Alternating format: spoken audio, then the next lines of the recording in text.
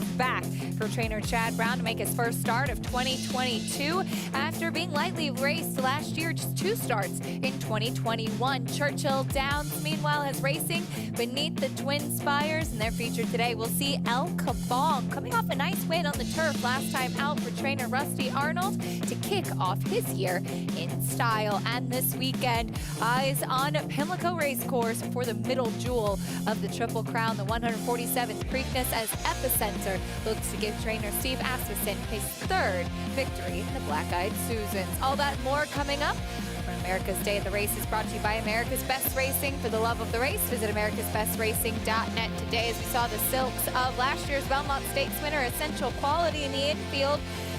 The road of the Triple Crown will stop here in New York in just a few weeks in the test of the champion. So glad to have you with us. I'm your host, Acacia Clement, pleased to be joined by New York Racing Association handicapper Anthony Stabile here with me. I know you are the most excited for the Belmont. You are, what is it, the Beast of the Belmont? That's correct. That's the official title. He comes back Sunday. But all eyes on the Preakness this weekend, as it really is such an exciting time of year. I love that you still buy into my nonsense and lunacy after all of these years. Yeah, looking forward to this Preakness. No Derby winner, but we have the runner-up, Epicenter, taking on the new shooter in early voting, and the filly in Secret Oath, who's going to try to topple the boys for the first time in her 2nd attempt. Looking forward to that middle jewel of the Triple Crown tomorrow. 7:01 post time. That has to be up there for the latest post time for a Triple Crown Usually race. We're done by 7. Yeah, so be curious to see how that shakes out. Epicenter, of course, the leader in the clubhouse, I would think. And maybe the Preakness Acacia's never had more importance on year-end honors, because with a win tomorrow, he would need somebody with a huge second half to upend him, I think. Well, we certainly will see what happens in the Preakness. More Preakness talk coming up later. Meanwhile, today in the 8th race, the New York Breds on the inner turf is our feature here at beautiful Belmont Park. Even money on the morning line for Graded on a Curve. Back for trainer Chad Brown. Won a New York Bred allowance last time out in November. I know you and Andy Serling, Anthony, had a nice chat as to how this horse is eligible for this race. Not in for the claiming tag today. He didn't run much in 2021. He's back here this year. Hopefully we get a chance to see him a few more times on the racetrack. Andy got me good on talking horses a few minutes ago. Yeah, eligible by the waiver rule. He's won 3 of his last 4. Lone blemish comes in the West Point. There's a horse whose races are spaced apart. He's not only won this condition, he's also won this race in for the tag. That's how he's eligible to be in for the waiver today. So he's going to get to win this race not once, but twice, but 3 times. And once again, another base on balls. He's not in for the claims. You know what that means, Acacia? He can run in this one again next time for the tag. He can, and Chad Brown taking full advantage of the rules here in New York for those New York bred allowance races.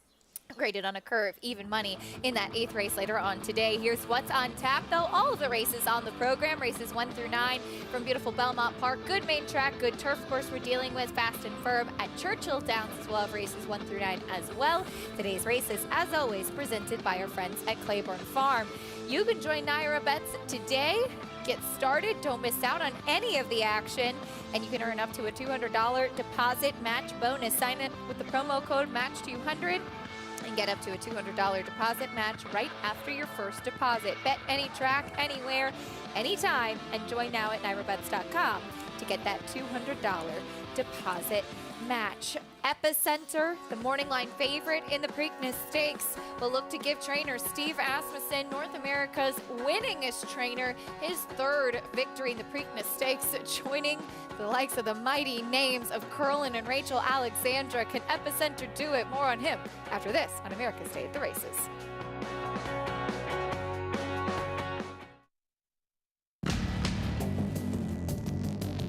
Whether it's Division I or Grade 1, top athletes have certain traits in common. Speed, strength, class, versatility, and most of all, willpower. Claiborne Farm Stallion, War of Will, was a Grade 1 winner on both dirt and turf. Now, his first foals are taking the field.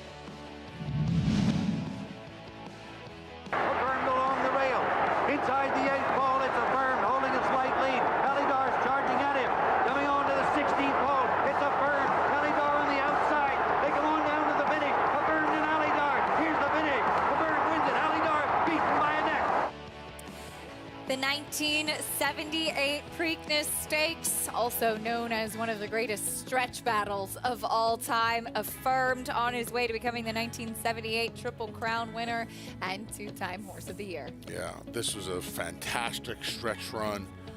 Those margins got closer and closer between Affirmed and Alidar.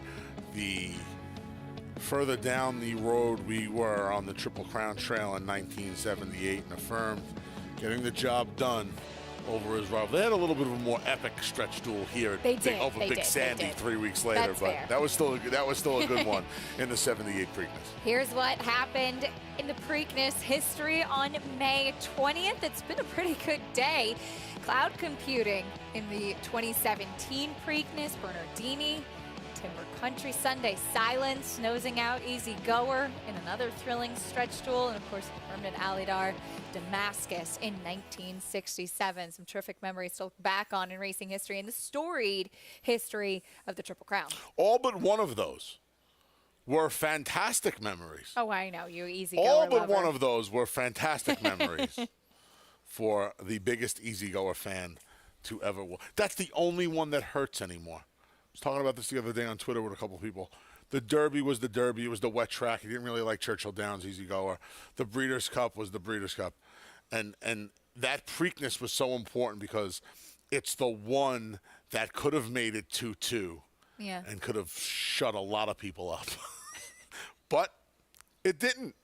So I have to live with that every day of my life. We'll blame our producer, Evan, for bringing up some bad memories Thanks, Evan. for the Big A on here as far as the Preakness. Let's turn the page and we'll take a look at some two-year-olds. How about that? Churchill Downs opener coming up, 5 furlongs on the turf. The 2-year-old filly's Grand Oak is currently 8-5 as she tries the turf for the first time.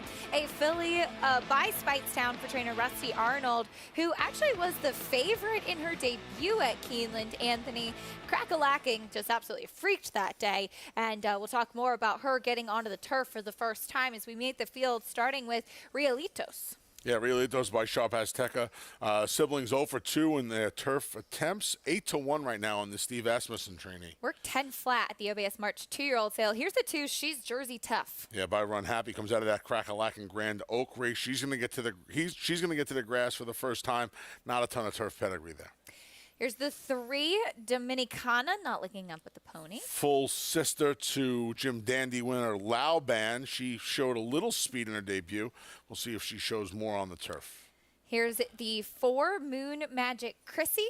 Daughter of Air Force Blue took some money first time out. Declan Cannon stays. We'll see if the Eddie Keneally second timer. He wins it right around 15% with second time starters. She is the only one in this field, or one of the only ones with a race on the turf. Here's the other one who's run on turf, but didn't do much running, Eurodandy. No, she tried boys on the dirt first time, came back 3 weeks later and did not do a stitch of running. The blinkers come off for her third start. Here's your favorite, Grand Oak. Yeah, by Speightstown out of a Irish-bred mare. Got beat 5 lengths in the debut as the favorite for Rusty Arnold. She can obviously run. See if the surface switch gets her out of the maiden ranks.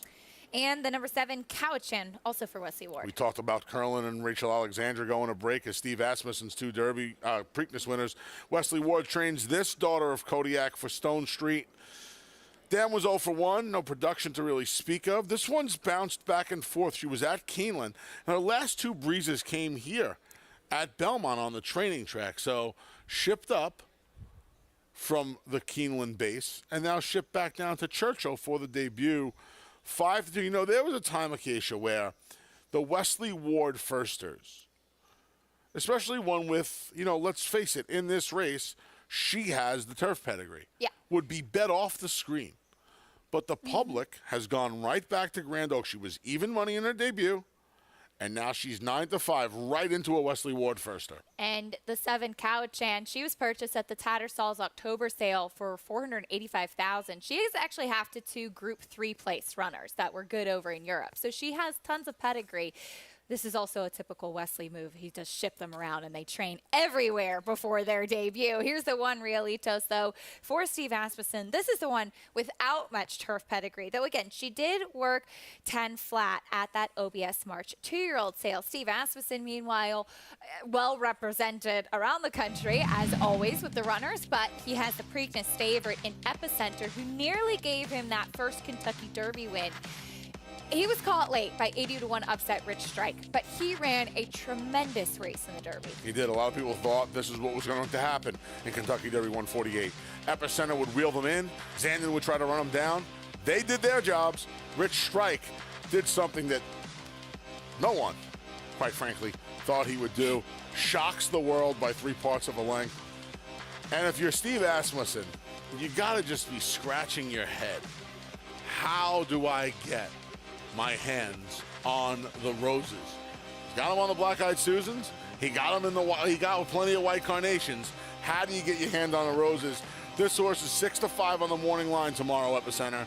I think, Acacia, he is destined for odds-on favoritism. I think so he's too. 4-5 tomorrow. I just don't know where else. Unless you like early voting like I do, you want to bet the filly Secret Oath, and I'm sure there'll be plenty of people betting on the filly. I'd have to imagine he's your 4-5 favorite tomorrow afternoon at 7:01 for post time. It will be a short price. You also have Simplification coming out of a 4th place finish in the Kentucky Derby. Secret Oath, I do think, will take money, especially given the fact that she is trained by the coach, D. Wayne Lucas. And just the love and admiration, of course, in the sport. But when you go to Maryland, it really is amazing. I mean, the security guards even worship Wayne Lucas and are so excited to see him there with a runner. Said this a lot recently. You know, when you look at the things he's done in the sport and the fact that he's 85 years old and he's still on that pony every day, it's one of the most iconic shots in all of sports, certainly in our great sport, but in all of sports, to see somebody, you know, just forget about his age. He's been doing this for 50 years at this point. And he revolutionized the sport. I don't think one person has done more for their profession, not just the sport necessarily, but for horse trainers, than Wayne Lucas has done. Just incredible. Winner of the Kentucky Oaks was Secret Oath and will now take on the boys in the Preakness Stakes tomorrow. Back to Churchill. The dream all starts here with the likes of the 2-year-olds, as we have 2-year-old fillies sprinting on the turf. The number 6 Grand Oaks, still your favorite for trainer Rusty Arnold. And you brought up a great point that it seems like when the Wesley Ward runners are live. We did see this yesterday, though, when there were 2 Wesley Ward runners in the field. They were both really cold on the board. One of them got beaten a nose by the horse that was the favorite. So I think it's odd because I think it's a point, too, that Wesley hasn't had as many 2-year-old exciting winners so far this year. And I think immediately people are like, oh, that's it. He doesn't have any good 2-year-olds. Right. He's been very, very quiet on that front. And I think when someone is as dominant at something as he's been with the 2-year-olds, it is that much more amplified, right? It's, I mean, I think the figure was still 22%. Yeah. But could you imagine winning at 22% and people asking what's wrong? There are guys and gals that wake up every morning and train racehorses. That would kill to do anything at 22%. Anything. And, you know, you would think the sky is falling over in the Ward barn. That's not the case. I will say this, though. It unnerves me a little bit. Yeah. When you stare at a 2-year-old turf, now we're going to the turf. And you're still staring at that tote board. And there's not one but 2, and neither of them are favored. Now, I like Dominicana, the number 3, because I feel like she showed some speed in her debut. Her full brother Loudband was a fast horse. She did take money. She was 2-5. And I'm really wondering if that was just a prep to get her on the right surface. I like her a lot today at 3-1. She's giving them a little bit of trouble behind the starting gate. Just her second start. Young fillies here, the 2-year-olds. Dominicana being a little tricky with Chris Landeros in the saddle. Grand Oaks, still your favorite. A lot of first-time starters. More fillies making just the second start of their career. Graduation day for one of these young gals. Coming up in race 1 at Churchill Downs. Here's Travis Stone standing by with the rest of the load and call.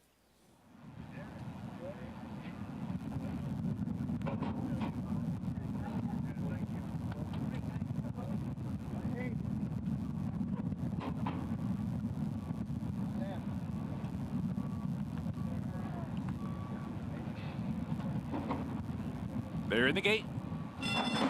And they're off. Grand Oak breaks alertly. Cowichan toward the outside, runs up into second and comes on to challenge Grand Oak. These two fast out of there. They're 2 lengths clear of Dominicana, who comes away in third. Moon Magic Chrissy on the outside, fourth. Realitos moving up from fifth. She's Jersey Tough is sixth. Iridandy's at the back in seventh. Far turn run. Grand Oak and Cowichan going head-to-head with 3 furlongs to go. The opening quarter knocked out in 22-2. They round the far turn, still doing battle. Cowichan on the outside of Grand Oak. They've gone clear by 4 now. Off the turn into the stretch, Grand Oak grabs the upper hand once again. Grand Oak cut the corner off the turn, short lead. Cowichan trying hard to get by. Moon Magic Chrissy third, the rest with a lot to do. By the 8th pole, and Grand Oak is up to the test. Repels the challenge of Cowichan. Grand Oak opening up down the lane and is going to score by 4. Grand Oak first, Cowichan second, Moon Magic Chrissy third, and Realitos was fourth. Grand Oak, the favorite, much the best in her second start, getting on the grass for trainer Rusty Arnold. Impressive after dueling with one of those Wesley Ward firsters, Cowichan. No speed first time out. Martine Garcia must have watched the replay and said, I got to do something to make sure she breaks today.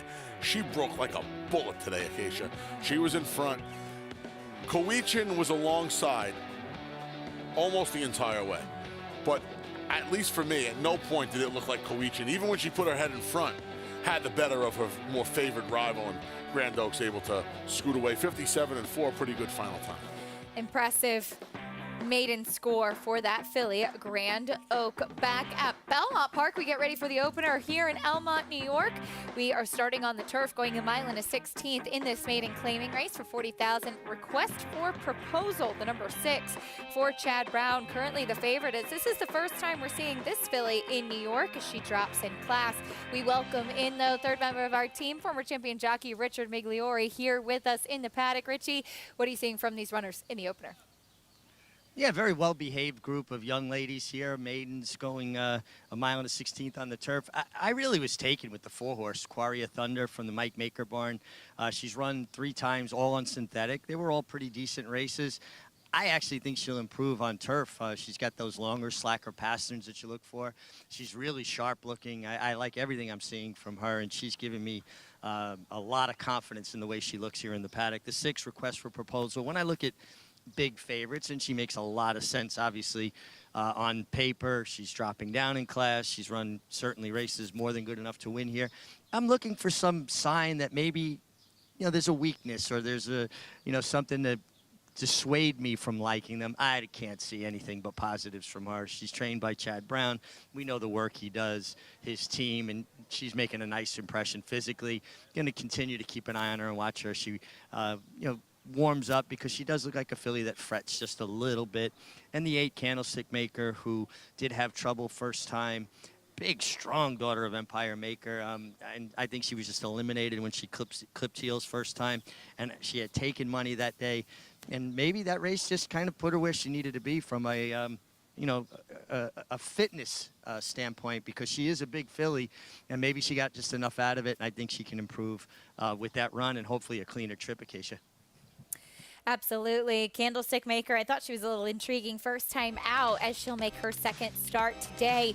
If you're wondering about the inside info, Equibase has got you covered. You can follow along and get the stats on the horses, trainers, and jockeys in today's races with free Equibase past performances. Go to naira.com/TV schedule to download your free past performances on all of the races on today's show.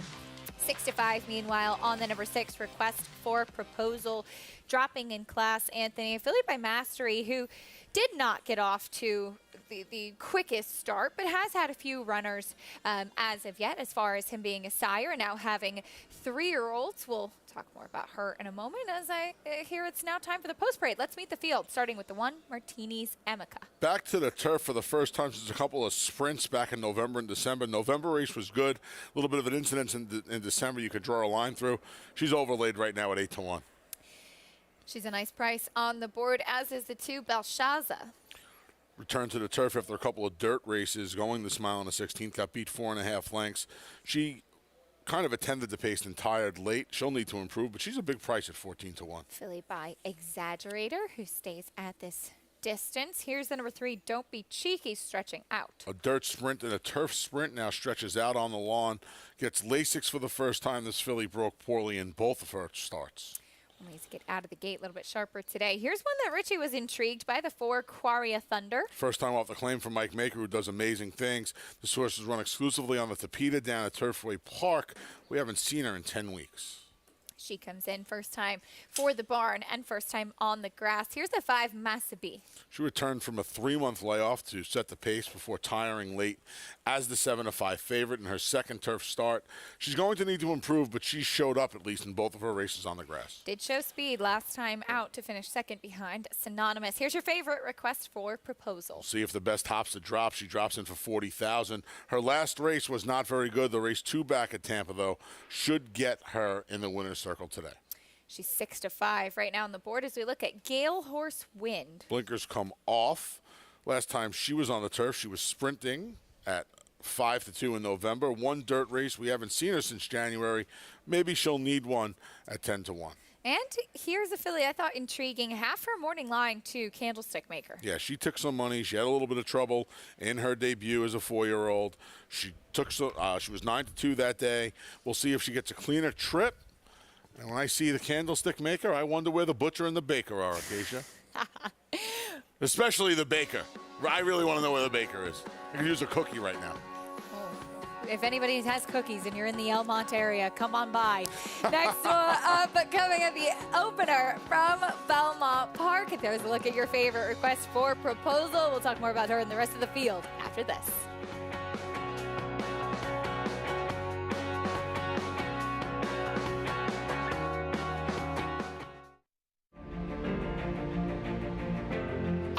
Perfectly timed. Idol gets up under Joel Rosario to win the big cap.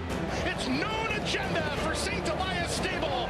Race Adler, a scintillating performance in the TBG Del Mar debutante. And Clariere will win the cotillion. Down to the wire. Who's going to win it? It's Mala by a neck. Curling, the classic sire. Who you betting on? How about an app created specifically for horse racing? Naira Bets. We specialize in thundering hooves, fist pumping, and boosting your bankroll with robust weekly promotions. And offer betting tips from actual horse racing experts.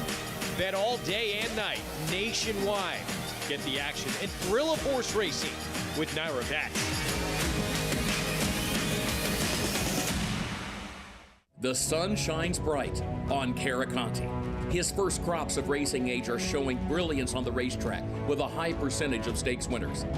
His versatility is evidenced by winners on all surfaces across the globe.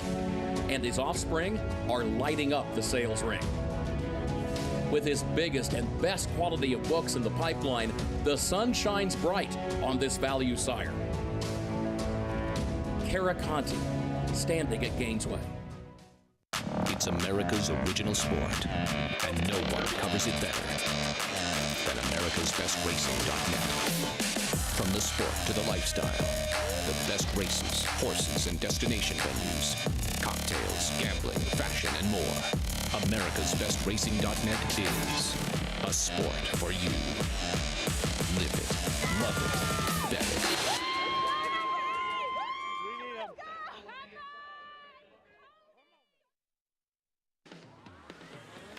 Welcome back to America's Day at the Races on Fox Sports 2, brought to you, as always, by Claiborne Farm. 100 years of doing the usual, unusually well. We're getting ready for the opener at Belmont Park, 1 mile and 1/16 on the turf, and this meeting claiming for the fillies and mares. Taking a look at your favorite Request for Proposal, who does drop in class. She's been favored, Anthony, in 3 out of her 4 starts without being able to get the job done as of yet. Does she do it today as we take a look at her Keeneland race back in October? I mean, these Chad Brown horses that drop in like this, they usually win. I think when you combine that with the fact that the public's anointing Masiba as the horse as the second choice, man, if that's who you got to beat in here, I would imagine she's going to have an easy time getting out of the maiden ranks today. This Keeneland race was last year as a 2-year-old. Her 2 races as a 4-year-old, as a 3-year-old rather, I'm sorry, have not been that good. but they are good enough to beat what she's facing today. She might just have found her friends, so to speak. A favorite in those last 2 races at Tampa on the turf course against maiden special weight company. For more on this field warming up, let's go back to Richie. Yeah, again, listen, we go back to the 6 guys' request for proposal, and she makes a lot of sense. I'm looking for an alternative. I was leaning in the paddock towards the 4, Quarry of Thunder, and then I got on the racetrack watching them warm up. It shifted to the 8, Candlestick Maker. I'm not a huge fan of outside posts in turf racing. This is on the main turf course, so it's, I think, much less of a factor than if it was on the inner turf.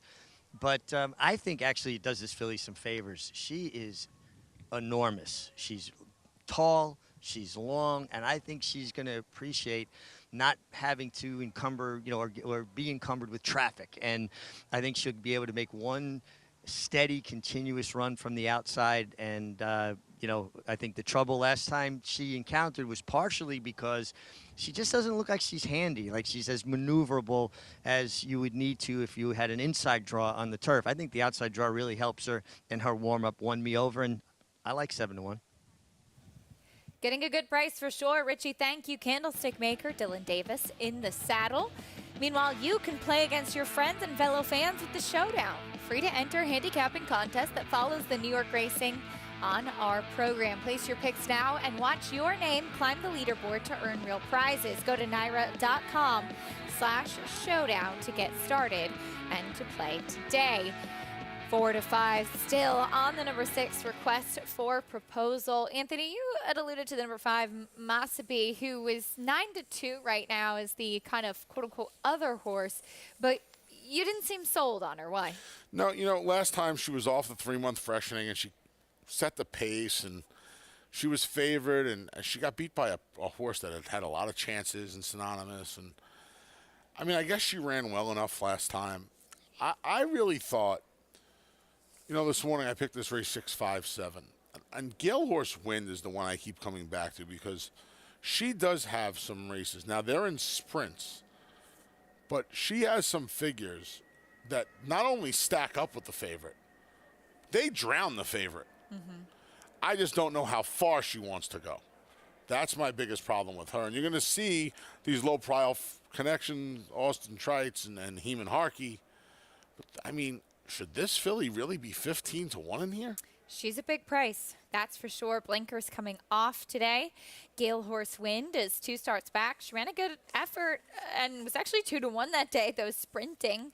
Her 2 route races were in October and September, and maybe not her best ones, but even as you mentioned, a maiden special weight company do seem to be stronger than request for proposal. So an interesting note to make on a horse that's a generous price, but there is your favorite, 4 to 5 on request for proposal, who does take that drop in class. And you had alluded to the fact that with these connections, who are looking to win their second Preakness tomorrow with early voting, Cloud Computing having done that, what is that, 5 years ago already? 2017, 5 years ago today. Yeah. 5 years ago today, this day in history with the Preakness Stakes. But these connections always take money. That's something that you have to know when you see the name Chad Brown and Klarovich Stables. Yeah, for sure. For sure. I think early voting I like early voting a lot tomorrow. He's loose on the lead, and he should be tough. When Chad Brown points a horse for a race, I don't think there's anybody better in this country right now. Bill Mott's probably as good. Bill Mott points a horse to a race. Watch out. But Chad has gotten to a point where, and the 2 best I had ever seen, Bobby Frankel, Rick Dutrow Jr. Just like it was, if they told you I've been trying to get this horse to this, it was tapioca pudding. You just bet whatever you can bet. You bet whatever you can bet. I talked to Bobby more about it than I did with Rick. But when Bobby told you, you just bet. And you waited online. This was even before we had NYRA bets. You'd go wait online to cash. Chad, of course, learned a lot from Bobby. Chad's as good as anybody I've ever seen doing it. Him and Bill, right, like I said, right now are the guys I would trust the most. And this horse was being pointed for the Preakness soon after he hit the wire in the Wood Memorial. So I would imagine he'll be loose on the lead tomorrow, and I would imagine he's going to get the job done. Early voting, one to look forward to for Chad Brown and Klarovich Stables tomorrow. Jose Ortiz to retain the mount. Into the gate they go. Meanwhile, those connections are represented by the favorite. Request for Proposal. Will she get it done? Taking that drop in class, we'll soon find out as they load in for the opener. Here's the voice of New York Racing, John Embriel, with the call.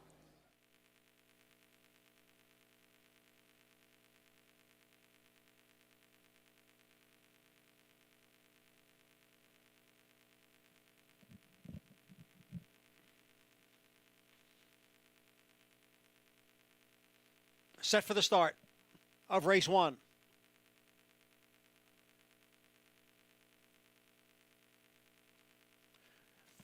And they're off. And it's Belshazzar who shows first. Quarry of Thunder right there on the outside. Don't Be Cheeky. And down at the rail, Martini's Amica. Then comes Massabee, who is running in 5th, followed by Request for Proposal in 6th. At the back are Gale Horse Wind and Candlestick Maker. The field moves up the backstretch with Belshazzar on top, 3/4 of a length. Quarry of Thunder on the outside in 2nd through 1/4 over the good turf in 24 seconds. Don't Be Cheeky on the outside runs in 3rd, only a length and a half from the front. Martini's Amica getting a good trip down at the rail, saving some ground. Then Massabee is running in 5th. Farther back, Request for Proposal. The favorite is 6th and 7 lengths from the front. Then Gale Horse Wind and the Candlestick Maker. Still Belshazzar, who shows the way here over Quarry of Thunder. Half mile, 48 and 3. Belshazzar on top with Quarry of Thunder right there on the outside in 2nd. Gap of 2 to Massabee.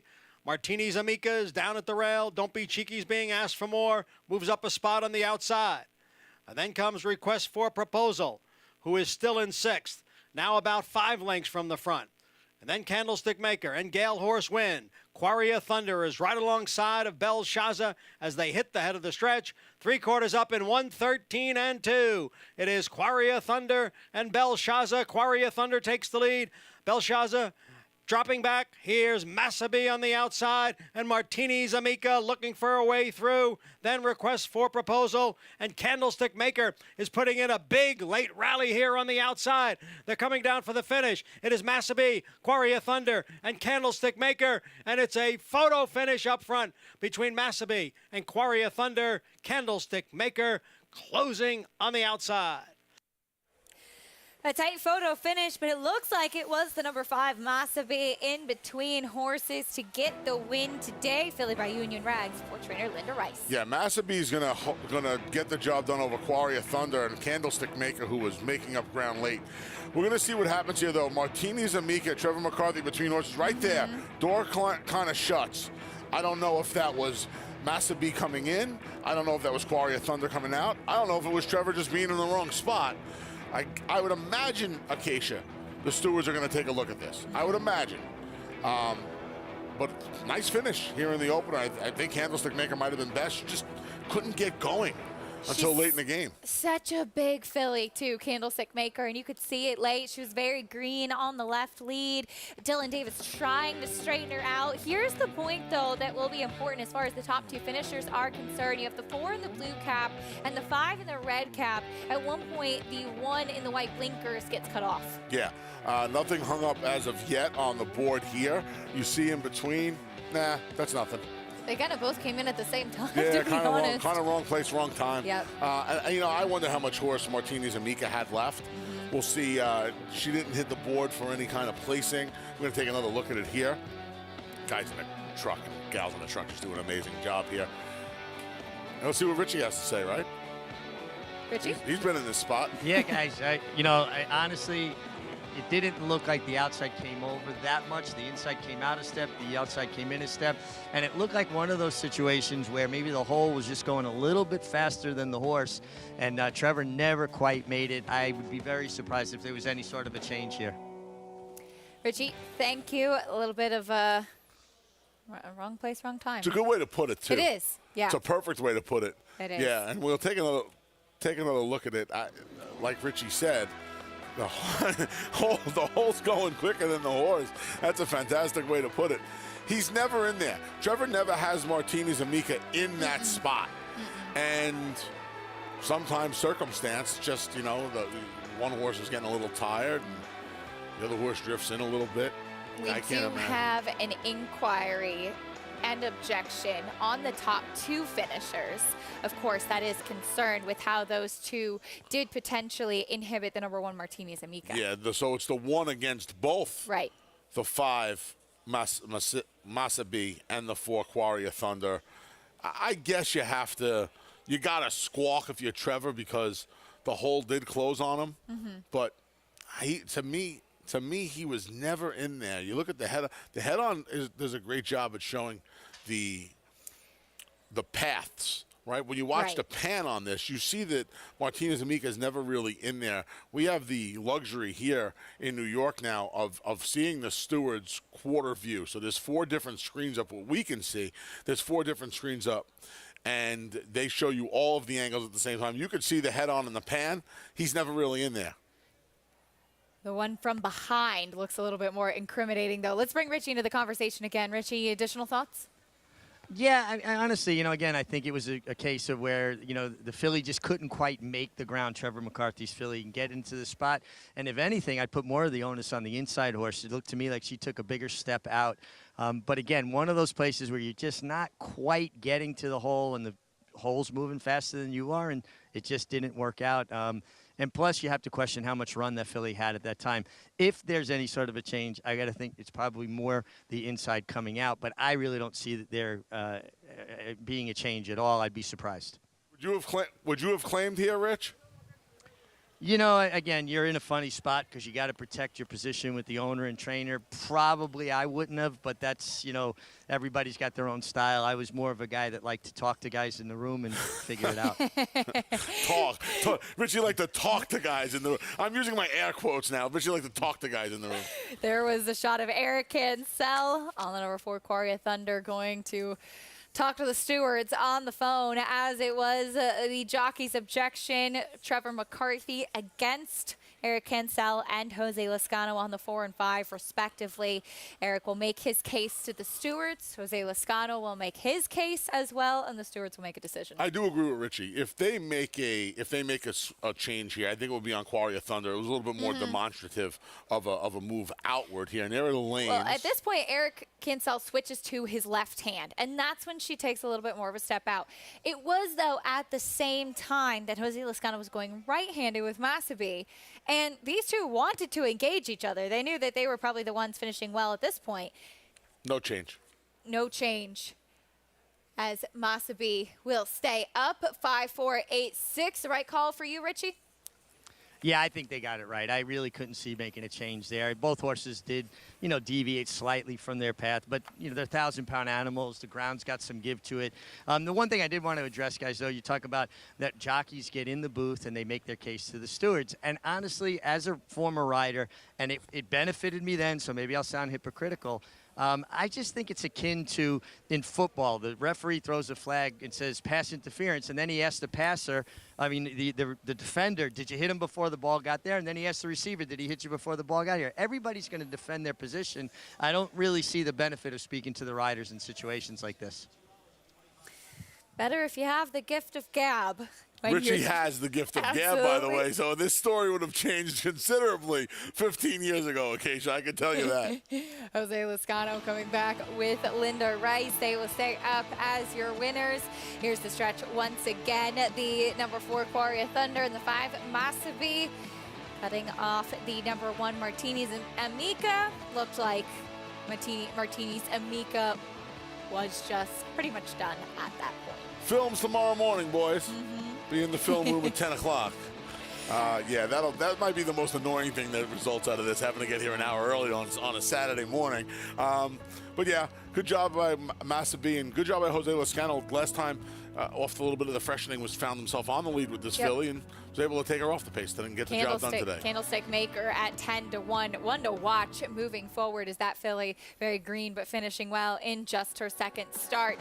Well, that's the opener at Belmont Park. It was exciting and eventful. How exciting will this year's Preakness Stakes be? There are plenty of big contenders, including Little Girl Power with Secret Oath, as she looks to become the 7th filly to win the Preakness Stakes for the coach, Dwayne Lucas.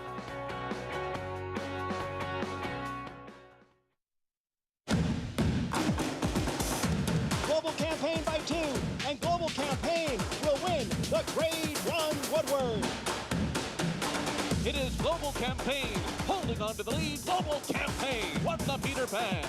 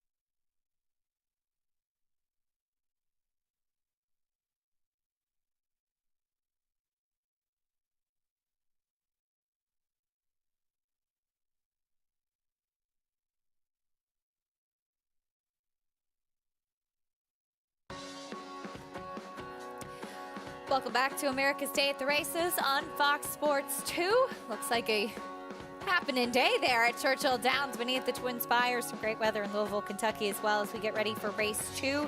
We have some more 2-year-olds in the spotlight. This time, the 2-year-olds sprinting on the dirt, 4.5 furlongs. We have the girls in the opener. We have the boys in here. Though we do have one filly taking on the boys after scratches, Lamari, a filly, which is not atypical for you to see at this point. But there is the number 1, Jeremy's Jet, second-time starter, part of the entry still in. I guess Lamari's connections didn't want to try her on the turf first time. Jeremy's Jets here did not do much running first time out from an outside draw. Now he draws in post 2 after the scratches. Big favorite here is the 7, Tivy. Steve Asmussen, son of Into Mischief. Brian Hernandez Jr. going to climb aboard. He got a couple of solid gate drills, 47 and change. One at Keeneland, one at Churchill Downs, about 2 weeks apart. Another one at Keeneland. I mean, this horse, based on the gate drills occasion, I haven't seen any of them. You would imagine this horse is going to break like a shot today. This horse has a huge pedigree, too. Yeah. The second dam was multiple Grade 1 winner Precious Kitten. She's the dam of Grade 1 place Divining Rod. She herself, the sister to Kitten's Joy. So there's plenty of pedigree for turf or dirt in here. Divining Rod third in the 2015 Preakness behind American Pharaoh and Tale of Verve. Very talented horse. Yeah. Yeah. Won the Lexington that year for Arnell de la Cour. Mm-hmm. And he's turned out to be a pretty decent sire, standing in Maryland as well. Is that Speaking of the Country Life, right? Yep. Speaking of the Preakness, meanwhile, 2017 Preakness winner Cloud competing. We've been talking about him. He has 2-year-olds on the grounds now, and he has one to the outside. Easy Big Boy. Love this name. It's a fantastic name. If I was betting names, I would be betting on Easy Big Boy in here. 9-2. A little bit quiet on the board for the Asmussen barn, but the other one taking all of the attention right next door. Easy Big Boy worked 10-2 at that OBS March sale. I actually really liked that workout too. Exciting to see what the progeny of cloud computing will do. The stablemate Tivy, the favorite with that big pedigree though. 2-year-old sprinting on the main track in the second at Churchill. Here's Travis Stone.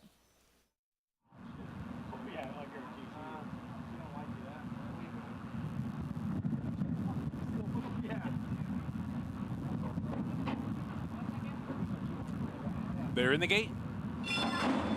And they're off. Good beginning for Jeremy's Jet. Tivy is there. So too Lamari. Late September between horses as they head up the backstretch and onto the far turn. At the back early, El Gavilan. And the trailer is Easy Big Boy. The leader is Jeremy's Jet in front of length with 3 furlongs to go, but Tivy is hard on his heels, racing second. 2 lengths back. Late September's losing ground while third in tight there. El Gavilana de steady.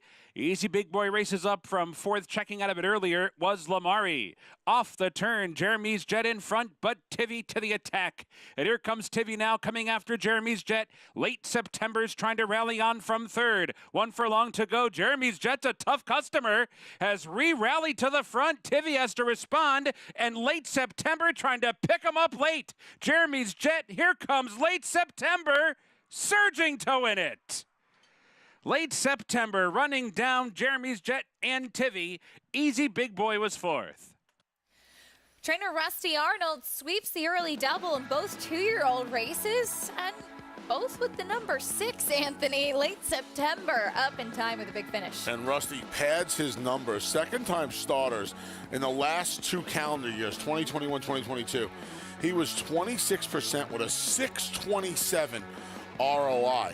Now, the filly that won the opener didn't do anything for the ROI Grand Oak, as she was a short price, but Late September going to get the job done here.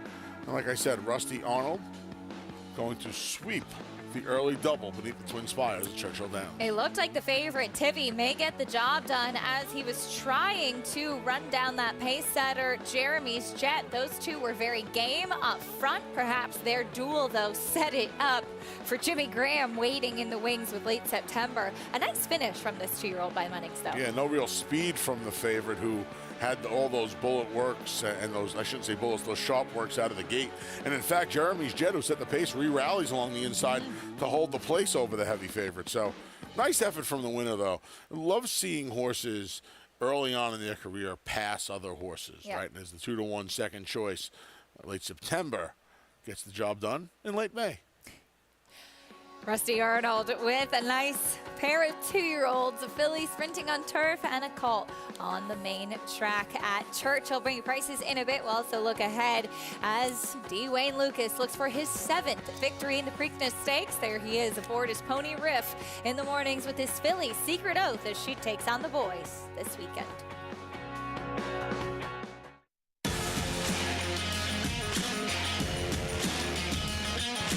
And they're off. Following C, pouring it on here in the stretch. Impressive to win the Grade 2 Vosburg. Following C. Smile Happy has kicked it into high gear, and Smile Happy with a powerful performance wins by 2.5. The Clutch champion, Run Happy, standing at Claiborne Farm. Monmouth Park's summer season rolls on with live racing action every weekend in May. Win early and often with our Win Early Pick 5. First race, 12:15. Home to full competitive fields and big paydays, Monmouth Park continues to prove itself as a place to profit. New for 2022, on-site customers can lock in odds with fixed odds wagering at Monmouth Park Racetrack. Maximum Security proves he's the real deal with a gate-to-wire win in the Florida Derby. Champion 3-year-old. Maximum Security has won the TVG.com Haskell Invitational. 11 triple-digit buyers. Maximum Security, he smoked them in the Cigar Mile. Grade 1 winning 4-year-old. Maximum Security takes them all the way in the TVG Pacific Classic. Secure your mare's future. Maximum Security. Racetrack Television Network brings you every race, from every track, on every screen, every day. With monthly packages starting as low as $5, RTN gives you great value and access to more live HD streaming and race replays than anyone. Visit RTN.tv today to sign up and watch on almost any device, including Roku and Amazon Fire. RTN has packages that start at $5 per month.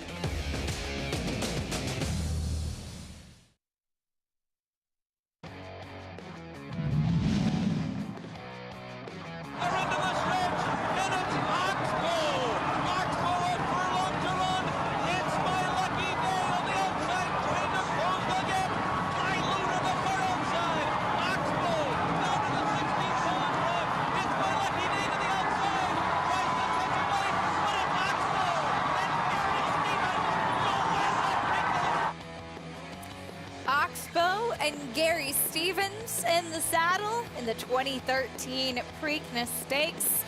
Arguably the biggest performance of that horse's career. Oh, yeah. That was a heck of a race out of Oxbow this day. Gary and D. Wayne Lucas teaming up. 2013 felt like 1987 all over again. And there you see him in those Calumet colors. That too, adding to it. A pumped up Gary Stevens as well he should be. See Orb just not getting it done that day from the inside draw and the dusty Pimlico Oval. Look at that. That's one of the most, speaking of a filly, Wayne caused a lot of controversy with Codex in that 1980 renewal with Derby winner Genuine Risk. And you see, of course, Tabasco Cat, Timber Country. Timber Country almost cost him a Triple Crown with Thunder Gulch. A horse named Oliver's Twist finished second to Timber Country. Wayne won the Triple Crown that year. He just didn't do it with one horse. Here's his charge this year, Keisha. The most amazing thing of many about Sacred Oath is that she's here winning the Kentucky Oaks. She's going on to the Preakness. And Wayne's first Preakness winner was in 1980. And 42 years later, he's still there on the pony and with the filly taking on the boys. You know, they've only run 146 of these things up until now. And Wayne's been around for 50 of them. It's amazing. That's more than a third of the Preakness's run. So, yeah, and he's won 6. And listen, Epicenter has to deal with the 2 weeks. So does she. She has to deal with the 15 days, right? She gets the extra, whatever it is, 24 hours, the extra day. But stranger things have happened. She's going to be no worse than third choice, I would imagine, tomorrow. I guess she could vie for second favoritism with early voting. She has a fan club. And she has a fan club, right. The fan club, girl power, combine all of the fact that she's really talented too. She's gonna, I think her price will depend on how much money's bet on Livingston Epicenter. trailing you, you know you're in a good situation there. Now that's the ultimate girl power, yes. But I do believe, you know, if Epicenter's on the board at 4 to 5, she'll likely be third choice. I think so. If Epicenter's on the board at 8 to 5, I think that money goes to her, and she'll be a shorter price than maybe early voting. I just can't imagine her being the outright second choice. I would imagine her and early voting could be the same price. And it's interesting, I think, because we look back just a couple of years ago in 2020 when Swiss Skydiver beat the boys in the Preakness Stakes over a Horse of the Year Authentic. She had a month in between her races. That was the final leg of the Triple Crown. It was a lot of changes as a result. Not the same kind of turnaround. I think there's that recency, and people are saying, oh, Secret Oath can do it again. She's trying to do what Rachel Alexandra did. Yep. Oaks Preakness double. Absolutely. Back at Belmont Park, we get ready for the second today. 7 furlongs on the main track, and we have a heavy favorite, rightfully so. Caramel Swirl is back. Jose Lascano climbs aboard this daughter of Union Rags for the first time. Last seen winning the Raven Run, a grade 2 at Keeneland at this 7/8 distance. Here's the 2. Let Me Take This Call. First off the claim. Yeah, she's going to run first off the claim for Keith O'Brien. A good second last time out against fellow New York bred. Steps up to open company here. Has to face the likes of a graded stakes winner down to her inside. Here's the 3, Dealing Justice. Figures to be on the front end, was against the track last time where Piece of My Heart, who we'll get to, kind of rode the inside bias. We'll see if Dylan Davis can take him flag fault. That's all. She's 4 to 1 right now. She's a good price. And she's very sharp out there on the track. Here is that number 4, Piece of My Heart. Second start off the claim for Danny Gargan. Last time, like I said, she rode the rail to finish second to Miss Brazil. She was third behind stakes winner Hey Mama Luke, 2 back. Both of her races for Danny have been 2 of her better races. We'll see if she can get a good trip in here. Manny Franco going to be in the saddle as we look at the 5, Just Read It. Yeah, Just Read It makes her first start for Bill Model for private purchase. This filly's a different filly with her Lasix. She's 2 for 3 with her Lasix. She was good last time out when seen in January at the Big A. She beat Easy to Bless, who's had a pretty good winter into spring. And we'll see what kind of trip she works out. Trevor McCarthy going to ride for the first. Now, this is a filly that has not been able to keep a rider, but she's bounced around a lot. Aqueduct, Turfway, Churchill, now beautiful Belmont Park. In her first start with trainer Bill Mott. You can bet Pimlico and Belmont on Black Eyed Susan Day. You're probably doing that anyway, but you could get a $20 bonus if you do so with Naira Bets. Wager at least $100 on each track, and you'll get $20 back, win or lose. Go to NairaBets.com to opt in to the bonus now. Are you participating in that? I am. We also have a bonus tomorrow.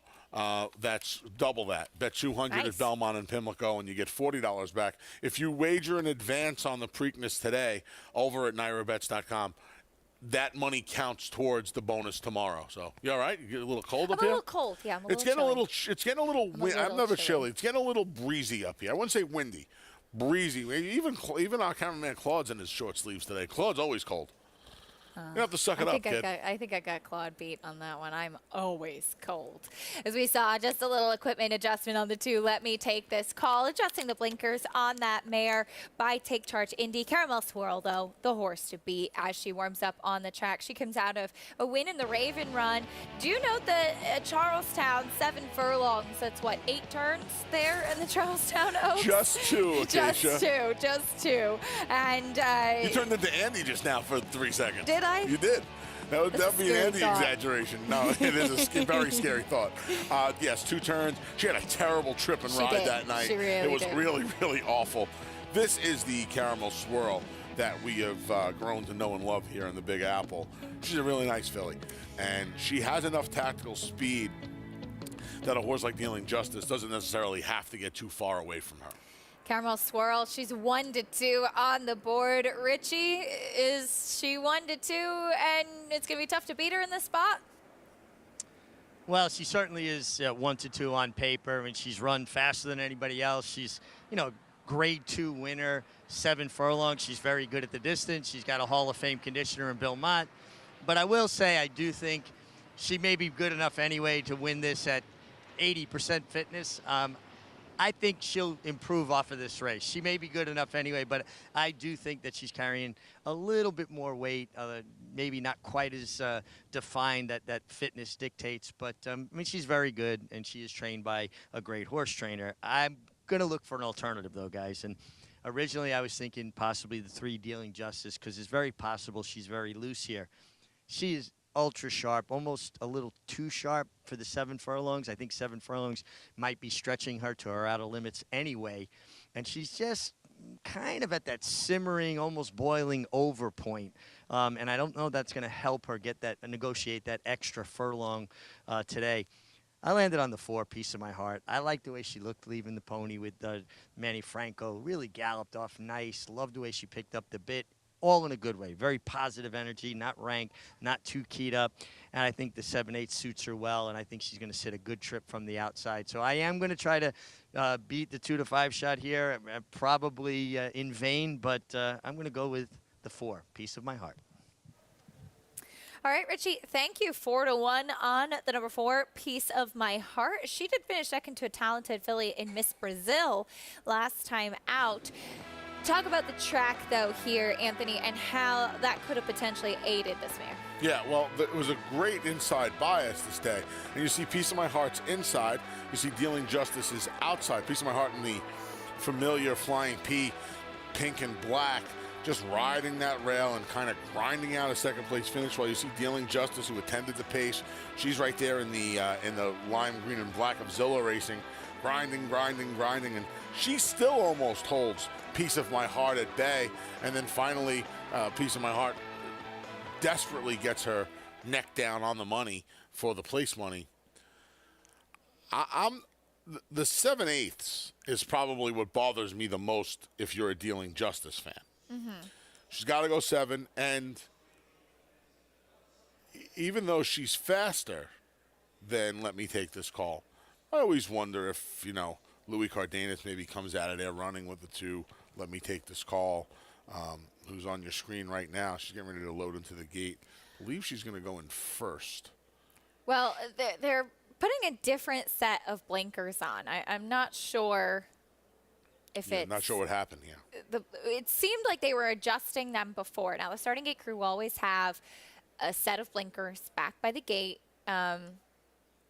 It seemed like they were either not sitting well or something was an issue prior, because they had adjusted them before.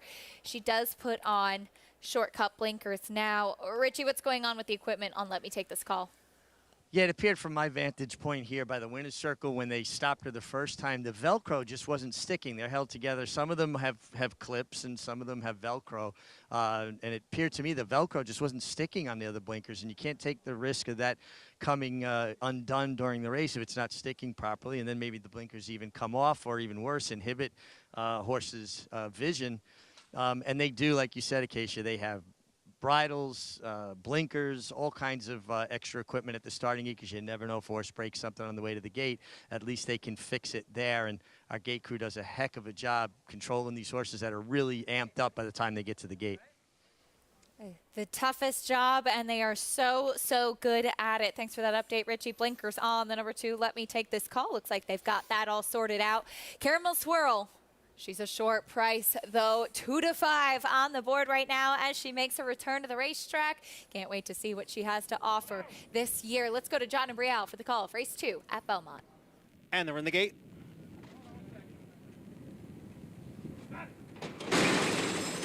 And they're off. Dealing Justice hustled out for the early lead. Piece of My Heart on the outside, and Caramel Swirl, the favorite, is down at the rail and racing in third. Just Read It on the outside in fourth, and Let Me Take This Call trails the field in fifth. Dealing Justice leads by 3/4 of a length. Piece of My Heart on the outside runs in second, and the heavy favorite, Caramel Swirl, just in behind the front two, down on the inside in third. And then it's Just Read It and Let Me Take This Call, the opening quarter mile, 23 seconds. Dealing Justice by a neck. Piece of My Heart on the outside, right there in second. And then it's a length to the duo of Caramel Swirl and Just Read It. Let Me Take This Call continues to trail. Midway around the far turn. Dealing Justice and Piece of My Heart, they remain right together. Dealing Justice at the rail. Piece of My Heart on the outside. Caramel Swirl will be looking for some racing room, and on the outside is Just Read It. And now they're at the top of the stretch, the half in 46 and 3. It is Dealing Justice, and now Caramel Swirl looks to come on through, and here she comes now, moving up the challenge, Dealing Justice. It is Dealing Justice, Caramel Swirl on the outside, and Caramel Swirl has taken over. Dealing Justice back running in second, and Piece of My Heart is a clear-cut third. And Caramel Swirl draws away in the stretch, and she will be the winner here at odds of 2 to 5. Shook the reins, couple little taps on the shoulder. That's all it took for Jose Lezcano aboard Caramel Swirl. I agree with everything Richie said about her in the paddock. Obviously, Richie's right alongside of her. We took a look at her when she came on the track. 85% maybe today. And this was like playing the old video game Gallop Racer. Jose Lezcano just saved the ground in behind her. You know, if you watch the race, Acacia, it looks like she was put in that box. And Manny Franco did a good job on Piece of My Heart, being aggressive, getting in front of Caramel Swirl, and trying to keep her boxed in. But I'll tell you, off the turn, after 5/8 of a mile, that hole just opened as Piece of My Heart drifted a little bit. Like you said, shaking the reins, a couple of love taps on the shoulder, and it was see you later, ladies.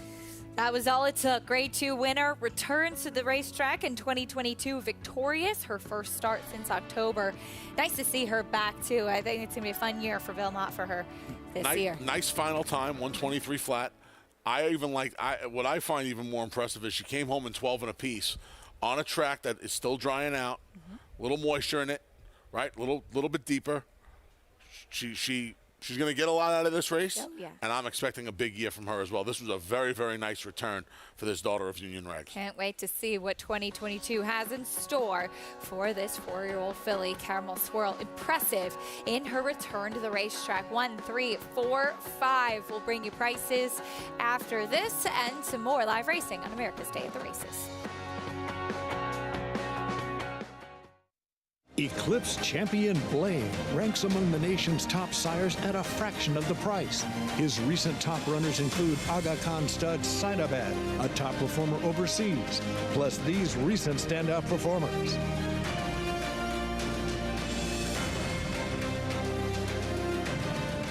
With success on the track and success in the ring, this proven son of Arch is truly a gold value stallion. Blaine, standing at Claiborne Farm.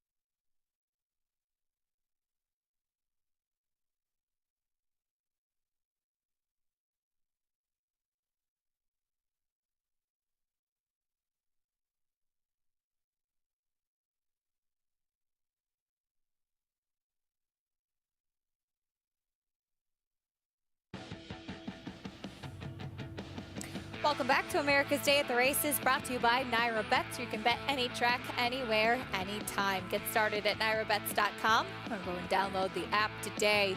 We just saw an impressive performance in the second race at Belmont Park. Caramel Swirl, I know it wasn't against the toughest field, Anthony, but you'd have to imagine this is going to be a big stepping stone for her throughout the rest of the year in the filly and mare sprint division. On to bigger and better. You see what was good about this as well, when these fillies, and any horse really for that matter, come back from the layoff, they're always a little bit more hyped up, a little bit more aggressive, right? And you could tell she wanted to run earlier on, but at some point she finally submitted to Jose Lezcano and came back into his hands. And I think the more impressive thing is when he asked her then at the 5/8 of a mile in at the quarter pole, she responded very, very nicely to him and was able to just draw away for a pretty easy victory. 280, the Wayne Dealing Justice ran well today after setting the pace at 1:34 in the second at Belmont Park. Back at Churchill Downs, we get ready for the third race today.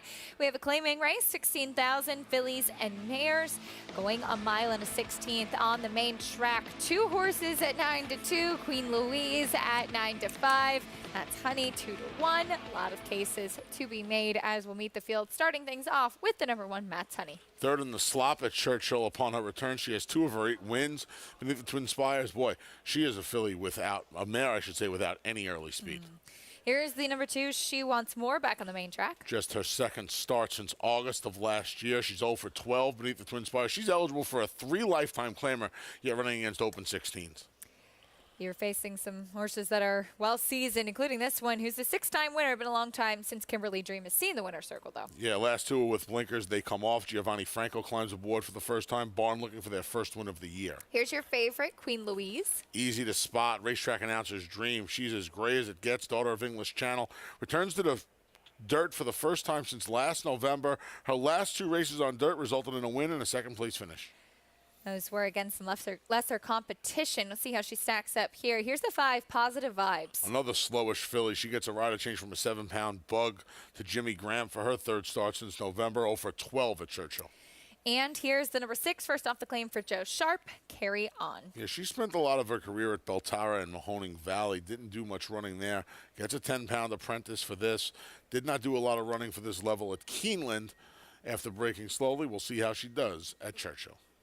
Owned and trained by Joe Sharp. In fact, as we take a look at your favorite, Queen Louise, and she is stepping up off a non-winners of 3 condition race on the synthetic at Turfway. That said, she has a recent victory, Anthony, where the rest of these do not. No, 100% right. In fact, if you look at the majority of her races going long, and I'll tell you what, I think you could even go back to those 2 races on quote-unquote conventional dirt.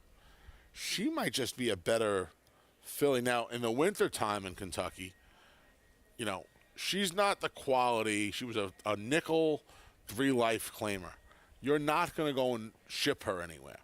So she's forced to run a Turfway on that all-weather. Listen, those pots were really good this winter down there, especially for the lower end, the lower level claiming horses.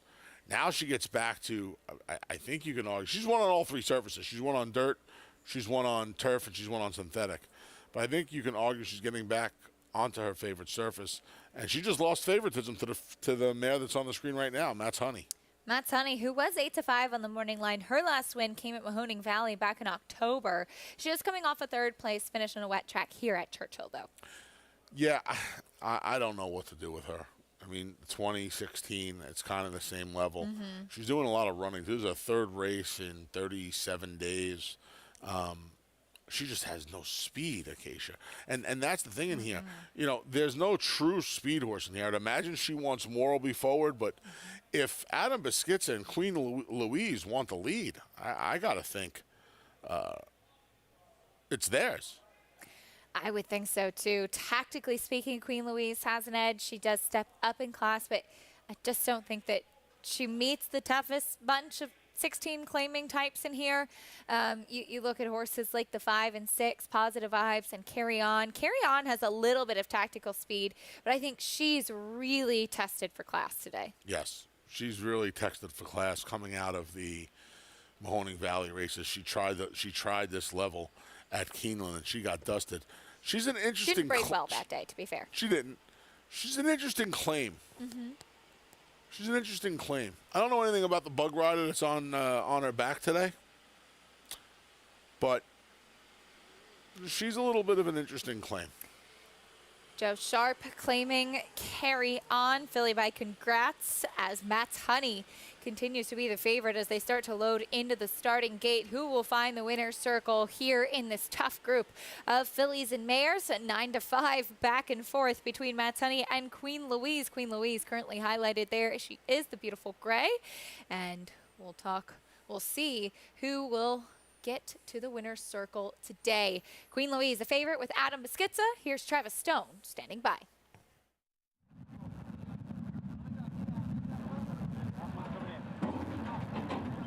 They're in the gate. And they're off. Stutter step start for Matt's Honey is 4 lengths behind the rest. In the opening 16th of a mile, Queen Louise broke well and is racing for the lead. She wants more toward the rail, and Carry On comes in for that outside post to be third. Clubhouse turn, Queen Louise establishes the front end, opens up by a length, and now She Wants More is going to come on to prompt from second. Positive Vibes races up on the inside and was in tight there and is now fighting the rider. Relegated back to fifth is that one as the pace slows down up top. And that pacemaker is Queen Louise. She Wants More right there, running along in second. Carry On, 3 wide, racing up into third. A length back, Kimberly Dream, reserved while fourth. Positive Vibes has settled down toward the rail, racing fifth. Slow starting Matt's Honey as the trailer in sixth. 5 furlongs to go. And they walked through that opening quarter mile in 25 1/5 seconds. Pace is very slow. It's Queen Louise the leader. She Wants More in between and Carry On the far outside. The 3 of them head for the far turn together. Positive Vibes is tucked away fourth and toward the rail. Kimberly Dream comes on to take that fourth spot. Positive Vibes is back into fifth, but only 2.5 lengths off the lead. Matt's Honey is asked to pick it up at the back, round the far turn. And Carry On comes away with the lead and opens up by 2, now by 3. Carry On by the quarter pole in control. Kimberly Dream comes on to grab second, setting sights on Carry On. Farther back, it's Queen Louise in third. Matt's Honey trying to get involved late from fourth. There's 1 furlong to go. Carry On is clear by 4. Kimberly Dream is trying hard, getting a little bit closer. Time is running out. Carry On is gone. Carry On took charge on the turn and never looked back. Kimberly Dream was second. Matt's Honey was third. Queen Louise was fourth. Carry On, the winner first off the claim for Joe Sharp. It's a big story here, Anthony. Apprentice rider Erica Hareforth, as far as we can tell, her first ever ride as a jockey, and she gets the big win right off the bat. This was push button. She had this filly in the 3-path around the track, sitting off the speed of the 2 grays, Queen Louise, and She Wants More. Pushed a button around the 7/16 pole, and she was 5 in front in the blink of an eye. I don't think anybody really knew what hit them on the turn. No response from Queen Louise. She Wants More was empty, and Carry On just kept on going to give this young lady her first career victory. Big congratulations to 10-pound apprentice Erica Hareforth with that exciting win. Of course, she'll be greeted back in the jocks room with the initiation being doused with buckets of cold water. A little shaving cream, some eggs if they're around. Yeah, she'll get the treatment Welcome today. to the club. I love seeing that. I love seeing that celebration and the excitement of the other riders, seeing a young rider stepping into the winner's circle for the very first time. Carry On, mentioned as an interesting claim for Joe Sharp, turned out to be the right one, as well as this filly gets the win first time in the new barn. When we come back, we'll preview Sunday's Seek Again Stakes from Belmont Park. Wolfie's Dynagos coming out of a second place finish in the Grade 3 Appleton. We'll look to get back to the winner's circle this weekend for trainer Tom Albatrani.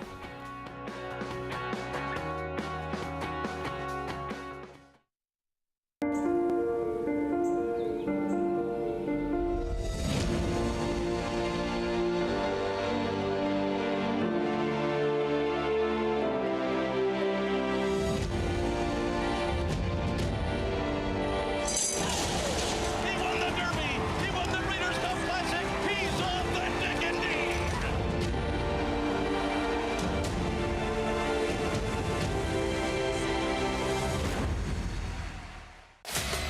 you betting on?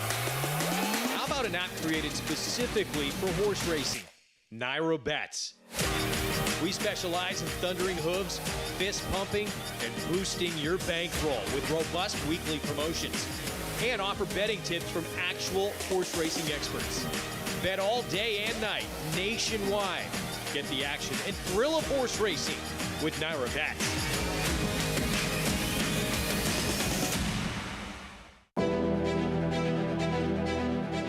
You don't have to be a multi-millionaire to get into this game. You can have a few $1,000s and have fun with it. But with the bonds, you're actually going to win. I've had the opportunity to win multiple races. In fact, this year I won 2 times in one day, which is almost unheard of to be able to do. This is going to happen with them. You will get into the winner's circle in Saratoga. You will walk that horse in, and you will stand there, look at the crowd, and the bonds will take you there and get you into that winner's circle. And it won't cost you a lot of money.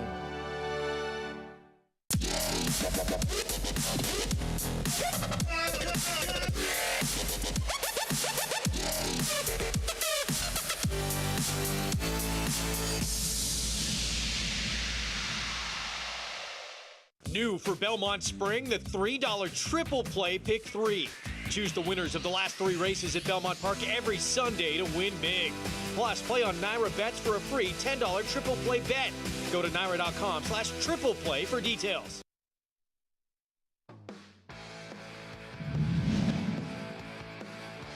And Seek again is just in behind the lead.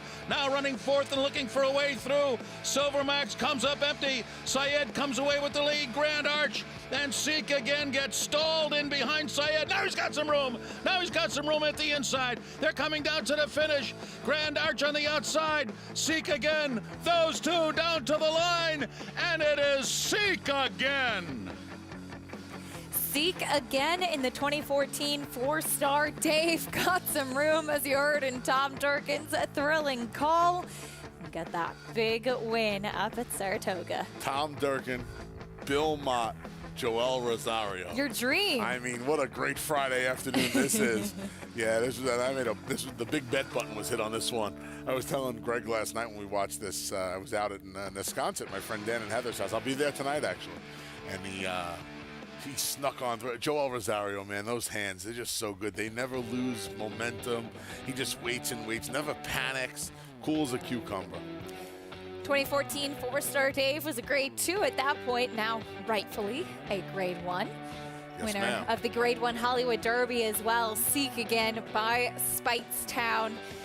Just impressive, as we'll pay tribute to Seek again coming up on Sunday. And yes, I did put a jacket on. Got a little bit chilly up here. I believe there's a really, really good chance, Acacia, that Seek again is going to go as race 3, race by 3 the way. early in the day. I think there's a really good chance we're going to see the Juddmonte colors in the winner's circle for the Seek again, because I would imagine that Mason is going to be 2 to 5.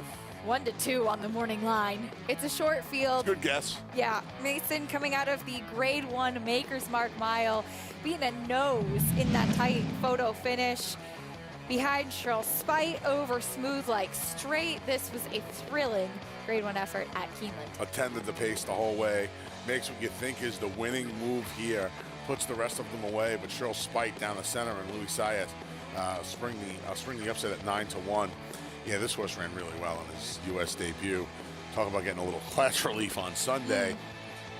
He's going to be really, really tough to beat. Meanwhile, Wolfie Steinagos, a horse I think we've all developed a little bit of an affinity for, as he is the half-brother to the talented Sadler's Joy. He chased Phantom Currency around the racetrack last time out in the Appleton. Phantom Currency just wired the field every step of the way. It was kind of a merry-go-round race, and Wolfie Steinagos finished 3rd. Paid $40 plus this winter on the all-weather down at Gulfstream Park. The carousel. He's won on all 3 surfaces now. He broke his maiden on the dirt at the Big A a couple of winters ago. Nice horse, useful horse. He's running into a proverbial gorilla in Mason on Sunday. Looks to be that way. The son of Kingman, Mason, represented in those Juddmonte Silks, the Juddmonte Homebred. In fact, looking forward to that race. A compact field, but it'll be a fun one. You've got Field Pass down to the inside for Mike Maker as well.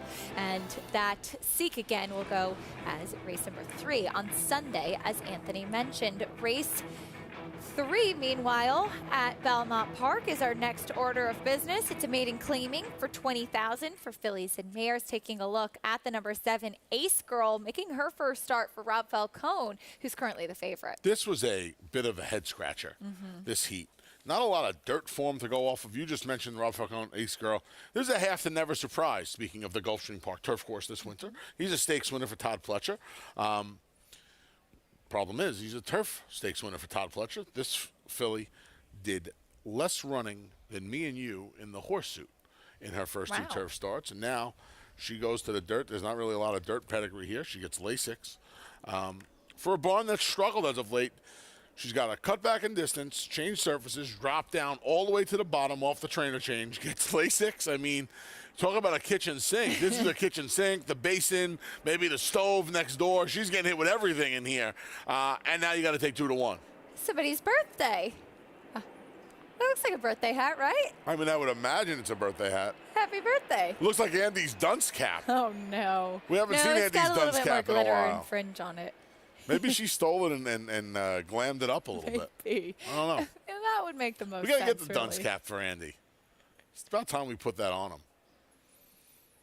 Been a Meanwhile, race number 3 is on the main track. Do note that the main track has been upgraded to fast as we started out good and good as we had some rain. Yesterday, we were off the turf. It looked like even later in the day yesterday, the main track was starting to dry out, and we have been upgraded to the fast main track today as we'll meet the field, starting things with the number 1, Keen Dancer. Finished 4th when a little bit more aggressively handled last time out, second time Lasix. She's hit the board just once in 9 tries.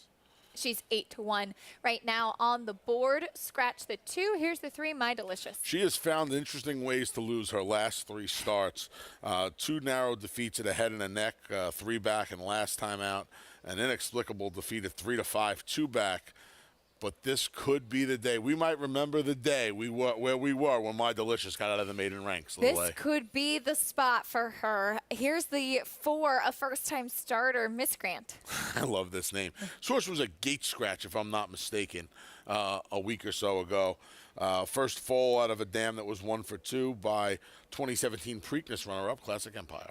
Beaten just a nose behind Cloud Computing, in fact. Here's the 5. That's just lovely. Yeah, a couple of starts so far for trainer Randy Perceau. Gets the hot rod and bug Jose Gomez aboard, taking a little money at 7 to 1. These are the races this barn wins. These formless, chaotic maiden claimings at the bottom of the level. These are the races the barn wins. Here's the 6, Ms. Novaks. I very, very reluctantly landed on this one. Daughter of Gio Ponte has a bullet gate work back on April 14th. The rest of the tab is a kind of ho-hum at best. And here's the 7, Ace Girl. We talked about all of the changes she's getting today. She also gets Manny Franco in the boot for the first time, along with being running out of the Rob Falcone barn for the first time. There are a lot of things that would lead you away from betting this horse. I think the one, when you combine everything together, she is the 2 to 1 favorite. I am really, really surprised by that. And I'll tell you what, I don't think that'll be the case come post time. I think My Delicious will be the favorite.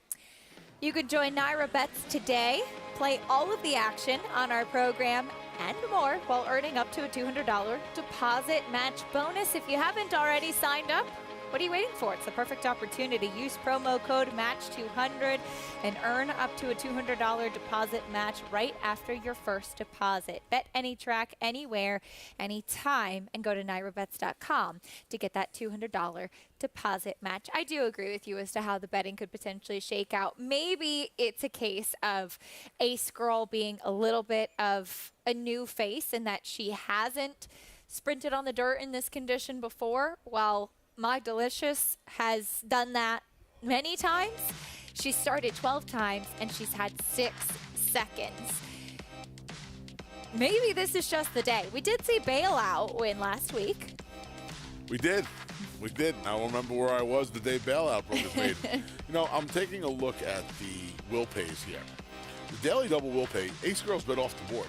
She is favored over this filly. In fact, My Delicious in the double is the 3rd choice behind Ace Girl and Miscreant, and just slightly favored over the other first of Ms. Novak. So Yeah, I mean, I guess people are just sick of her act, and this is an act, if there ever was one. Now, this day she kind of got beat by the racetrack. Duchess of New York was on the rail on a day where the rail was pretty good. So we'll see if maybe on a more even racetrack. Pick 3 is Acacia, the 3 My Delicious, the 4 Miscreant, and the 7 Ace Girl are all kind of the same price. 2-1 on the board currently on Ace Girls. We go trackside. We'll check in with Richie. Yeah, lower-level fillies here, maiden 20s. You know, the 4 Miscreant, first-time starter for Jimmy Ryerson, who can win with first-time starters, gets a hot hand in Jose Lezcano. I will say, saddling and in the paddock, she had a lot of buck to her. She kept on really firing out her hind legs. I was watching her. She had the track. She seemed to settle in much better once the rider was aboard. But, man, earlier on, she threw some bucks. If someone was on her when she did it, they'd had a hard time sitting it. So she was extra sharp and a little bit agitated in the paddock. The 6, Miss Novak's, you know, talked with Pat Reynolds. He and I are friends. Kind of went directly to him. You know, I asked why so many gate works. He said, well, she had been a little nervous, took a little time to get the hang of it. She's worked well. He thinks she'll probably be better eventually, going longer on turf. And from a physical perspective, I do think that she'll probably appreciate going further. And from a pedigree perspective, it certainly looks that way, being by Gio Ponte. But Mrs. Marciano had 6 children. She only had 1 Rocky. And I will say, as far as her coat and how she looks physically in the flesh, she's going to be my top choice. I want a stranger here. I want somebody that hasn't proven exactly what they are yet. The 7, I thought, made a lot of sense. Ace Girl, she looked very sharp in the paddock. Rob Falcone's horses usually look pretty good, making the first start for Rob Falcone. Can't take 2-1 on a horse doing something for the first time. If she was a better price, I might have even swung in that direction. And then the 3, My Delicious. Will 13th time be the charm? I just can't pick maidens that have had that many chances. She'll win, but she'll beat me. Richie, thank you. My Delicious co-favorite right now at 2-1 as her last 4 races, all at this $20,000 level. 4 second place finishes. And this is the type of filly, I mean, look, she's banked $55,000.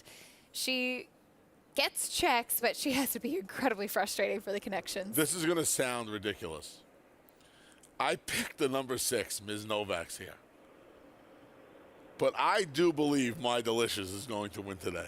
Do you? I just could not bring myself to pick her because of the 6 second place finishes.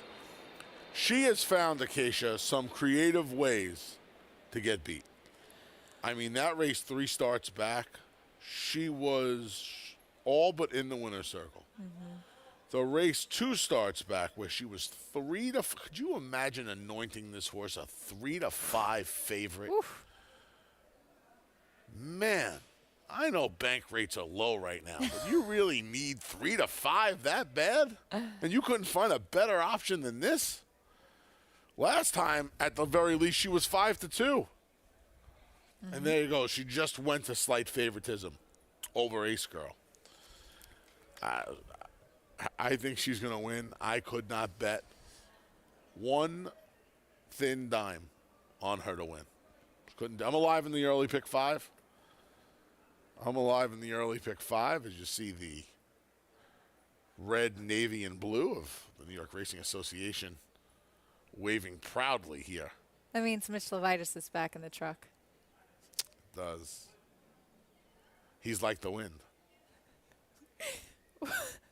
I know. The late great Patrick Swayze sang that song. He's like the wind. That was before your. It's before your time. Yeah. Talk to Brian and Sherry about that, Acacia. They know it. They probably danced to it at their wedding or something. But anyway, there it is, 2-1. I mean,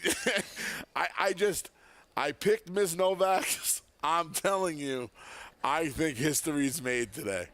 I think within 10 days, Bailout and My Delicious are going to get. Darryl Abramovich, who owns Bailout, was so proud when he walked by me here yesterday at Belmont that Bailout got out of the maiden ranks. He claimed him from Shug McGahee 3 years ago. 3. Patience is a virtue. 0 for 28? This one's only over 12. It was 0 for 26, Over 26 into that last start. Yep. 0 for 12 is My Delicious. Anthony thinks today could be the day for that filly. Somebody will win the first race of their career coming up here in race 3 at Belmont. Here's John and Brielle.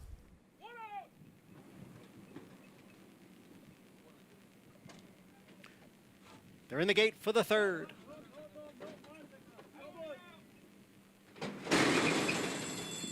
And they're off. My Delicious. And there goes That's Just Lovely. And on the outside, Ms. Novaks is right there. And Ace Girl. Ms. Novaks leads by a head. That's Just Lovely towards the rail in second. And on the outside, Ace Girl is next in third. My Delicious runs in fourth. Miscreant is next in fifth, and it's 3 lengths back to Keen Dancer, who trails the field. Up front, Ms. Novaks, first-time starter in front by a neck. That's Just Lovely down at the rail in second. The quarter went in 23 and 3. Ace Girl sits just off the front runners in third. And to her inside is My Delicious. And Miscreant now makes a move on the extreme outside. There goes Miscreant, who is going up to challenge the front runners. Ms. Novaks, Miscreant, That's Just Lovely down at the rail, 3 of them across, and My Delicious now looking for a way through the half mile in 48 seconds. It is Miscreant who has the lead coming into the stretch.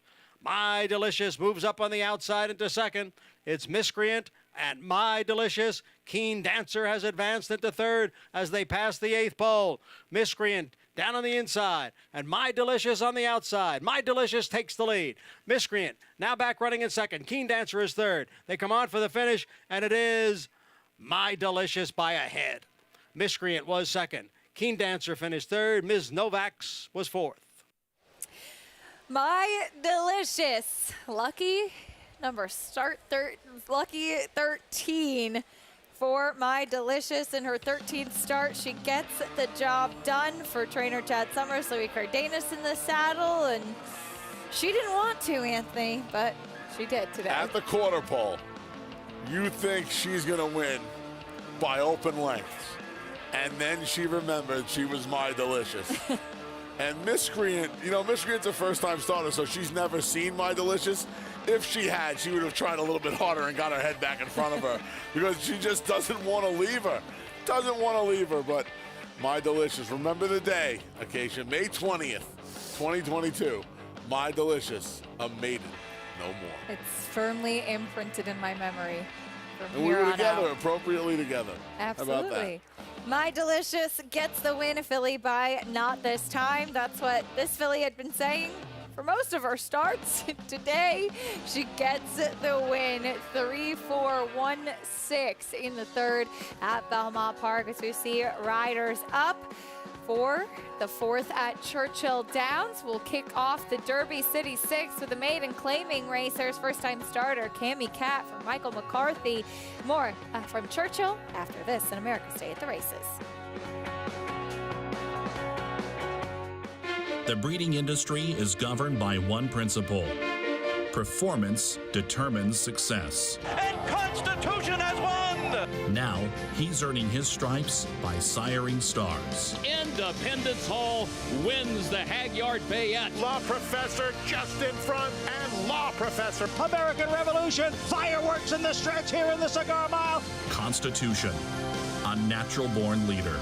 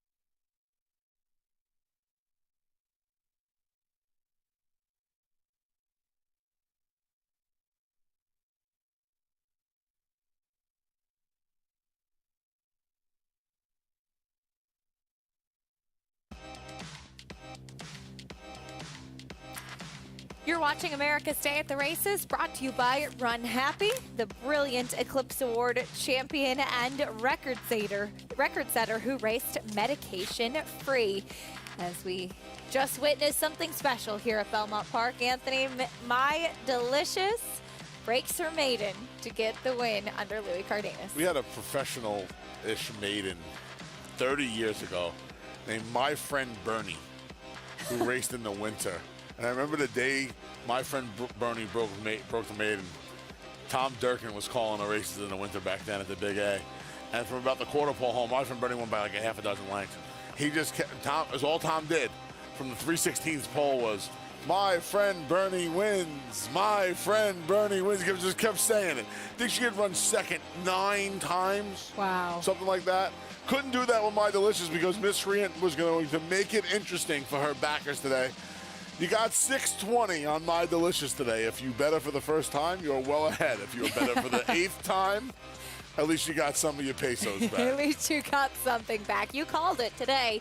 She found the right field to break her maiden and get the first win of her career. Everyone looking for the first win of their career in the 4th at Churchill Downs. Taking a look at the field as this is a maiden claiming. We're going 6 furlongs on the main track. 3-2 now on the number 6, Hot Anna, who does have some foundation. We'll meet the field, though, starting off with the number 1, Cammie Cat. First from Dialed In from Mike McCarthy, who wins at a low clip first time out. This one's a little quiet on the board at 7-2. Winner of last year's Preakness, Michael McCarthy with Rombauer. Here's the number 4, Rufa Red Knot, getting back on dirt. First time back off a 10-week break from Mark Cassie, who's looking for his first win of the Churchill meet.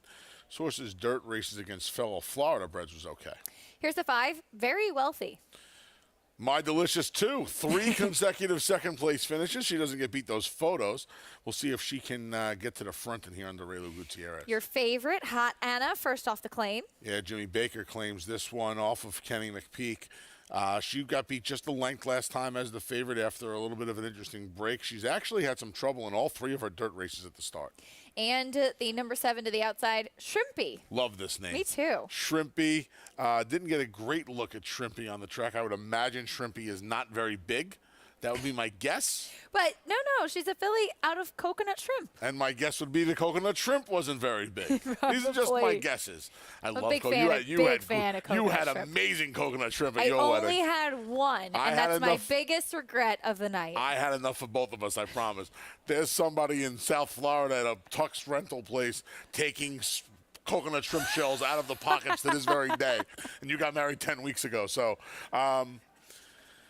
yeah, this was one of the more annoying races on the card for me because you have 2 9-to-5 shots. I wish I could point you in a better direction. But if one of these horses don't win, I don't even know. This starts off the Derby City 6, which is their 20-cent pick 6 wager. There's about 19,000 in the pool as we speak. The object of those wagers is to scoop it. I don't think you're starting with a scoop in this heat, Acacia, because to me, Very Wealthy, it's just Brett Calhoun, he wins races. Right now, the Jimmy Baker barn isn't winning races. 1 for 18 on the year, claiming off a guy in Ken McPeak. It's tough to, Kenny McPeak's hard on his horses. They train hard over there. It's hard to really improve off of Kenny.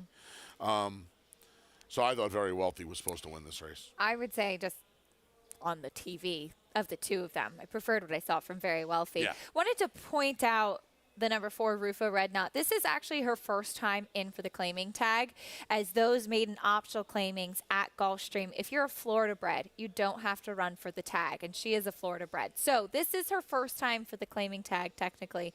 Those were not the strongest of the maiden optional claimings that we saw over the winter, but it is a drop in class for her. Her Florida bred race, I would agree with you, back in August, is probably the one that you're keying off of, but you got to sift through the 4 races to find a good one. She has really tailed off. She wasn't that good to begin with, but her last 2 races, there's just no excuse, and it's hard to take her. It's hard to take her. Period. I don't even think there's no price I would bet on Rufa Red Knot on the 4. I wouldn't take any price. Favoritism now on Very Wealthy. Raylu Gutierrez looking to continue his good streak, riding in Kentucky. Hot Anna 2-1. First-time starters inside and outside. We'll see if a fresh face can shake things up in here or if Very Wealthy will get her picture taken today. Everybody looking for the first win of their career. The Phillies in the spotlight in the fourth at Churchill. Here's track announcer Travis Stone with the call. They're in the gate. And they're off. Hot Anna, good beginning. Rufa Redknot is there, Very Wealthy, and Cammy Cat is sent through toward the rail in tight, though. Had to tap on the brakes to that one, is now shuffled back into fourth. Backstretch run, Rufa Redknot on through to the front, leads by length, Very Wealthy, prompting the pace from second. Hot Anna on the outside, right up and on the pace while third. Cammy Cat tucked away fourth and toward the rail, and it's 6 or 7 back to Shrimpy the trailer. Down the backstretch run, they knocked out a quarter in 21 and 1/5 seconds. Sharp pace on as they round the far turn. And it's Rufa Redknot with a narrow lead and 3 furlongs to go. Very Wealthy, smack dab between horses. Hot Anna is there.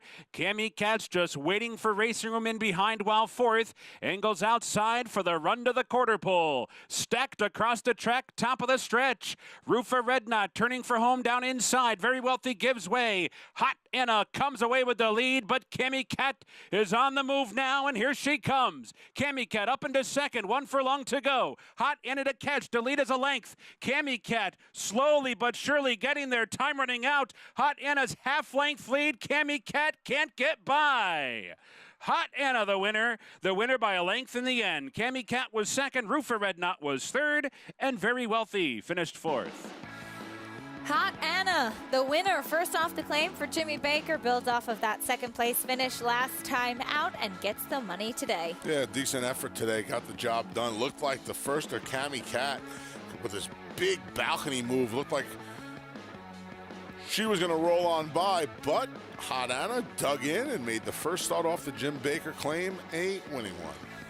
Fillied by Fast Anna, getting the win as she finished again second last time out at Keeneland. Third start of her form cycle and first time with the new connections. Brian Hernandez, who rode her back as well. Shrimpy broke out pretty significantly at the start, as you can see in this head-on, and she was pretty far back after that. The only first-time starter that took attention and that ran as well was Cammy Cat. Not sure if she was claimed today, but she's certainly one you'd imagine we'll see a better performance from next time out. Yeah, decent effort for her debut. I mean, look, they're in for the $30,000 tags first time out. You're not really expecting too much, right, but that was a useful first time out. She'll, I would imagine she'll move forward off of it.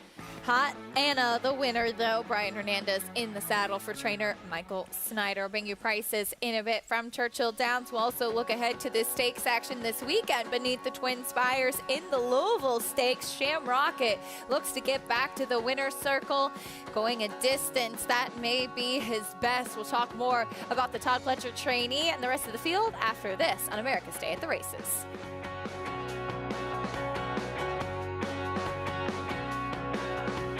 The ultimate accolade for a racehorse is to be named Horse of the Year.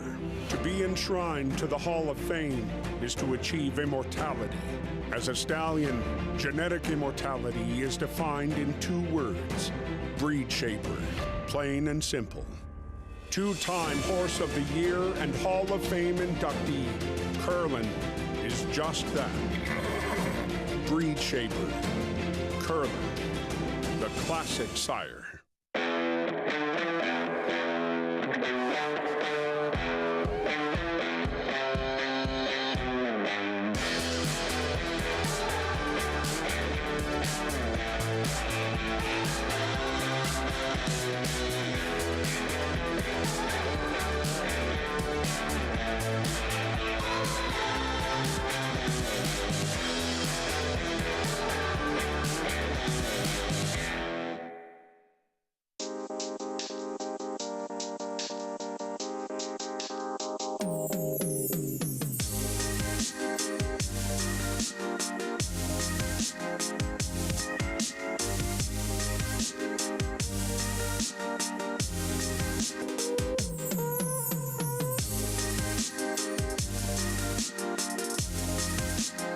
Stay fabulous.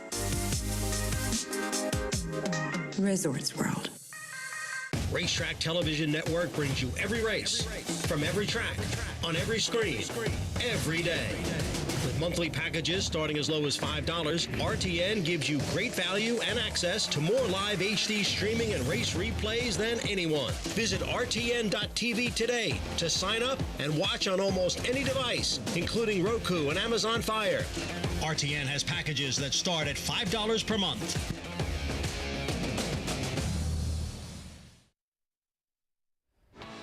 Welcome back to America's Day at the Races, brought to you by Naira Bets, where you can bet any track, anywhere, anytime. Go to nairabets.com or download the app today. I love that shot. You almost hit me with that. Turn. You almost hit me with that just now. What, with my host cards? Yeah. I'm sorry. That's okay. Did I turn the page too aggressively for your liking? liking? You're a little aggressive. You're a little aggressive, yeah. It was my zest. I was excited about the cross-country pick 5. You should be too. We'll have a ticket up for this at Naira Bets tomorrow for sure. It's all turf, by the way. Cool. Yeah, all like turf. Ends with the Louisville. Saw Shamrocket go in a break. That's a wide open grade 3. Those mile-and-a-half races, I'm a big fan. We talked earlier about how much I love the Belmont Stakes. I'm a big fan of distance races, period. I love marathons, dirt or turf. I prefer dirt, but these turf races are a lot of fun as well. And you see a race like the Louisville, you know, it's not the not so ready for primetime players, but it's kind of, you know, these horses that are trying to make a name for themselves. Horses like Shamrocket, who have been around, established, another Mysteries, another one figures to take some money in there. So, yeah, an interesting bunch. I can't imagine anybody's going to be shorter than 3-1 or 7-2. It'll likely be Shamrocket. And to be honest with you, he's not the most reliable sort. So he's not. It's certainly a race where when I put that cross-country pick 5 ticket together, I will be using several horses. This is one of them. If I was making an actual pick, I'm not on the program tomorrow when you guys are going to do this race. Well, I'm on earlier. He'd be my pick. That's not to say I want to lean on another mystery, but you know what? None of these others in here could say they were chasing home a former Eclipse champion. No, and a horse that, as we know, Channel Maker, you see him out there with his head up in the sky as he likes to run. He set the pace, as he always does, and another mystery made up some ground behind a pace setter who ended up winning. I think that there's credit for that, and I love marathon turf races. That's my favorite kinds of races to bet and to handicap. I think they're so much fun. And I agree with you with another mystery. I think that he is very intriguing, while Shamrocket, who will be piloted by Umberto Rispoli for the first time for Todd Pletcher, I think it's, whether it's Florida Bred Company, whether it's graded stakes, an allowance race, he does the minimum of what he needs to do and no more. Plays to his competition. He does, absolutely. Right, he plays to his competition. You see in here, he actually went off second choice in this point of entry. That's tied to the seat backing up in the 3 Diamonds colors along the inside and fourth. Yeah, I mean, I don't really know if a mile and a half is his best distance. But look at that stat, right? We're sitting here talking about how he's not the most reliable sort. In the money, 20 of 25 lifetime starts. That's pretty reliable. He just doesn't win that often, right? He's won 1/5 of his starts. That's 20%. Listen, 20% gets you in the Hall of Fame around here. He's not getting in the Hall of Fame. But the human connection will get you in the Hall of Fame. He can win tomorrow, but he's going to be a short price. Umberto Rispoli, by the way, announced that he will be going back to California. Yep. I guess Kentucky didn't go so well, so he's going to head back to California. And without Flavien Prat there, I would imagine he will very quickly become the king of Cali, if you will. Flavien Prat making a splash here in New York, that's for sure. But Umberto Rispoli will have the mount aboard Shamrocket tomorrow in the Louisville at Churchill Downs. That'll go as race number 11, a fun and wide open 1.5 mile turf event. Back here today at Belmont Park, though, we get ready for race number 4. We're back on the turf, 1 mile and a 16, 30,000 non-winners of 2 in life. There's a look at the field. Let's get a paddock report from Richie McLeory. Yeah, thanks, Acacia. And what I think is a real handicapping conundrum, this is such a wide open event. We'll talk about horses from a physical perspective, starting with the 2 Achilles heel. Couldn't look any better for trainer Brad Cox. Getting back on the turf, he had one start on the turf where he closed well that day to be beaten the neck. Looks like a turf horse, is certainly well turned out. Great in the coat, great in the flesh. The 3 Prayer Book, man, this horse kept making me gravitate to him. He's dappled out and could not look any better. His current form leaves a lot to be desired, but he's also fitted with an extension blinker for the first time, a horse that has worn blinkers before but never an extension blinker. I asked trainer Amira Shashakli about that, and she said, been fighting with the riders in the races, trying to get out, trying to bear to the right. They put the blinker on in the morning, and the horse has been much more agreeable, very straight in morning trials. And I tell you, at a big price, I think this is a horse that I'm definitely not leaving out. He will outrun his odds. The 4-horse, Bohemian Ruby, another one. I like this horse getting back to the turf. Finally broke his maiden for 25, but I see more of a turf specimen, if you will, from a physical perspective, and he's well turned out for Gus Rodriguez. The 6-horse, Malibu Star, 1 start on the turf, beaten 34 3/4 lengths. I like the horse from a physical perspective, but I asked trainer Michelle Giangulio, why going back to the turf off of such a poor effort? And she said the rider, Jorge Vargas, that day felt like he was handling the turf fine, and all of a sudden he just dropped the bit and stopped. Well, he came out of the race with an injured eye. He got hit with a clod in the eye, and sometimes a horse will just like getting popped in the eye yourself. It'll stop you in your tracks sometimes. So I think from a physical perspective, I'd give this horse another try too. And then the going to the outside, the 12-horse, Exalted Charm. I mean, I don't like outside posts and turf races, particularly big field, but it is the outer, not the inner. He's a lighter framed horse. Now, in the first race, I picked Candlestick Maker. And I kind of went against something I think about when I talk about courses with Given It. Bigger framed horses have a little bit of a harder time getting going in it. It took her a long time to get going, and then she finished. This is a lighter framed horse that does have some speed and gets a 5-pound break in the weights with Jose Gomez. I hate the post, even though, like I said, it's on the outer, not the inner, so it's less of a factor. But when you're drawn that wide, it's something you have to consider, guys. Richie, thank you. Exalted Charm also has early speed. It's going to be the job of apprentice jockey Jose Gomez to get him into the race from that outside post early on. Yeah, and, I was talking about Andy on Talking Horses today. I picked Achilles Heel in here not thinking he'd be the 2-1 favorite. But if Achilles Heel and Exalted Charm had flipped posts, I would have picked Exalted Charm. That 12-hole, that's a tough row to hoe. But if, Jose Gomez has shown that he's been able to handle almost anything thrown at him so far in his young career, I would imagine if anybody can get this horse a decent trip from that draw, it will be him. Achilles Heel, meanwhile, 2-1. The only turf start for this colt was back in July as a 2-year-old, one with Rob Atras. Finished second that day, ironically enough, behind a Brad Cox trainee, and was purchased privately out of that race and then went to Brad Cox. The question is he really a turf horse? That was a slow 2-year-old race back last year. I'm not going to worry about the 2-year-old figs, though, Acacia. He went from 5 to 1 mile and a 16th in just off of a 2-month layoff. I thought that was a big effort, and I think he's going to run really well today. 2-1. Winnie Franco going to be in the saddle. There's a look at that number 12, Exalted Charm. We'll meet the rest of the field, though, starting the post parade with the number 1, Super Wicked Charm. First time out of the barn this year. Hasn't seen this horse since December of last year. 0 for 10 on the grass. Back to the turf.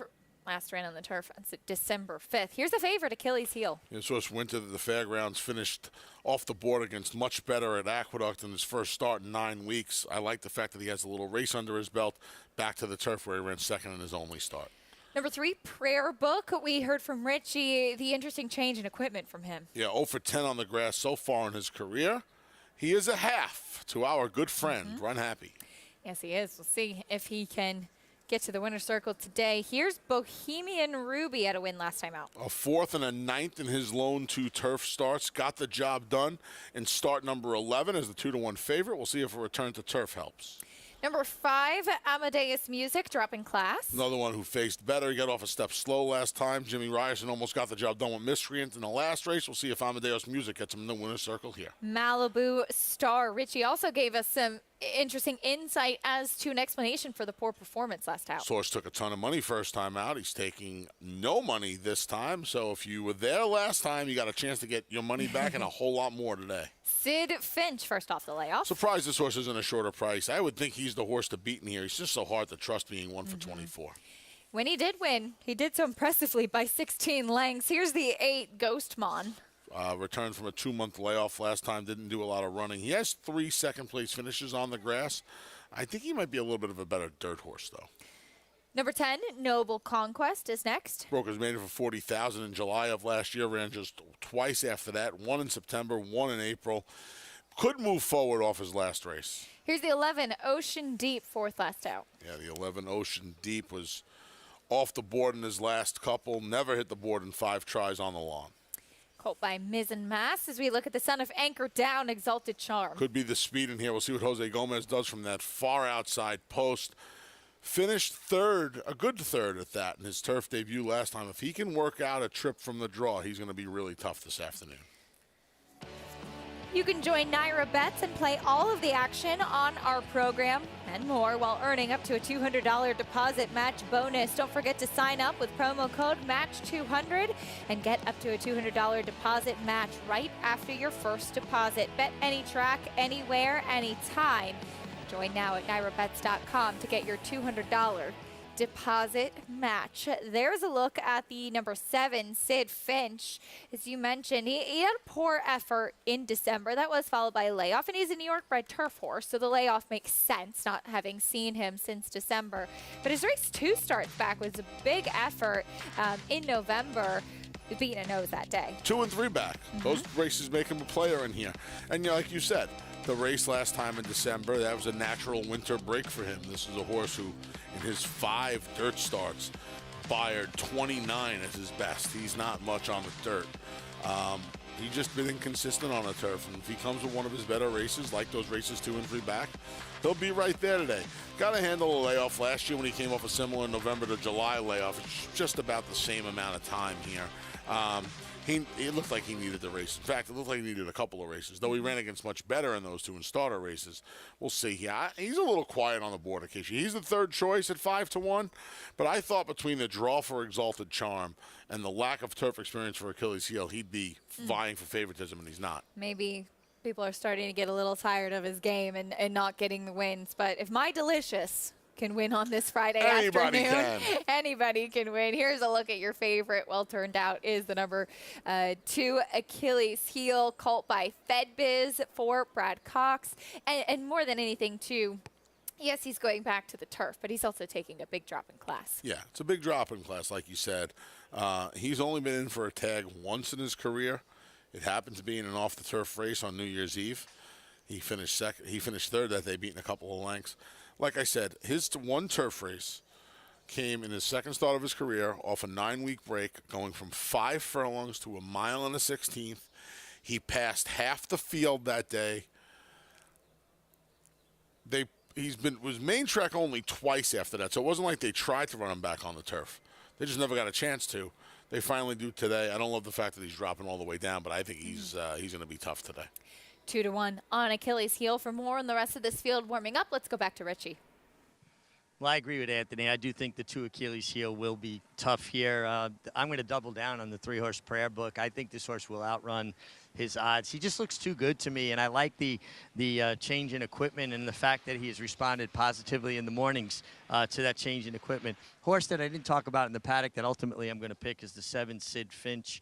He's run well on turf courses with Given It. This course has Given It.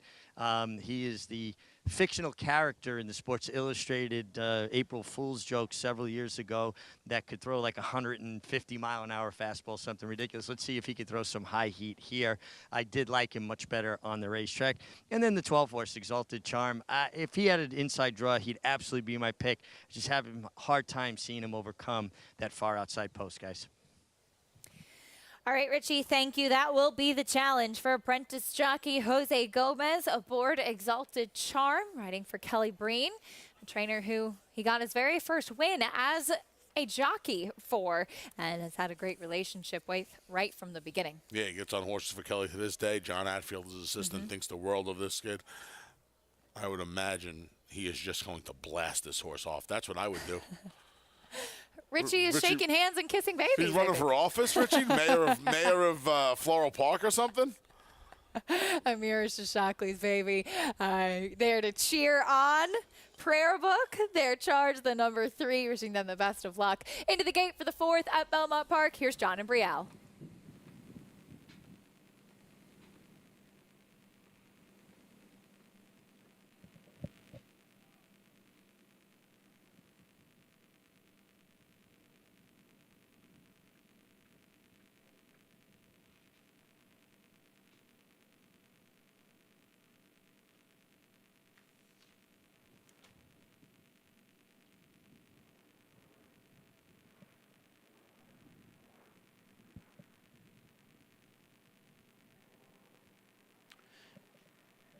in the gate for Friday's 4th.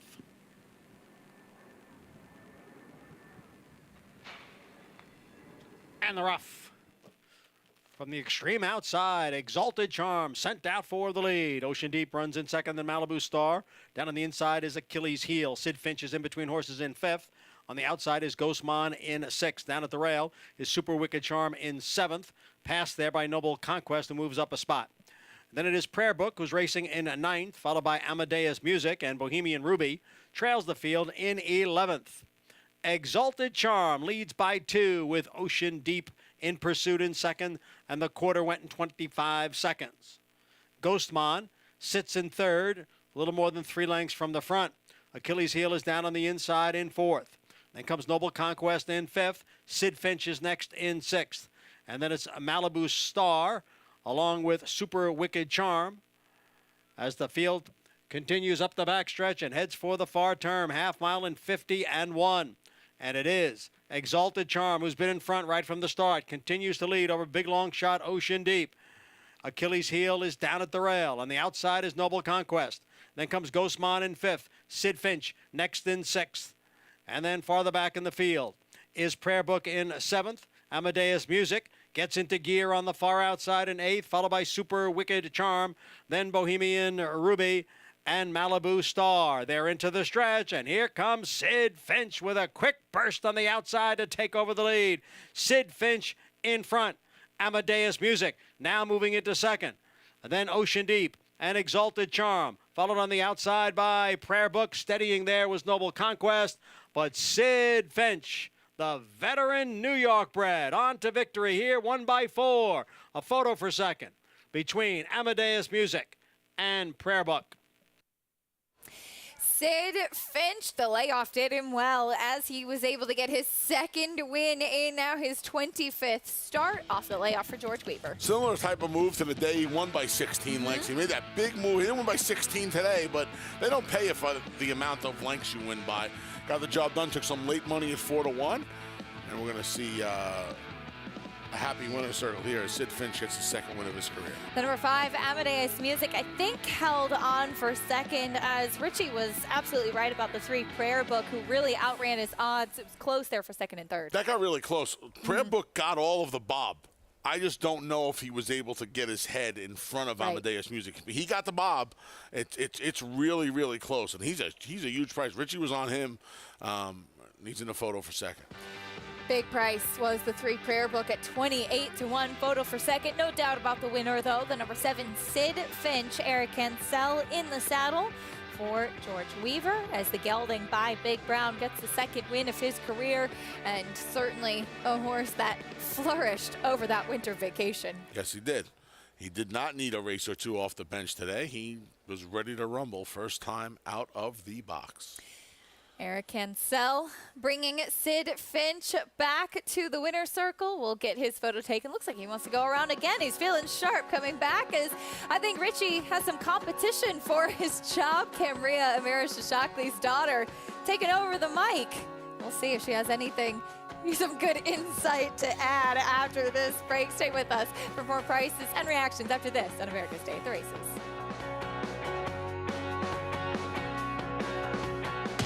Speightstown. Munning. Echo Town. It's Echo Town for Joe Calamo, and Echo Town raced away. And Echo Town is drawing away in the stretch. Echo Town wins the Allen Turkin Stakes. A sire line so prolific, it repeats itself. Echo Town.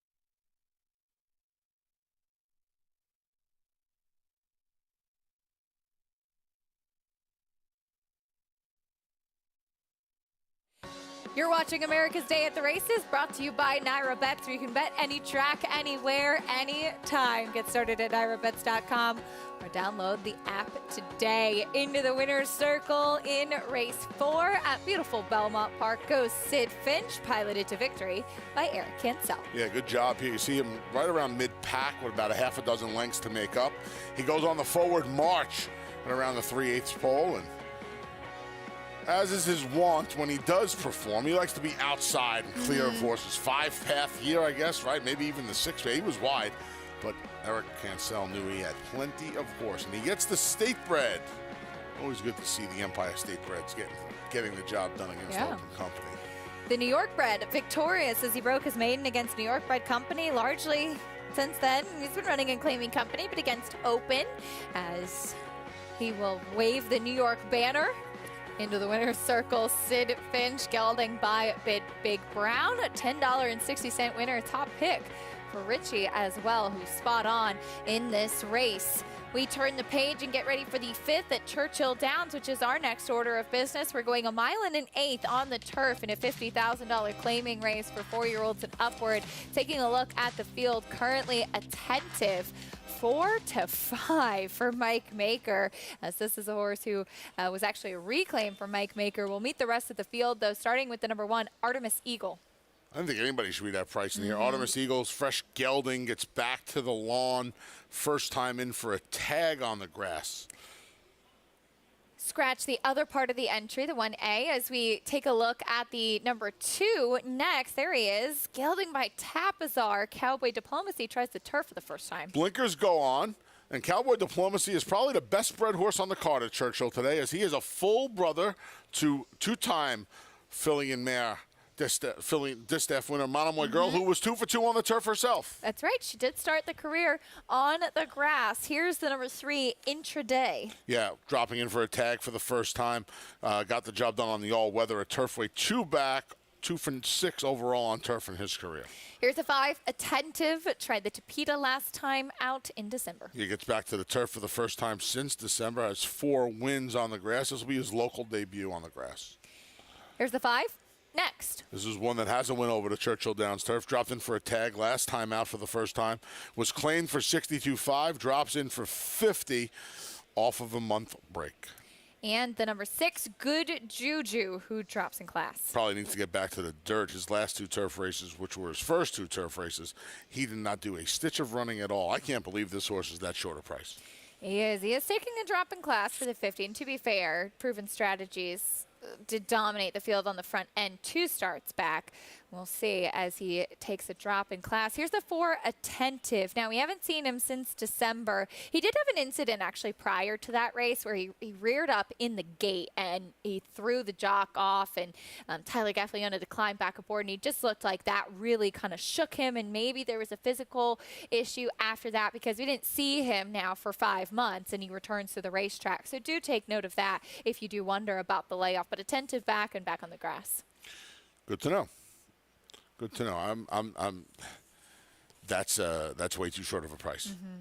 That is way too short of a price, Acacia. He's had good seasons back to 2 for 11 in both of his in both 2020 and 2021. I've no knock on the seasons he's had, but I can't take that price. I gotta try Cowboy Diplomacy in here. Between the pedigree, I would imagine next is going to go to the lead. I'll see if Adam Beschizza can get this horse just off the pace today. He's taking a class drop as well. He's going in for a tag for the first time in his career. He's getting a pair of blinkers for the first time. And it's a move the barn uses successfully. Right? A lot of times and I'm not saying it's an act of desperation here, but back in January, this horse got beat 7 lengths to Olympiad and beat Highest Honors. I don't know what happened in his last 2. I know what happened last time. He was in over his head in the Ben Ali. He gets a pair of blinkers. He gets his Lasix back, and he's going to try a new surface today.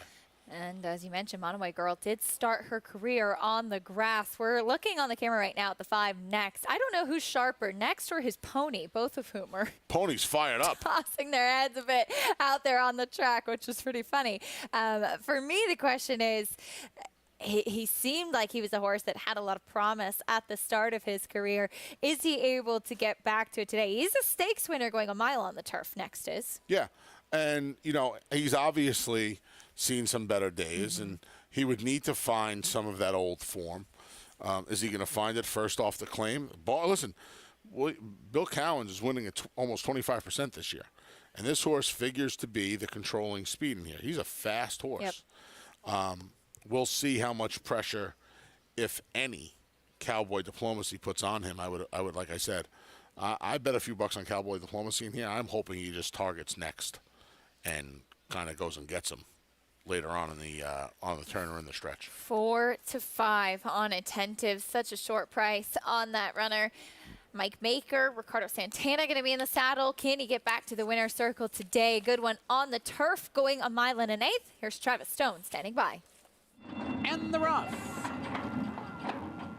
Next and Good Juju break well from their outside post. Cowboy Diplomacy's not far behind down toward the rail, but it is Next who will lead the way very early on. Cowboy Diplomacy is going to track the pace and angles toward the outside to stalk from second now as Next opens up to lead by 2. So it is Next to leader with 1 lap to go. Cowboy Diplomacy is cruising along while second. Artemis Eagle over to the inside in third. Good Juju broke alertly and is back into fourth, 5 lengths off the lead. The back 2 are Intraday and Attentive is the trailer. Around the clubhouse turn, Next. No early opposition whatsoever, controlling the early pace of an opening quarter in 23 and 3/5 seconds, heading for the backstretch run. It's Next in front. Cowboy Diplomacy still second. Artemis Eagle coasting along third in toward the rail. Good Juju patiently handled from fourth, 4 lengths off the lead. Intraday is moving up toward the rail. And at the back is still Attentive, about 6 lengths off the lead. They've got 4 furlongs to go. And that opening half in a reasonable 48 and 3. It is Next, a leader for the far turn, still in front by 2. Cowboy Diplomacy's coming under a ride. Good Juju's looming up 3 wide. Artemis Eagle still fourth and toward the rail. Attentive is catching up with Intraday, coming for the top of the stretch. Next is still the one to catch at the quarter pole. Next is turning for home in front. Cowboy Diplomacy set down for the drive. Good Juju and Attentive coming on from the far outside, racing for the mid-stretch marker. Next is now asked for more speed, and Next has it. Next opens up by 3. Cowboy Diplomacy, Intraday, Attentive, all chasing Next. Brian Hernandez took them coast to coast. Next, the winner, Intraday, Attentive, and Cowboy Diplomacy. Another win for Brian Hernandez as he pilots Next to victory here. First off the claim, and he goes gate to wire, getting back on the turf. Yeah, like to see jockeys use their horse's speed. This was his most dangerous weapon today, and the only way he was going to win was taking him gate to wire, and guess what, Acacia? He took him gate to wire. Cowboy Diplomacy tried to pay some attention to him early. He was able to hold him at bay. Intraday came up the inside. Attentive is the prohibitive favorite, just never really fired a good shot today. Very far back early, too. Settled for the show dough in a 3-way photo for third. Next, the winner at Churchill Downs in race number 5. As it's time for us to say goodbye, I'll be back reporting later, but glad to have you on the show today, Anthony, and you're still alive in that pick 5, I hear. Still alive in the pick 5. We're closing to the 5, 7, 8, and 11 here at beautiful Belmont Park. Let's get one of them home. Good luck. Be rooting for you for sure. Stay with us here on America's Day at the Races. Greg Wolf and Andy Serling coming up on the desk to take you the rest of the way as we have more live racing to come. And the late pick 5 kicks off from beautiful Belmont Park. America's Day at the Races continues after this. Stay with us here on Fox Sports 2.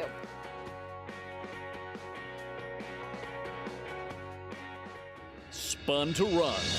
In the Breeders' Cup Dirt Mile, he defeated a loaded field that included multiple Grade 1 winners Omaha Beach and Improbable. His brilliant speed figures were among the fastest of any 3-year-old at a mile or more. And he hails from the legendary Danzig sire line. Multiple graded stakes winner, millionaire, Breeders' Cup champion, Spun to run, standing at Gainesway. Who you betting on? How about an app created specifically for horse racing? Naira Bets. We specialize in thundering hooves, fist pumping, and boosting your bankroll with robust weekly promotions. And offer betting tips from actual horse racing experts. Bet all day and night, nationwide. Get the action and thrill of horse racing with Naira Bets.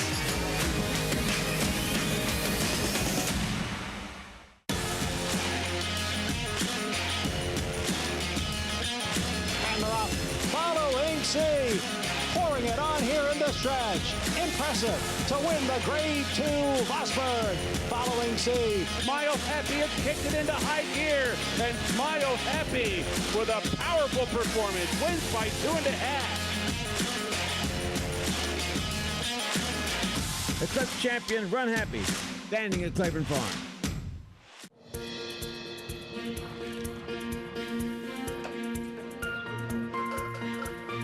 We take pride in what we do.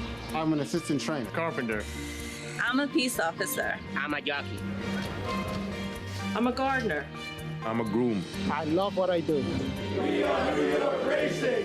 New York Racing helps support my small business. It's extremely important to the New York economy. This is like a big family.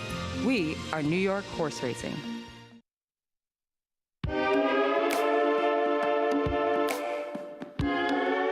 Mastery being very confidently ridden out here, and Mike Smith just nursed Mastery home to another impressive win. Mastery's probably one of the smartest horses I've been around. I've worked with stallions now for 24 years, and he's probably one of the smartest stallions I've ever been around. Listens to everything I tell him to do. Undefeated, 4 for 4, won his races by over 20 lengths combined. And Mastery is strolling away with the San Felipe.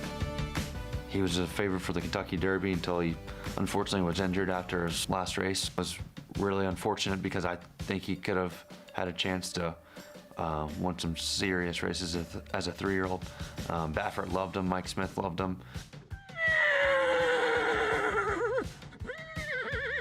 Very gentle, not a bitey horse or anything. As far as peppermints, I can just reach in my pocket. He'll start looking at me and at my pocket and licking his lips and that kind of thing.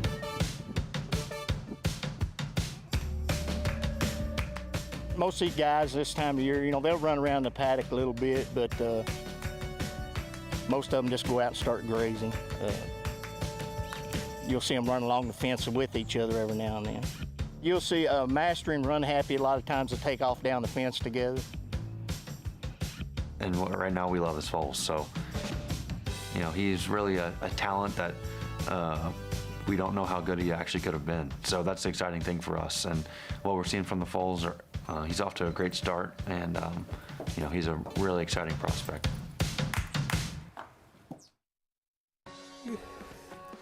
Good to have you with us with continuing live coverage from Belmont Park and Churchill Downs. Our program, of course, brought to you in part by Claiborne Farm. 100 years of doing the usual, unusually well. Greg Wolf, Andy Serling with you on the desk. We're going to take you the rest of the way. Best racing still yet to come. We have the late pick 5 next year at Belmont. We do. I'm looking forward to the card. Looking forward to spending time with you. Big field coming up for our first race. It was nice of them. Yes, 1.25 miles on the inner turf. It's going to kick off this pick 5 sequence. Maiden special weight. Surprised to see, and I know this could be his 4th opportunity, but I thought Balthus, it's going to be very tough in here. He is. The lights seemed to finally go off last time. This is son of Galileo when he's been gelded for the first time. He ran fairly well in there, and repeat of that performance will likely win here. I'm going to try the 8, though, Snows Island. For Danny Gargan, Kendrick Carmouche will be aboard there. Let's head downstairs. Check in with Richard Migliori. I think this is a really intriguing race, and you know, full field, 1.25 miles, long run in the first turn, plenty of time to get your position, and even though it's 1.25 miles, I would say get your position going forward. The 2-horse Union Buster, I think, plays out to be the speed in here. John Kimmel actually back in New York, first John Kimmel sighting, and horse looks sharp, looks good. I actually went over to talk to John, and Union Buster tried to basically rear up and step on me, and I had to have a conversation with him that I'm done getting stepped on by horses. But he looks very sharp, and I do think he's your most likely pace maker. I don't know that he's going to want 1.25 miles here. The 5-horse Remote he looks like a horse that'll want every bit of a mile and a quarter. Son of Warfront, out of a Galileo mare. Christophe Clement, Claiborne Farm, Trevor McCarthy, a lot to like here. I think he's really going to appreciate it. He caught a lot of pace last time, going a mile and 3/16. He was compromised a bit at the start, maybe lost some position. I do think he's going to run well here today. Love what I'm seeing from him. The 10, Dream of a Day, I think is another horse from a physical perspective is going to really appreciate the mile and a quarter. I saw Barkley Tag here also, Robin Smullins, longtime assistant. So nice to see all the familiar faces getting back to Belmont Park. Usually it takes about a week or two after the Derby now before everybody kind of migrates back to their New York base. But Dream of a Day, to me, looks like a horse that's going to love the mile and a quarter. And then Balthus, I think, is very logical. He looks great. He's from a future first ballot Hall of Famer in Chad Brown, and couldn't really make a nicer impression. And a horse that I think, like Andy said, light bulb went on last time. Was running even a little bit of stops and starts last time before he finally settled, and he came with a run. He makes a lot of sense on paper and certainly looks the part in the paddock. Mig, thanks. We're going to get to our post parade coming up. Riders up, and there is the young man that's been getting a lot of mounts for Chad Brown, Manny Franco. And you know, Chad Brown's been very high on how he's been doing. He's given him big opportunities, and we'll see if he can deliver today on Balthus. Last time out, it was Trevor McCarthy aboard, and he came up just short in his 4-year-old debut. Yeah, but at least he ran a little bit, you know, unlike the prior 2 starts, Greg, where he just sort of plodded behind the field, never really made a move. I remember when he made his debut, Chad Brown had actually said to me, you know, while maybe he'd be okay, he just thought he might need a race. Well, he was right, but it seems like gelding him probably helped a little bit in this situation. He's got all the pedigree in the world. It's Chad Brown. He's 5-2 now, probably goes a little lower, but in 12-horse field, how low can he go? Well, these Silks, this trainer, they can go very low. Look at the kind of success they have had together this year in Italian. Grade 3 Honey Fox, Regal Glory won the Grade 1 Jenny Wiley. Bleecker Street is turning into a star. Speak of the Devil, part of that huge day that Chad Brown had on Derby weekend. No, it's a scary, you're not even including Rogier. Yeah. Who won, who's maybe the best of all of them. And they've got 3 they can run in our Grade 1 New York on the day before Belmont, and Chad Brown said he'd probably run 2 of the 3. He's just not sure who. Rogier will be 1. Here is Nordic Light, first timer for Christophe Clement from the inside. Yeah, this one does not have much pedigree to speak of. The second family was actually kind of a dirt family. It was a Wayne Lucas horse, not turf. 40-1 on a colt they tried to get on the turf first time out. It was rained out. Yeah, well, they're on the turf today, and I don't know where they're going to go next time, but I hope the horse runs better than first time. Todd Pletcher at 33-1. How do you recommend the horse? He's never done any running. What suggests he wants to stretch out? But it's the last time you saw Todd at 30-1. Yeah, that's strange to see, especially here in New York. Remote Christophe Clement runner with experience. He can handle the distance. Caused his own problems to start last time. Overall, had a pretty good trip last time, but I did think he ran okay and could improve off that effort. Blinkers off St. James, Leah Giramati. Just don't see why what's going to make this horse get better. A Klimt going better longer? I doubt it. Grand Key, Uncle Mo 3-year-old for Shug McGahee. This horse sat in the rail and just sort of went a little bit backwards. Not bad, but what about the last race suggests this horse is supposed to turn the tide on Balthus, who easily beat him. Danny Gargan sent out Snows Island. Kendrick Carmouche rides. He'll appreciate more distance. Not the best of trips last time, going shorter. His race at 1 3/8 here last time is better than it looks. Little intrigued by this 9 as well for Pletcher. Never change. I wish I had seen something. Maybe he'll improve off that effort, but I don't know. Maybe we'll talk about it. A little wide last time, but no run. Dream of a Day. Barkley Tag, Dylan Davis. Not sure why this horse has taken as much money as he is. He's run okay, but he's got to improve, and the distance worries me. And here's the one to beat. That price getting shorter here, down to 2-1 on Balthus for Chad Brown. And you'd think as a son of Galileo, the more distance, the merrier. And Greg Zahner, 19-1 outside. Nyquist, 3-year-old. Well, I know you bet every horse with Greg in its name, so you're all over him. If I'd only bet Wolfie's Dynaghost, I'd be fine you're on a beach life. Right now, having a cocktail instead of hearing it with me. Union Buster, 14-1. Start number 2 for trainer John Kimmel was 21-1 first time out. We're going to pause for a quick moment. Got a new audience joining us right here.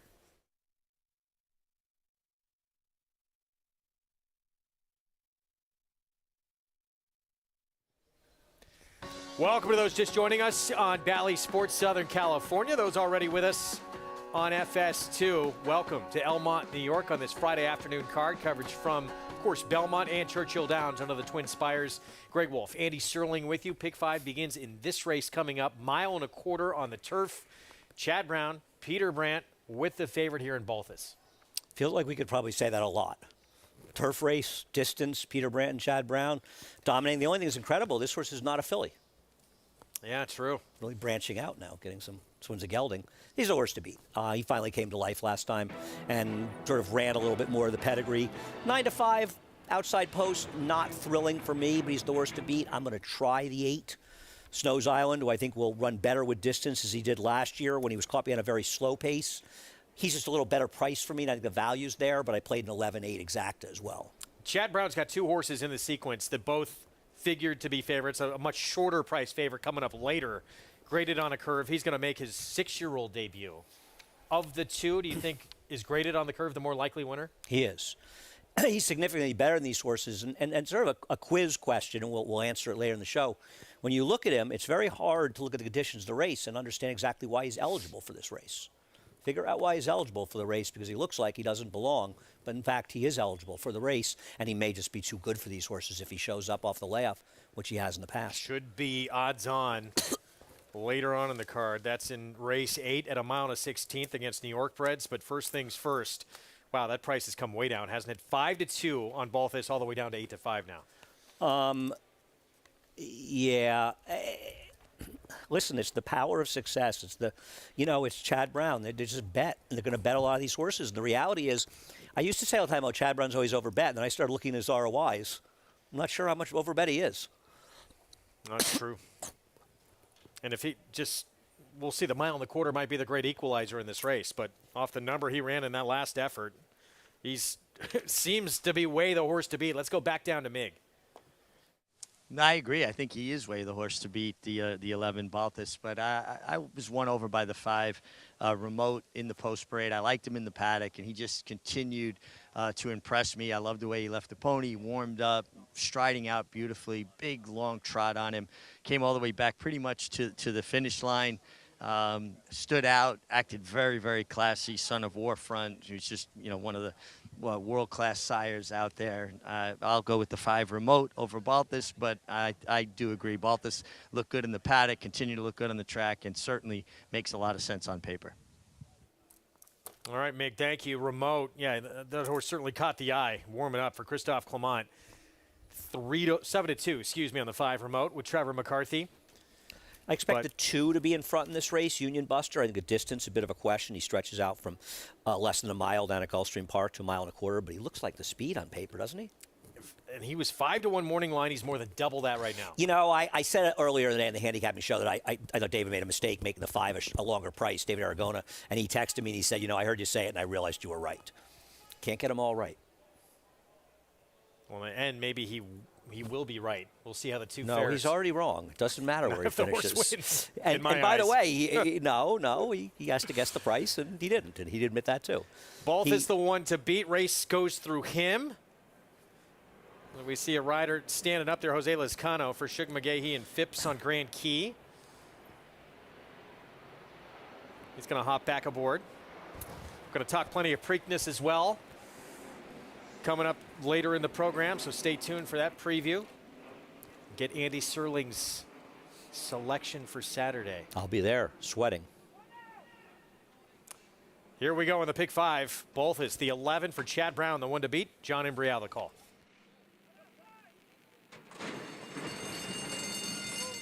And they're off. Number 5, Remote, unseated jockey Trevor McCarthy at the start. So there's a loose horse at the back of the pack, and the rider is down right now in front of the starting gate. It's Good Medicine who has the lead here with the Union Buster racing in second. And then on the outside is Greg's Honor, and Balthus is there, along with Bally Rhythm as the loose horse has now come on through there. So up front, it is Good Medicine and Union Buster. Then it's a break of 4 lengths as the riders are dealing with that loose horse behind the front 2. Bally Rhythm is in third. Balthus is on the outside, next in fourth. And then comes Snows Island in 5th. Never Change on the outside in 6th. Greg's Honor in between horses in 7th.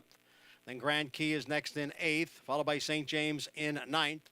And at the back are Dream of a Day and Nordic Light. The loose horse has now gone to the front of the pack, and the leader is Good Medicine. Good Medicine is in front with Union Buster, Greg's Honor, and Bally Rhythm all together. Balthus is on the outside.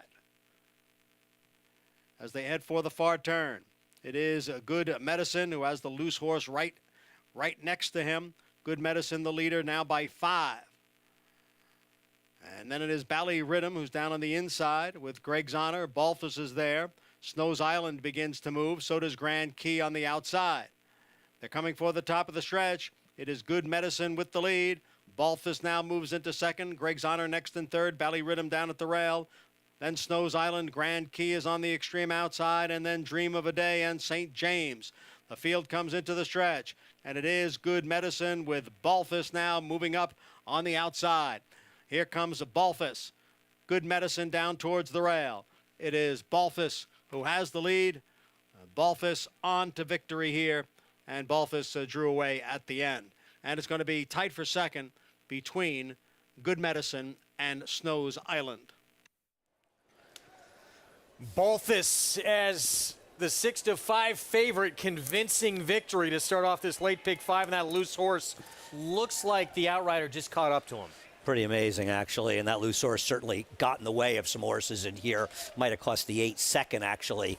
Kind of tough for Luis Saez, and you can, it was actually Kenner Carmouche, excuse me. You have to kind of, you feel for him in those situations, but Manny Franco able to stay to the outside, and, you can say 6-5 is overbet, or I could say it, Greg, but the reality is, the way this horse won, it was not overbet. And there is Trevor McCarthy. He was dumped immediately out of the gate on remote. But good to see him walking under his own power. Yep. Yep. Hopefully we get an update. But he seemed okay. So Balthus 6-5. And yeah, the way he won this race could have easily been a much lower price. Maybe should have been. He showed that life last time out and just significantly. And for people that say, oh, I bet the 5, look, he almost won the race. Yeah, with about 120 plus pounds off. Helps. They often win. They often finish first when they throw the rider. I don't think weight matters a lot, but it matters at that That was extent. significant. Yes. Manny Franco riding for Chad Brown and delivering. Owned again by Peter Brandt, son of Galileo, 4th time out. Emphatically breaks his maiden. And a 46-1 shot, by the way. 46-1 for Todd Pletcher. Underneath in your exacta. 11-4, 8-7 prices when we come back.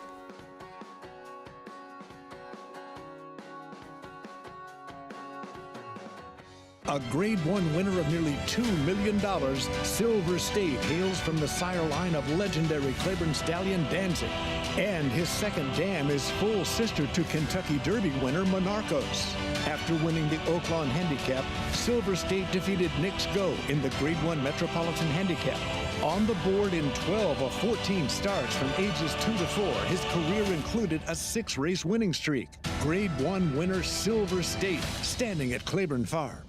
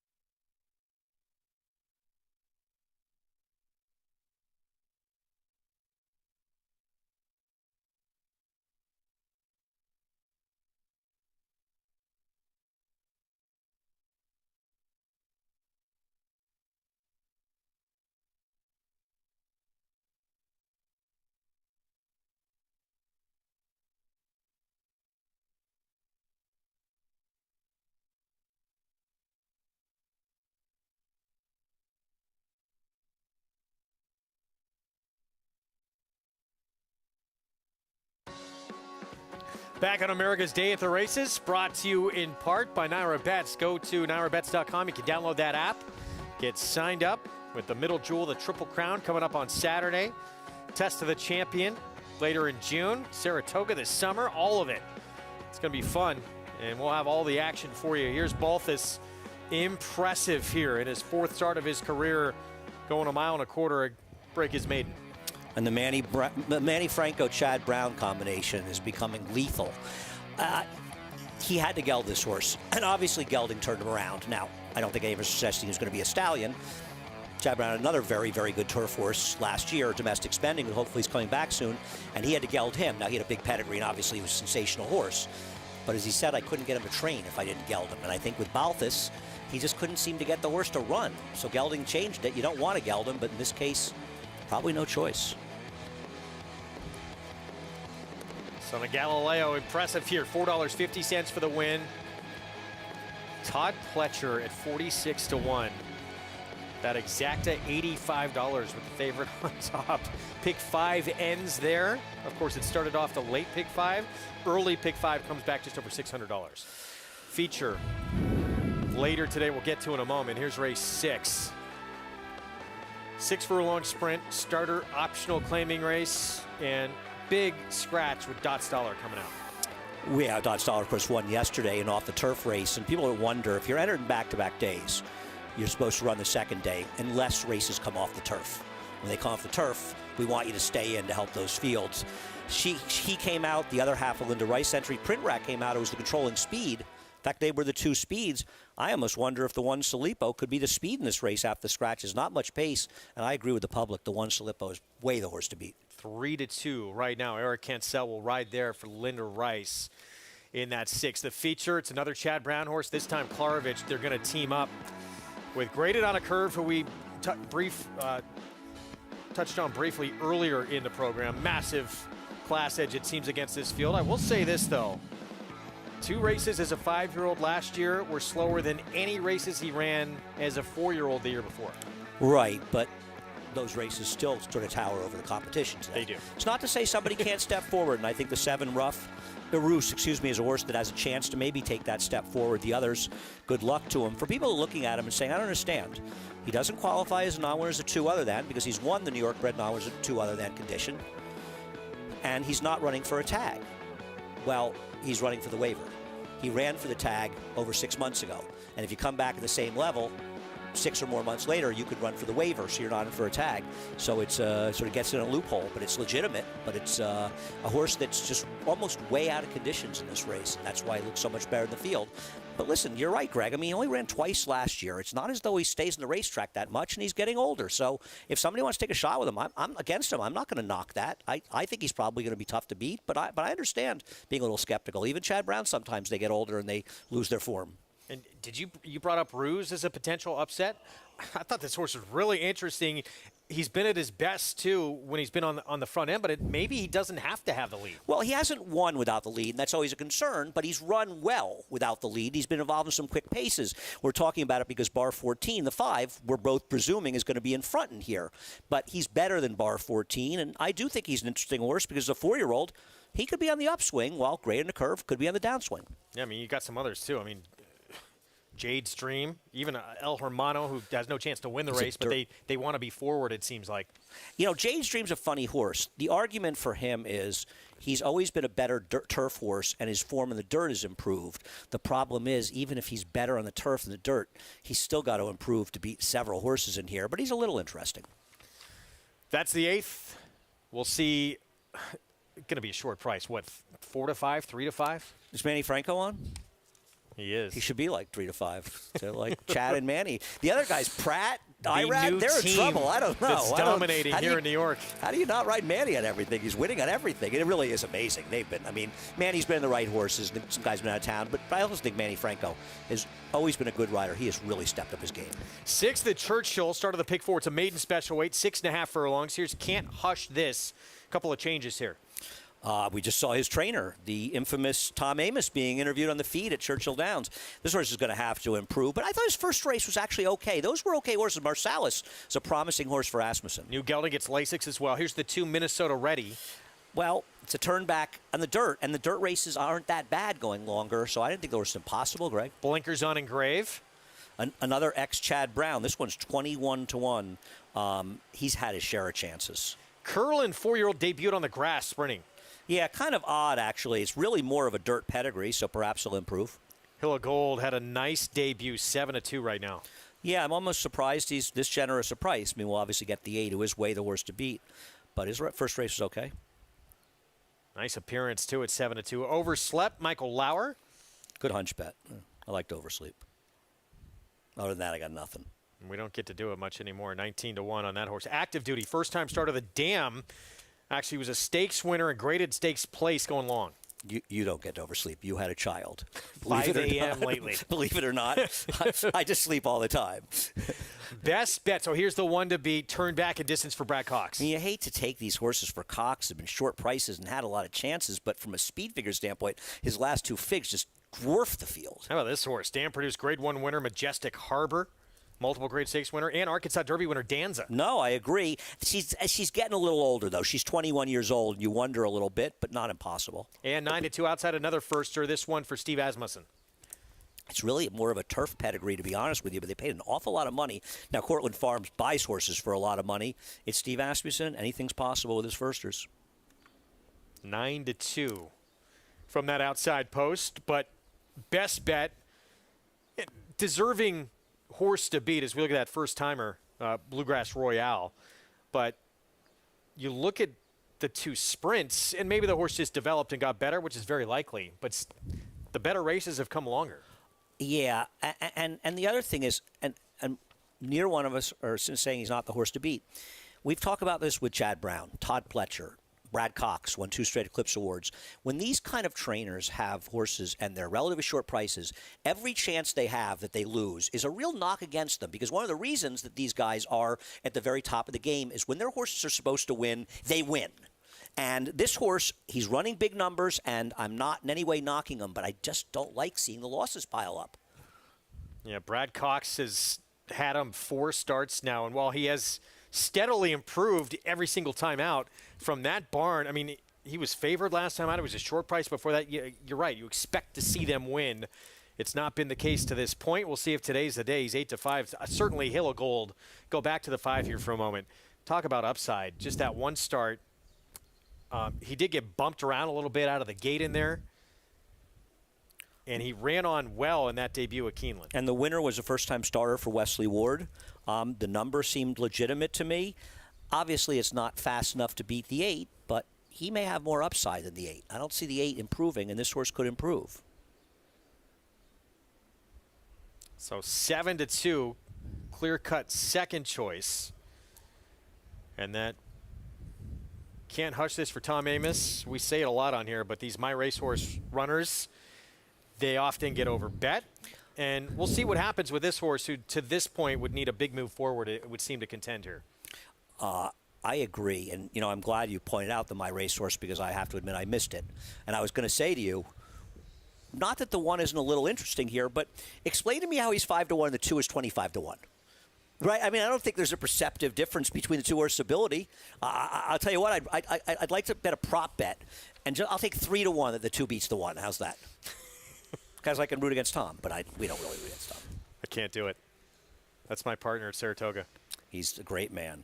I can't wait to see him. I can't either. We're looking forward to it. And it's not that far away, just about 2 months away until we get started there. We've got a lot to happen until that time. Tremendous racing coming up here at Belmont. Here's the 5. So here's Hill of Gold. A lot of upside. And Tom says it a lot, that first to that second start is usually where you see oftentimes the most improvement from a horse. Well, we see it from Hill of Gold. The upside is there. Fausto Gutierrez trains. Let's go to Travis Stone. Pick 4 starts here from Churchill.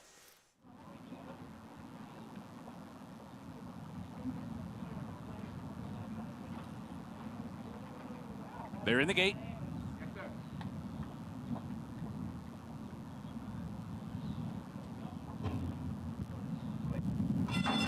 And they're off. Best Bet comes blasting out of the starting gate quickly in front. Mustazid comes through toward the rail, and Grave is also there. Seaforce joins them from the outside, but it's Best Bet in front. Seaforce comes on to grab second, and Grave is third. Can't Hush This in tight toward the inside, moving up from fourth. Mustazid comes away fifth. The break of two back to Minnesota Ready in sixth by 2.5. Hill of Gold comes away 6 or 7 lengths off the lead in seventh. The break of three from their Active Duty on the move inside of Overslept. Bluegrass Royale, the trailer, 22-1, was an opening quarter mile, and it's Best Bet the leader with 3 furlongs to go, but Seaforce is moving now. And here's Seaforce coming after Best Bet, and Engrave has been moved to the outside and is launching a 3-wide rally. And Minnesota Ready is on the scene too. Can't Hush This down toward the inside. They're off the turn. Best Bet is surrounded by challengers. Seaforce is there. Here's Engrave. Here's Minnesota Ready. And these two sweep to the front, furlong to go. Minnesota Ready in front by 2. Engrave is trying to hold second. Then it's Seaforce and Mustazid. They're in the final 16th. And at 21-1, it's Minnesota Ready. By 3 in the end. Over 18-1, Engrave second. Tight for third, Mustazid or Seaforce. You're going to gloat, aren't you? No, I'm going to vomit because I didn't bet a few dollars in this horse. I should have bet $10 or $20 just for action on the horse, just for fun. But 21-1 in this horse, and I guess the pace got hot. But, you know, we talked about this with horses like the 8, and he was bad today. The 10, the first year, took a crack at him. He beat him quite easily. Engrave made a run at him, but turnbacks, right? He's a little slow on figs, but we were comparing him to the 1. What I more was saying was, I think he's a much better bet than the 1. It's not like I made some pronouncement I was betting him. Don't give me credit and suggest I told you should bet this horse. All I said was he was a bit of an overlay, especially related to the 1. If you hindsight handicap too, and you look new gelding, and you look at some of the works, he certainly had woken up. Well, it looks like. I like turnbacks, and I think the thing about him is he's actually better on the dirt than turf, because even though he ran similar figures, dirt figures you earn, turf figures you sort of suck along in the field. His figures were better than those of the 1 on the dirt, and he was a turnback, and he got the job done at a generous 20-1. Congrats if you have him. One to come up with. He's not easy to have it. I was more comparing him to 1, saying he was a better bet at 4 times the price than the 1. That's all I was really saying. More than ready for Neil Pessin of Bell's the 1 fame. Lothenbach Stables, Corey Lannery, and a huge upset at Churchill to kick off the pick 4. We're going to get back to New York after a short timeout. 6 races next. 6 furlong sprint, and doing it the right way. This 3-year-old now with Mike Maker. Slim second choice here, coming off a win. Can Mike Maker get this one right back in the winner's circle? We'll find out coming up.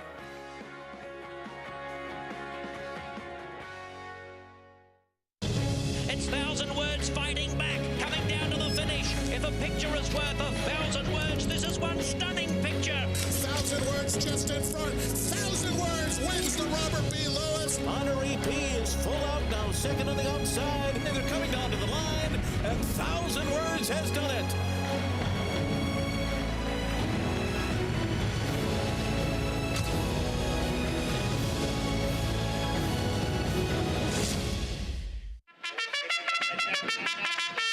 Monmouth Park's 50-cent Win Early Pick 5 is one of the country's earliest Pick 5s, making it the perfect way to get your wagering day started.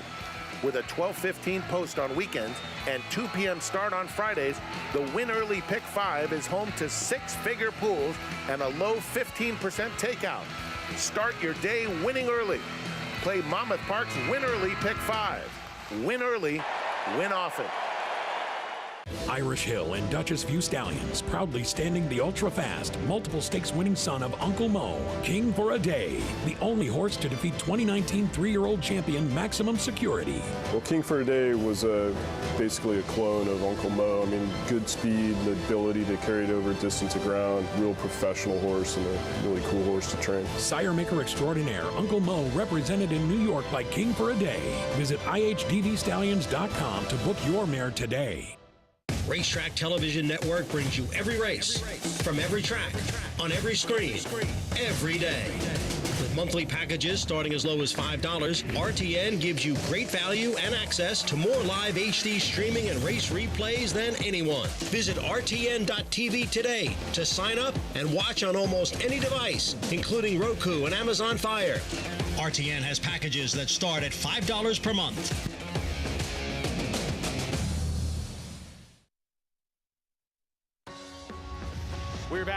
on America's Day at the Races, program brought to you in part by Hill and Dale at Alapa. Getting set for the Pick 4 coming up here in New York. We're about 8 minutes away from a start. And that right now is the one to beat, Salippo. Remaining half of the entry. Got a break from post 3. Linda Rice, second off the claim. And he's really had excuses. He probably doesn't want to go the mile from his race 2 back. It was a sloppy track. Last time out, he chased 3 wide and a very strong bias. The winner's just better than these horses and was on the rail. I think with the scratches, he's potentially the speed. Eric Kinsell needs to be aggressive. I just think he's way the horse to beat. I respect the 3 off the claim, but Mike Maker doesn't have great numbers off the claim in the dirt, and he claimed this horse from Rob Atras. Not an easy thing to do. Well, we saw Trevor McCarthy dumped from his mount right out of the gate back in race 5 on remote. With an update, let's go downstairs to Mig. Yeah, Greg, I caught up with Trevor. They brought him down to first aid for observation. He was complaining of lower back pain. He is off the remainder of his mounts today and will be going to the hospital for x-rays. Kind of hit the ground pretty hard. The horse stumbled very hard out of the gate. And he is complaining of discomfort in his lower back. So better safe than sorry. He'll get checked out and hopefully everything's okay. But as of right now, as of today, he's off the remainder of his mounts for today. We'll see about tomorrow going forward. Talk about horses here in the paddock, starting with the 1, Salippo. Looks good. He's taking a lot of money. A Linda Rice trainee, ran well last time. I don't think a lot separates him in the 6 heads or tails, but Salippo making a nice impression here in the paddock. The 3 doing it the right way. Manny Franco riding terrific. Looks great, as most Mike Maker trainees do, coming off a big race, turning back in distance. I'm not sure that does him any huge favors. I kind of like him 7/8 or beyond, but he does look good here in the paddock. And the horse that really caught my eye is the 6 heads or tails. I thought last time this horse was uncomfortable inside of the runner-up that day, Salippo, who he comes back against. And he just wasn't really running through the kickback. He seemed like he was resenting it. When he got in the clear, he finished well enough. I think being drawn outside of that rival today and in a position where he doesn't have to deal with kickback and should be in a good, solid stalking position is going to help him immensely.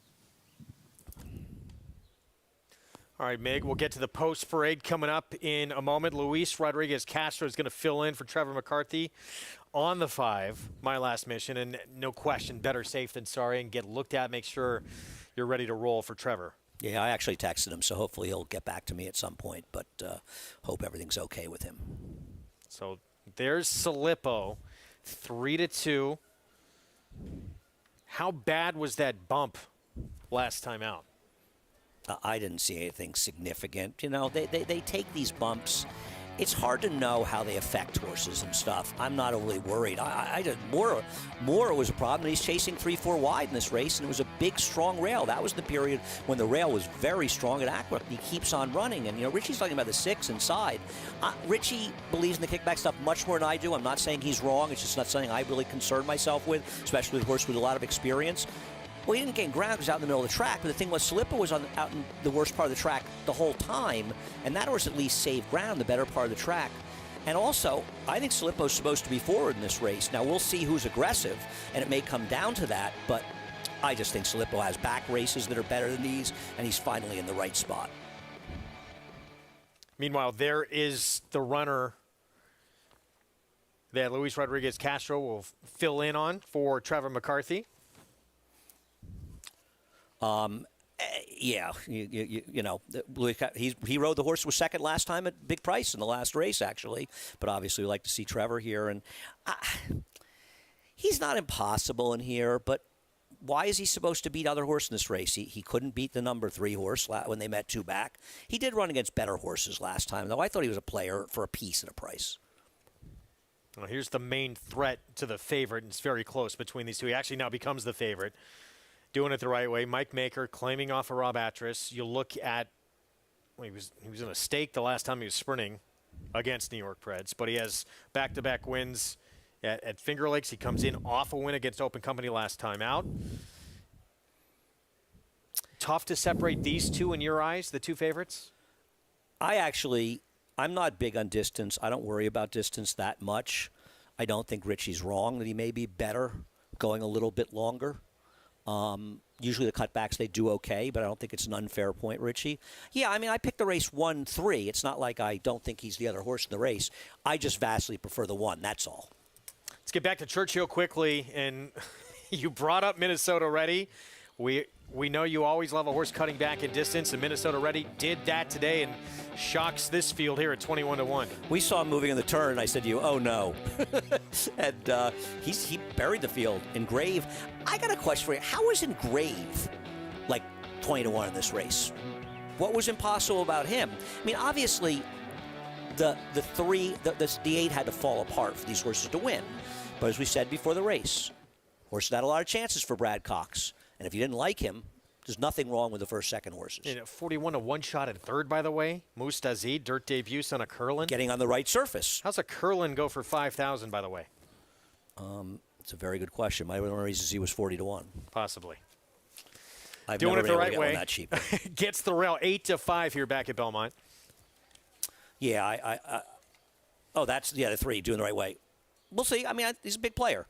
Does he want more distance? We'll find out.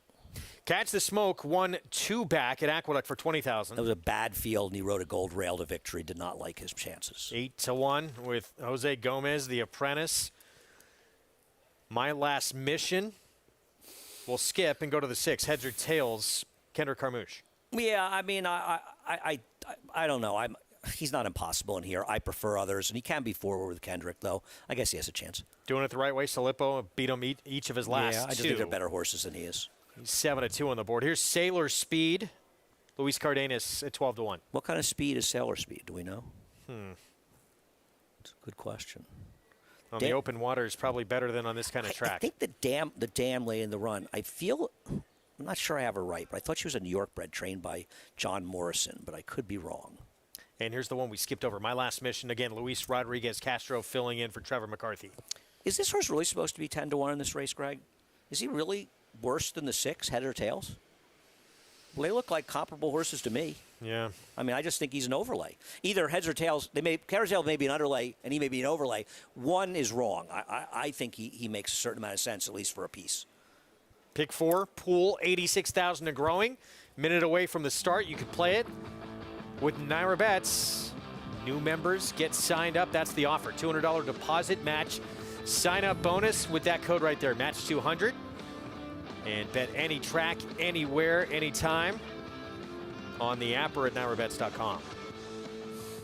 Anytime. Well, public believes it's a 2-horse race here. They do. And form-wise, I mean, they are way the 2 to beat in this spot. As we take a look at the favorites, going back and forth between the 1 and the 3 for favoritism. Falling apart here. Yeah, they really see going back and forth. Based on doubles, the 1 will probably be the favorite, but the pools can be a little bit different. This is a horse that's had excuses. Maybe they're not apparent on paper, but he's had excuses. You know, you go back to that race 3 back at Parks, and he just blasted the field. The time before that, he actually ran a remarkable race. He was 28 to 1 that day. He blew the break. He rushed up wide. The rail was good that day. Running Son of a Gun, who won the race, is pretty good. Print Rock, his Endermate, was in good form at the time. I thought he ran excellent that day, and I think you can make excuses. Sloppy sealed track and a mile too far for him, and those horses are better than these. And last time out, way against the bias. His last 4 outings, I will say, and it's not always his fault, but he's had issues out of the gate, whether it's been his problems, which it has been at times, or getting bumped hard. We'll see if that's an issue here today. Let's go back to Mig. Yeah, guys, everything I saw in the paddock has just been reinforced from what I see on the racetrack. You know, the one, Salippo, nice warm-up under Eric Cancel. Like that he left the pony, really got him up on his feet. And he's definitely main contender on paper and certainly from the way he looks from a physical perspective. The 3-horse, doing it the right way, he looks terrific. But I kind of feel fairly strongly. I just don't think the turn back to 6 furlongs is going to do him any great favors. And he makes a lot of sense, but he's a short price, and I'm gonna go to the 6, heads or tails. I really think that this is a horse that's so much more comfortable outside, and sometimes that just makes a huge difference. Gets Kendrick Carmouche, should be forwardly placed, and outside positioning for him at 4 to 1 won me over. All right, Mig, thanks. Heads or tails for Mig. Here's the 6, 4 to 1. Bob Glaceris, Kendrick Carmouche. He's Got 4.5 lengths from his meeting with Salippo to make, well, only about a length from Salippo last start. He did get bumped out of the gate there. He's got about 3.5 lengths to make up doing it the right way when they met 2 back. The way I handicap, I believe he ran a superior race out of the 6 because he was wide Salippo the entire way, and the 6 horse was just sort of sucking in behind him on the rail. He moved out to the middle of the track after that, but nonetheless, I thought he just had a very good trip in there. 7-5 favorite, Salippo. Pick 4 starts here. We talked about that feature that's part of the sequence, graded on a curve. Likely going to be odds on in that 8th race. And the nightcap on the turf, there's certainly a few ways to go. In fact, there's a horse in that race to close out this card who's won at the condition before. It's a state-bred maiden 40 race in the grass.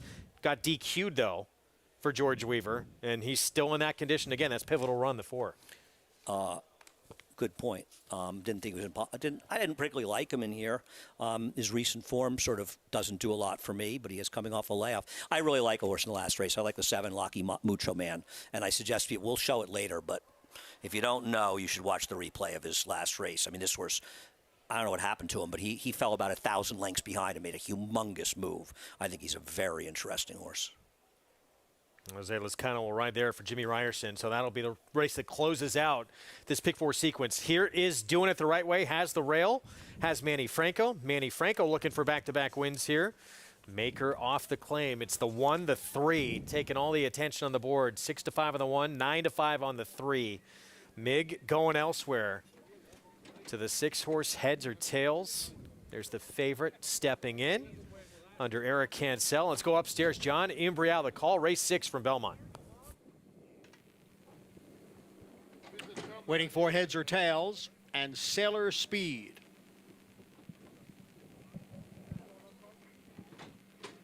What out?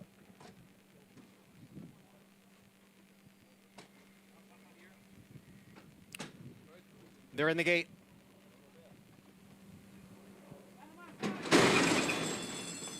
And they're off. My Last Mission is out first. Heads or tails on the outside, runs in second, Salippo. And down at the rail is Catch the Smoke. Then comes Sailor Speed, and Doing It the Right Way is the early trailer in 6th. My Last Mission leads here by 1.5 lengths, now by 2. Heads or tails is second by a neck, with Catch the Smoke down on the inside running in 3rd. Salippo is in 4th position right now, almost 6 lengths from the front. Then comes Doing It the Right Way and Sailor Speed, the quarter in 22 3/5 seconds. My Last Mission steps away here to lead by 3 lengths. Heads or tails on the outside, Catch the Smoke down at the rail. They're right together, 2nd and 3rd. Salippo is being asked for more. Doing It the Right Way is being asked for more as they chase My Last Mission into the stretch. It's My Last Mission in front. Catch the Smoke all out in 2nd.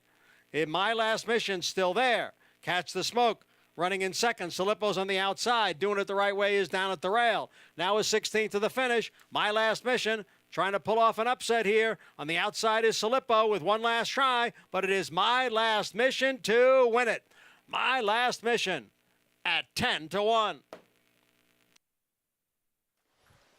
My Last Mission, double-digit odds, as you heard from John Imbrial. Luis Rodriguez Castro filling in ably for Trevor McCarthy. Yeah, and we talked about before the race that this horse was an overlay at 10-1 in here. It made absolutely no sense that this horse was 10-1 and horses like the 6 heads or tail was a fraction of the price going off at 9-2. And while there's an argument the 181 probably could have won this race, this horse made a certain amount of sense. And once Luis Rodriguez Castro put this horse in the lead in a race that really never had any pace, and it wasn't a slow pace, but he put him in the lead, they just couldn't catch him. Salippo tried his best, but to no avail. 5-1, 3-4, and 10-1 shot with the victory after a favorite started off the pick 5. And well done by this rider, getting the opportunity here after Trevor McCarthy was unseated from his mount in the last. We hope he is fine. We did see him walking again under his own power and just getting checked out to hopefully return tomorrow. He was probably better before this race. Yes, I would think. It's got to be pretty good. You know, he had dumped on a 7 to 3-1 shot, and then the horse you were going to ride the next race wins. You feel like gotta it's just sting a not little. your day. Trevor will have his plenty of days, as bummed as you may be right now. Juan Vasquez, David Nielsen winning connections with Castro aboard. We will talk Preakness when we come back. Can the filly do it?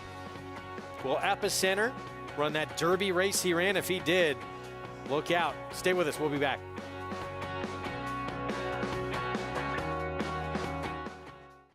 The return of Sunday Silence. Sunday Silence surges to the front. It's Yoshida in front. Yoshida takes charge at the top of the stretch, and Yoshida wins the Turf Classic. Here comes Yoshida, storming home in the center with Gunnevera. Yoshida! Yoshida has won the Woodward. The perfect balance. Yoshida.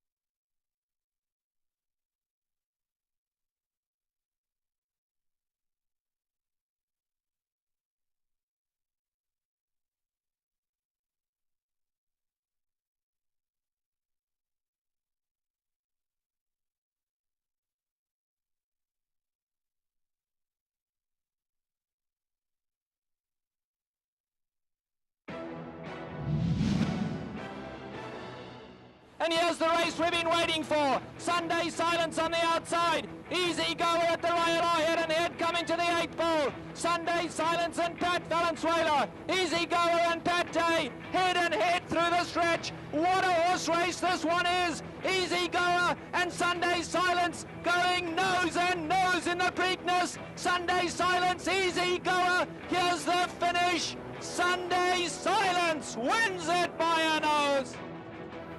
Patrick Valenzuela on Sunday Silence on the outside. Pat Day and Easy Goer on the inside. One of the great Preakness duels in the history of the race. 7-minute review afterwards after Day claimed foul. No change. I think he should have claimed foul against himself for giving him a lousy ride, actually.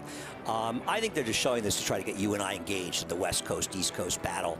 At the end of the day, you know, it was hard for East Coasters, myself included very much, to admit it, that Sunday Silence is a better horse. How much better? Obviously not significantly better, but his tactical speed made him a better horse a certain way. Won 3 of the 4 meetings head-to-head. They were 2 great horses. Incredible I mean, at the end of the day, rivalry. you know, you lose sight of what you saw by talking about who was better.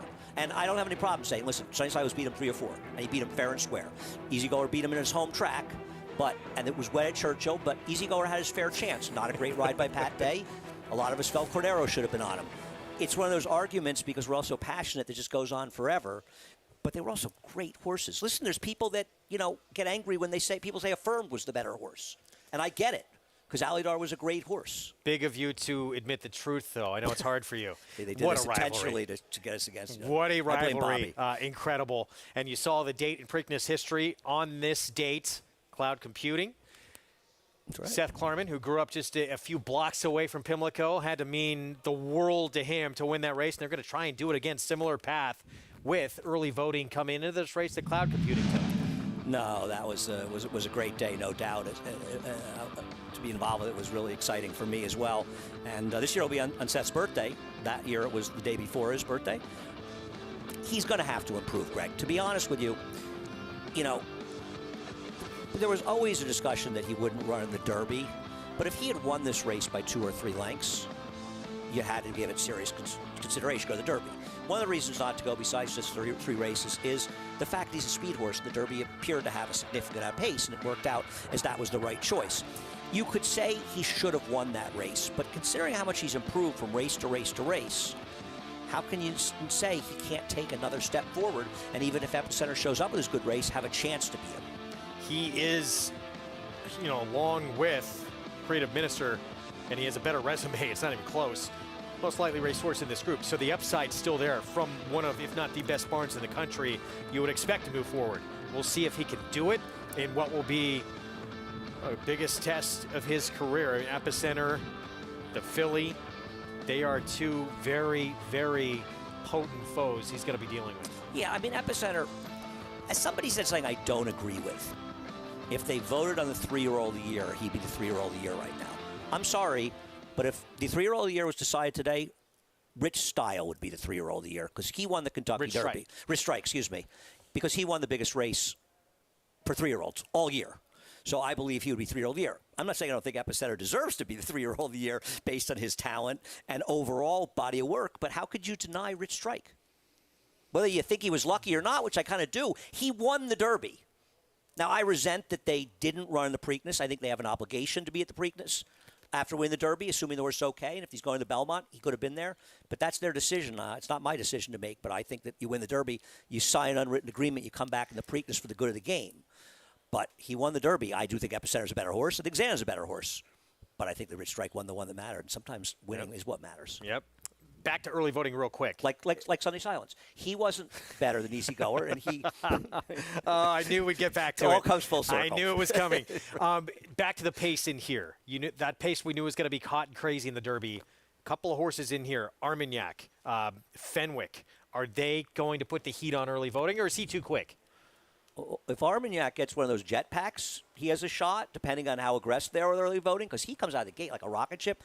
I think there's a chance, though, with Fenwick, because they may have, he's going to run last, whatever, regardless of what they do, but they have a plan. Their plan may be to send him. Now, I think Chad Brown may just be perfect fine with that, stalking that horse, an inferior rival. We'll see what plays out in the racetrack. But early voting's, don't look at those fractions and think he's slow, setting slow paces. They've been extremely fast paces, especially his pace in the Withers. We're going to get back to Churchill right now. 7th race, next $50,000 condition claiming race, 6 furlongs. And coming onto the track in here, Roderick's race last time out for Wesley Ward, big race I thought to build off of here in the second race of his 4-year-old campaign. But the big X-factor horse in this race is the 8 Full Impact, who we'll get to in a moment. Just we don't know what to expect from him. Not for me. Emerald Express, 9-2. Big performance at a lesser track. I agree. He's a private purchase from Mahoning Valley, going to Mike Maker. He's a little interesting. Yeah. I wouldn't just dismiss him because he ran a Mahoning. I'm with you. Majestic West, Norm Cash just claimed. Norm Cash does not have great numbers off the claim on the dirt. Picasso at 12-1. He comes in off a win for cheaper, 20 non-winners at 2. Yes, claimed by Elliott Walton's son, William, who I think is his first winner recently. He'd have to improve off his win last time, but not a huge amount. Verb, he has some ability, and he's faced some good horses.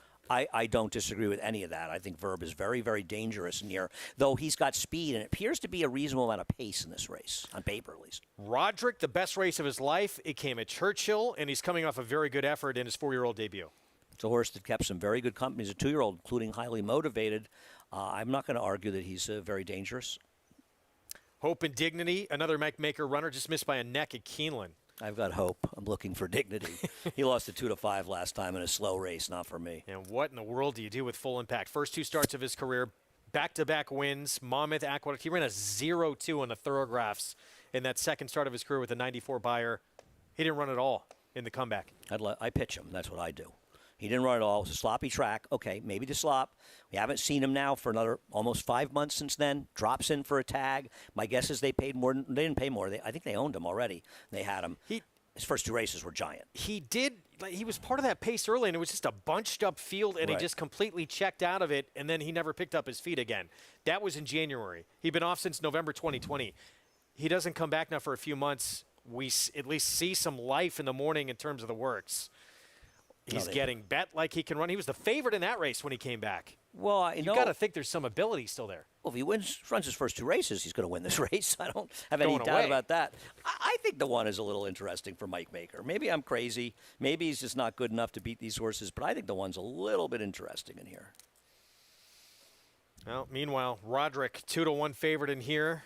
If he improves off that Keeneland race last time out, he could be very tough in this spot. And again, the biggest number he's ever run, it came on this racetrack, his only try at Churchill. Ran a 92 Beyer, the end of his 2-year-old campaign. He's the 2-1 favorite. Let's go to Travis Stone. The call, here's race 7 from Churchill.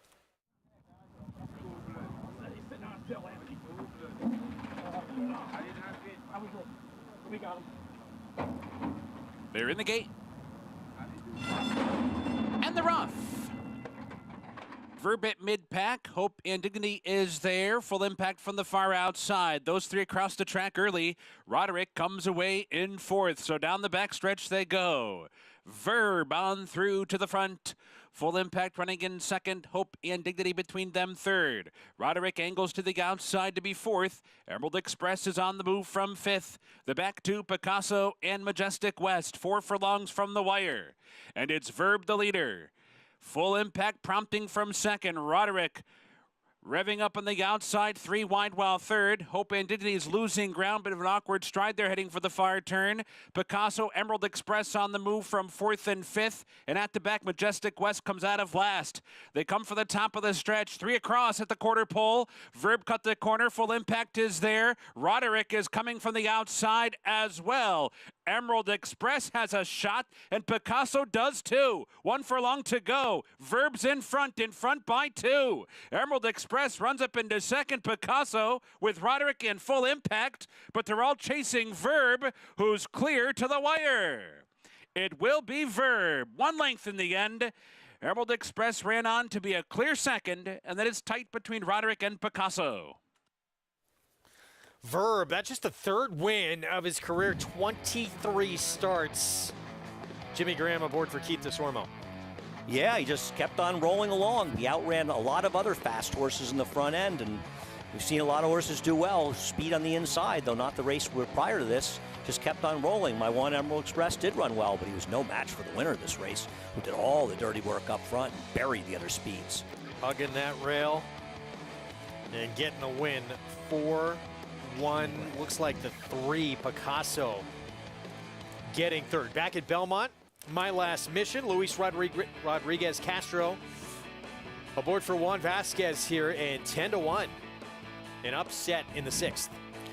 I think in talking about these races, and I picked this horse 3rd, I'm not in any way taking credit for that, but we talked about him being an overlay, and sometimes you have to let the board sort of be your friend and tell you things, and there was no reason this horse, in my opinion, was a bigger price in the 6.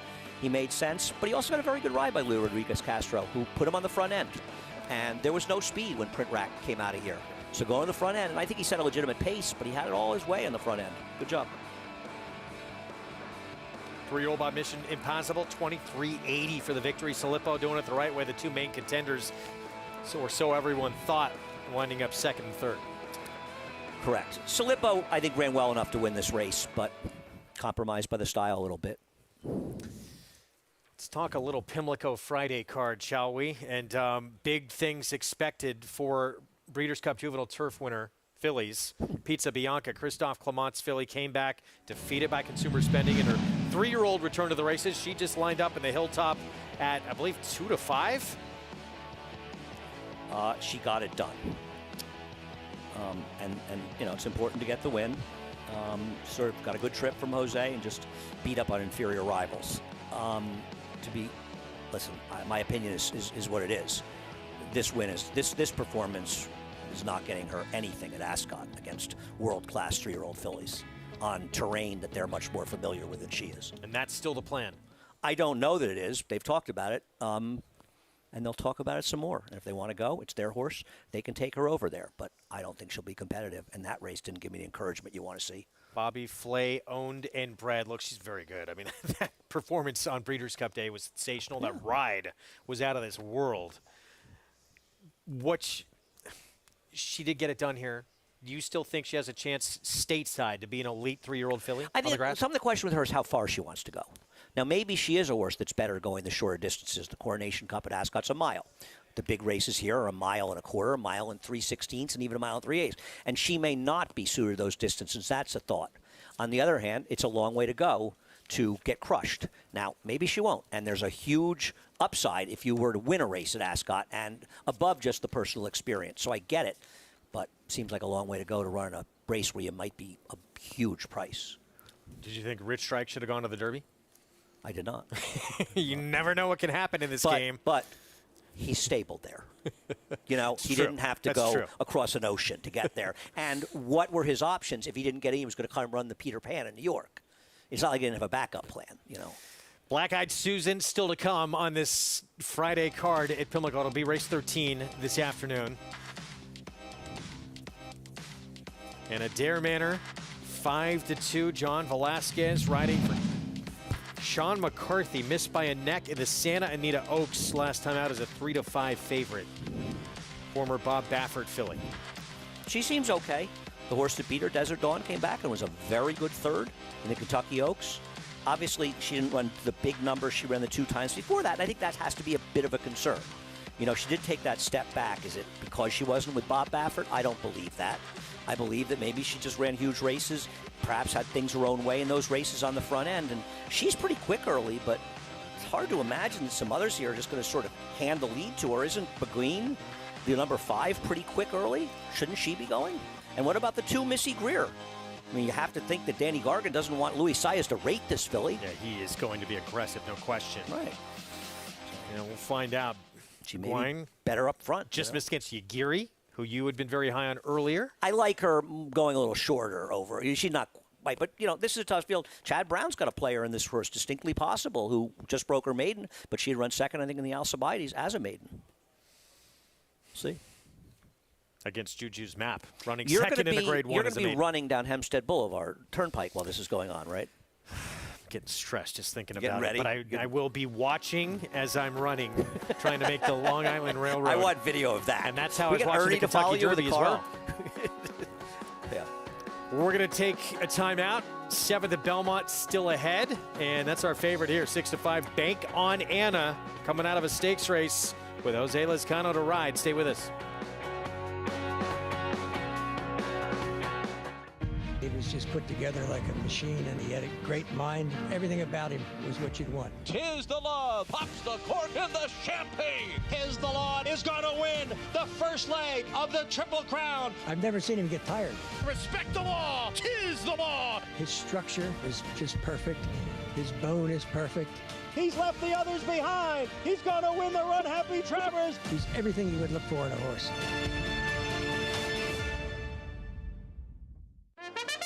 Now more than ever, it's time to get with the program because New York breds start with an advantage. New York breds run for serious green. At Belmont and Saratoga, New York bred maidens run for up to $75,000 and allowance horses for up to $85,000. And serious New York bred owners can collect awards of up to $20,000 per horse per race in open company. So get back with the program. Seriously.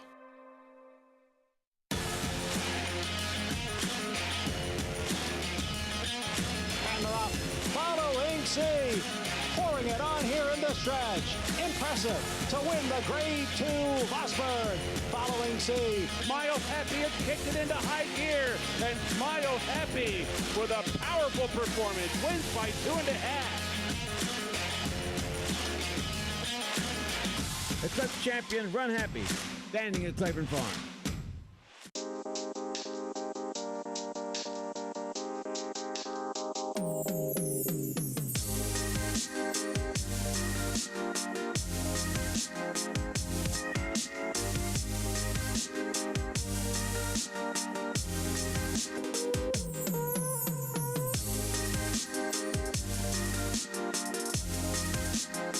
Stay fabulous. Resorts World.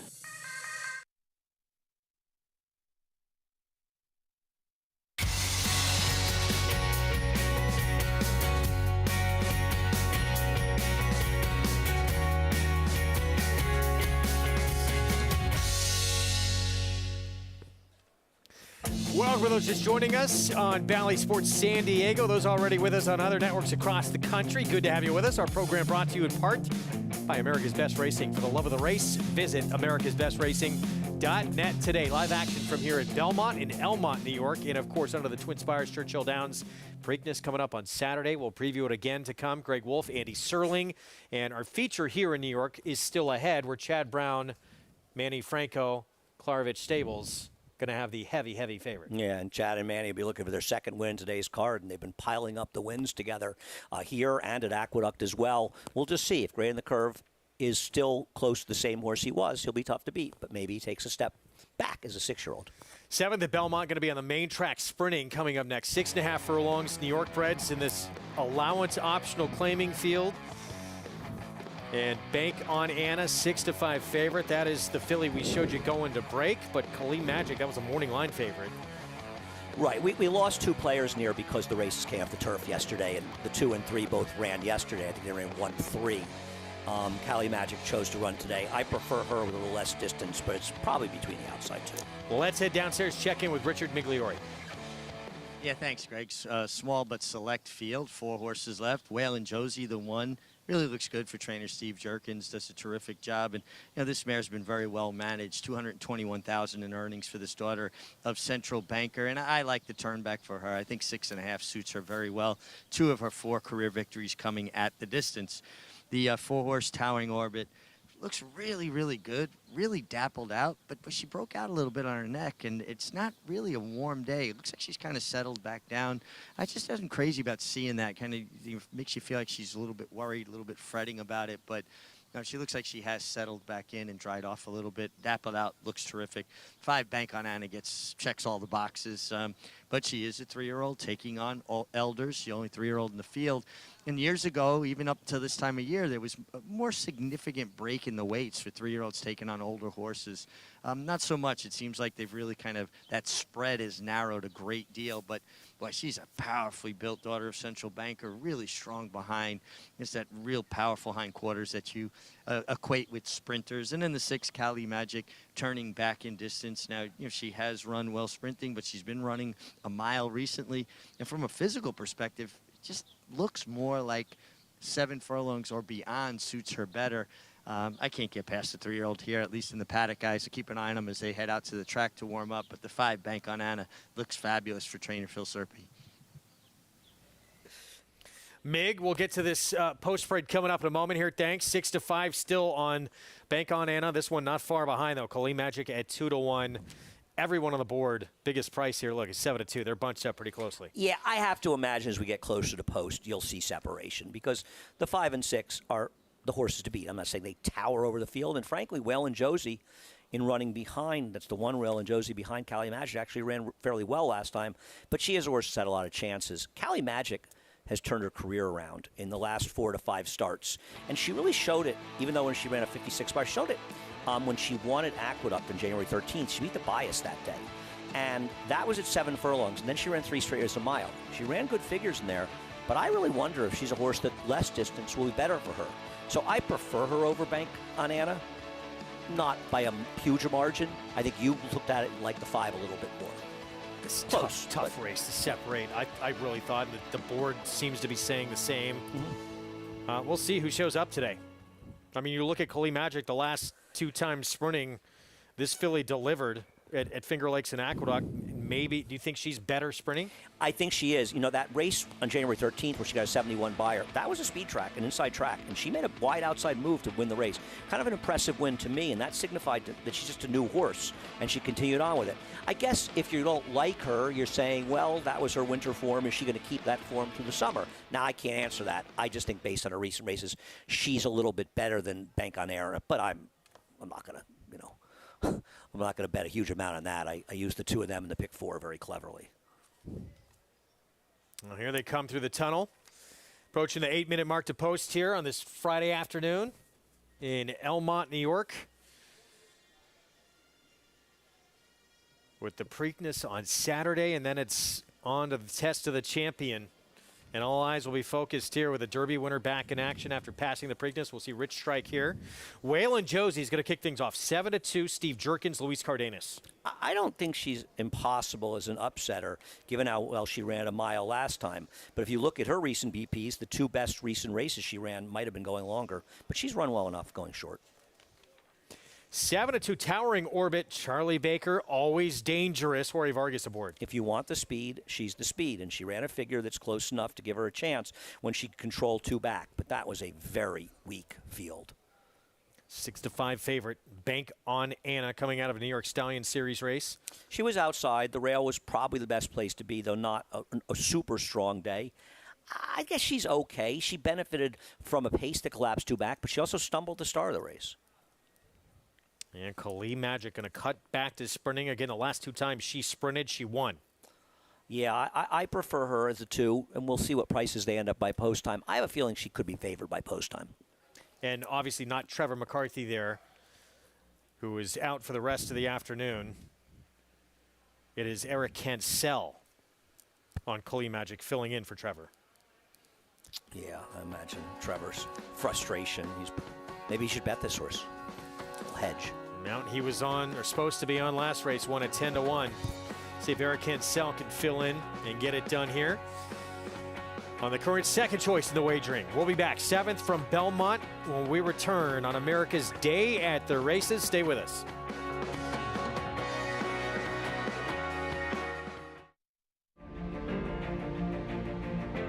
Idol perfectly timed. Idol gets up under Joel Rosario to win the big cap. It's known agenda for St. Elias Stable. Race at the race, scintillating performance in the TVG Del Mar debutante. And Clariere will win the cotillion. Down to the wire. Who's going to win it? It's Mala by a neck. Curling, the classic sire.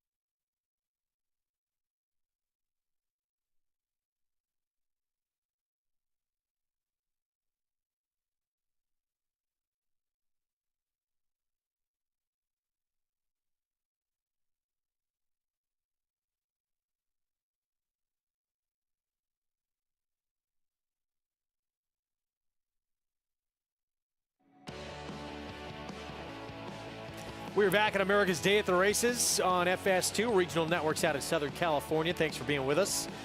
Program brought to you where you can play all the action we show you on Naira Bets. Download the app or go to nairabets.com to get signed up and started. 7th race next here on an overcast Friday afternoon in Elmont, New York. 6.5 furlongs on the dirt.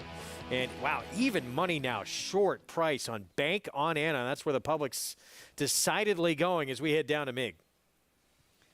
Yeah, I mean, I'm a little surprised that her and the 6 Kali Magic aren't a little bit closer in price. I am going to pick the 5 Bank on Anna. I'm not crazy about the price, but boy, she looks so good. The starter central banker, you know, dark bay, almost black filly, just really, really impressive from a a physical standpoint, just as strong behind as you're going to see a horse, and that big, hind quarter that you get with sprinters. 2-1, I think, is generous on Kali Magic. I don't think a lot separates the two of them. Kali Magic turning back in distance, but in a small field, should be well placed from the outside with Eric Cancel. Trevor McCarthy, obviously, off the remainder of his mounts. Dylan Davis picked up both his horse in the 8th race ruse and the first-time starter for Christophe Clement in the 9th race. So Dylan Davis will have those mounts. Eric Cancel has the one here in Kali Magic. All right, Big, thanks. You surprised to see this number on the 5 here? Yes. I think the 6 should be favored, and I thought she would be favored. I don't know. What was the morning line? Actually, 5-2 on the 5, 8-5 on the 6. Yeah, I agree with that. I think they're betting this race all wrong. Preakness is okay. She can win, but I don't think she should be favored. That's all. Here's her last race. It was this New York Stallion Stakes. She wound up 3rd after coming in off back-to-back victories against Easier. I do think you'll see Lescano be aggressive here, and I do wonder if, cutting back with Eric Cancel, you won't get as aggressive a ride, so maybe that'll help Bank on Anna, but I got no problem with Bank on Anna. She's a young horse. She's got some upside. She hasn't had great trips in her recent races. She had but the big figure, the 74, was earned on a gold rail. So she did have the track in her favor. I just prefer the 6. If he's aggressive, Jose Lescano there in the 5, he's got the problem of that filly inside of him next door is going to be right there with him, right? Oh, Towering Orbit's going to be in front unless she blows the brake. I mean, she's the fastest horse early in this race, right? Looks like it. So that could potentially set it up perfectly for Kali Magic outside 9-5 right now. Gosh, it just keeps getting lower and lower. 4-5 now on Bank on Anna. Yeah, I don't understand what makes. I don't get this at all. It's just wrong. I wonder what the double prices are. The board's a little different for that because it's no CAW money in the win pool, and I believe the race is being misbet, but I could prove to be wrong. Bank on Anna's the favorite in the double. Okay. And in the pick 3, pretty significantly. Yeah, she's a slight favorite in the doubles. Yeah, no, it's not this big. Yeah, no, you're right. Okay, well, maybe they'll be right. I saw it differently, but it doesn't make me right. Is it part of it a versatility factor? And she's going to get first run on Kali Magic? She's not that much faster. I mean, she's not really that much faster, to be honest with you. I don't know. I think people see she's stake-faced. These are Stallion Series races. I don't see it. Maybe some people think Kali Magic won't be as good cutting back. Maybe people think that she has an advantage going shorter. I don't happen to agree with that opinion, but once again, maybe I'm not going to be right about that either. The money is clearly going in a different direction than I would go. Well, you look back, just not that it means anything, but the last time Kali Magic sprinted, it was in New York. She got a 71 buyer. And she was against the racetrack that day. And she's held her form very well. That equals the biggest number Bank on Anna has ever run. Yeah, I think Kali Magic's supposed to be favored here. I'm gonna be proven wrong on the racetrack, perhaps, but I believe they're making the wrong horse the favorite. Aren't you a little surprised? I'm very surprised. I thought these two were very evenly matched, and it would be a lot closer on the board. Have anyone even money in this race? I agree. Surprising. Well,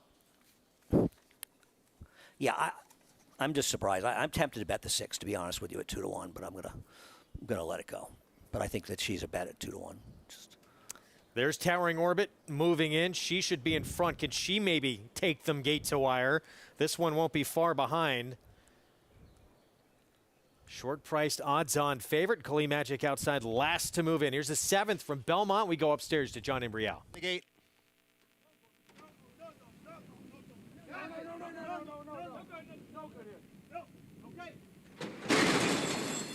And they're off. Waylon Josie from the rail. Bank on Anna now moves up along with Towering Orbit. Towering Orbit to the front. Bank on Anna racing in second. Waylon Josie down at the rail is now in third. And Kali Magic is the early trailer in fourth. Towering Orbit leads here by a length. The odds-on favorite, Bank on Anna, tracking in second. Steadying there down towards the rail, Waylon Josie, and alongside is Kali Magic. The quarter went in 22 and 4/5 seconds. It is Towering Orbit by 3/4 of a length. Bank on Anna in second. Kali Magic moving up on the extreme outside in third. Waylon Josie now in fourth. Towering Orbit narrowly with Bank on Anna in between horses and Kali Magic on the outside. Now it's three of them across the track for the lead with Waylon Josie just in behind in fourth. The half one in 46 and 3. It's Towering Orbit, Bank on Anna, Kali Magic, and Waylon Josie looking for a way through. Bank on Anna now takes the lead with the 1/8 of a mile to the finish. It's Bank on Anna in front. Kali Magic, Waylon Josie, Towering Orbit, all giving chase. It is Bank on Anna trying to hold off Kali Magic. Bank on Anna, Kali Magic. They're coming on for the finish, and it's going to be Bank on Anna to win it by a long neck. Kali Magic completes the exacta. That price continued to get even lower after the gates opened. 3-5, Bank on Anna. She gets the win. She holds off Kali Magic. Jose Lezcano, Phil Serpy. Yeah, she won. If you took 3-5 on her, congratulations. Kali Magic second at 2-1. Was a pretty close margin. I think that Jose Lezcano outrode Eric Cancel. These are two horses that have a very comparable amount of speed. And in this field, I don't think it was wise to break well and drop back to last and give this horse any kind of advantage on you. Would she have won? I don't know. But I don't know why you constantly cede an advantage with a horse that should have never left this horse's flank, in my opinion. And in the end, unable to run her down. So 3-5 favorite with the victory, and a poor break from the clear-cut speed of the race, and kind of got sandwiched and bumped between two horses as well. Yeah, we were looking at another view there, and absolutely correct, really did. You could say the 6 had every chance to catch her. I still think she was a better bet at 2-1, but she didn't win, so maybe she wasn't. Daughter of Central Banker with a victory. We have our feature still to come, but it was Bank on Anna. Here in the 7th, we'll be back on the turf when we return here at Belmont. Stay with us.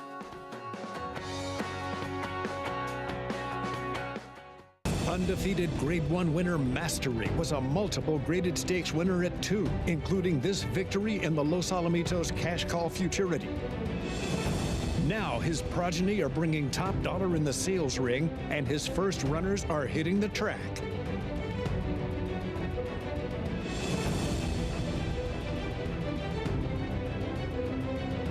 Mastery, standing at Claiborne Farm. Who you betting on? How about an app created specifically for horse racing? Naira Bets. We specialize in thundering hooves, fist pumping, and boosting your bankroll with robust weekly promotions. And offer betting tips from actual horse racing experts.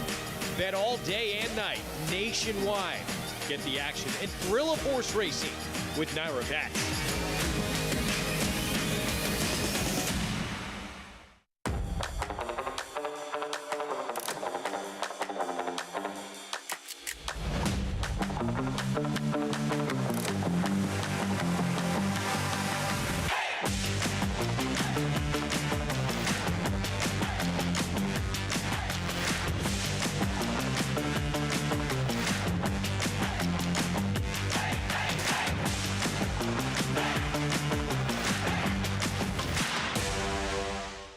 Racetrack Television Network brings you every race, from every track, on every screen, every day.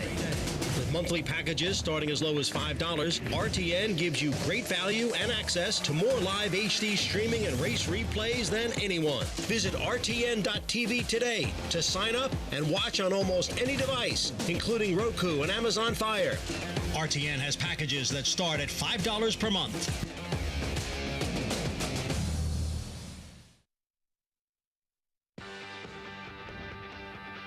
We're back on America's Day of the Races and live at Churchill Downs Post Parade for race 8, mile and 16th on the turf.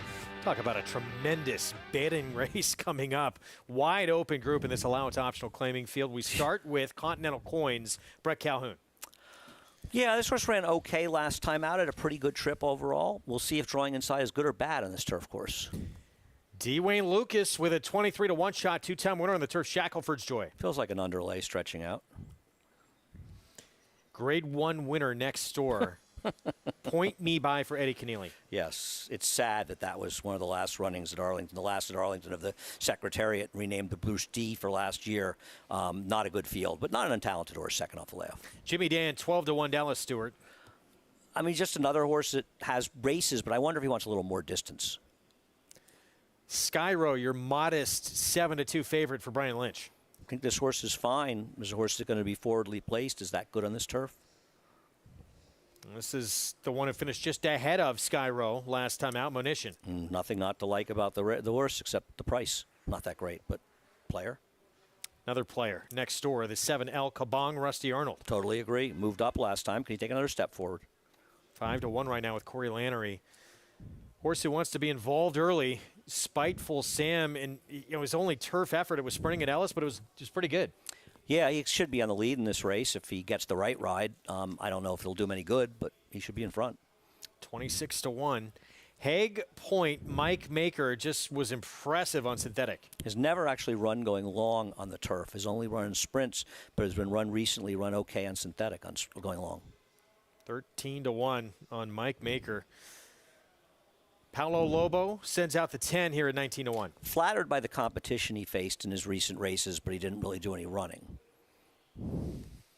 Multiple group winner in Brazil. Here's the 11. Split the wickets, Tom Van Berg. Those were very strong races in Brazil, Greg. Don't you kid yourself.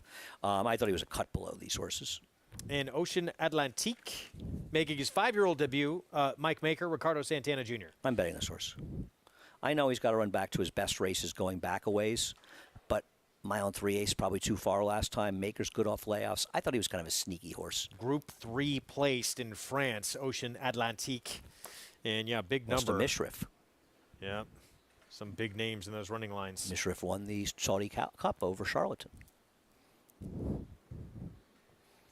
Take a look at the 7 here, El Kabong. His comeback as a 4-year-old. It was a Keeneland. And it was a win with an 87 Beyer speed figure. Yeah, no, it's and more importantly, I think it was also sort of an improved. I'm trying to find in my paper. It was an improved effort by him last time. Really, the best race he's ever run. That was his first start as a 4-year-old. So he could be improved, or he also could be a horse that got a perfect trip, as you can see he did, and was 17-1 last time, and you missed the boat. And now you're taking a shorter price, but he ran okay last time. But he got quite a trip. What a ride he got from Corey Lannery. Can he back that up or maybe even improve off that effort? If he can, he's going to be tough in here. He's 5-1. Again, the 7 for Ashbrook Farm, trained by Rusty Arnold. But the public settling here on Skyro for Brian Lynch to turn the tables on Monition. And there's the horse that finished just ahead of him last time out. This horse wants to be in front, Monition. There is some other speed, though, in the race. This was April 27th, the race they're both coming out of.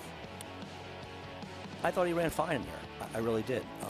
The concern for me, though, is that he is a horse. I know he won his debut from behind, so he has rated before. But it seems that he's a forward horse. And with the presence of Spiteful Sam, unless he gets a bad ride, Spiteful Sam figures to be in front of him. And I wonder how contested the pace is. And from what I've seen of this turf course, I'm not sure being in front is really a good idea. It's been a tricky turf course that at times at Churchill has been a little tough to fathom.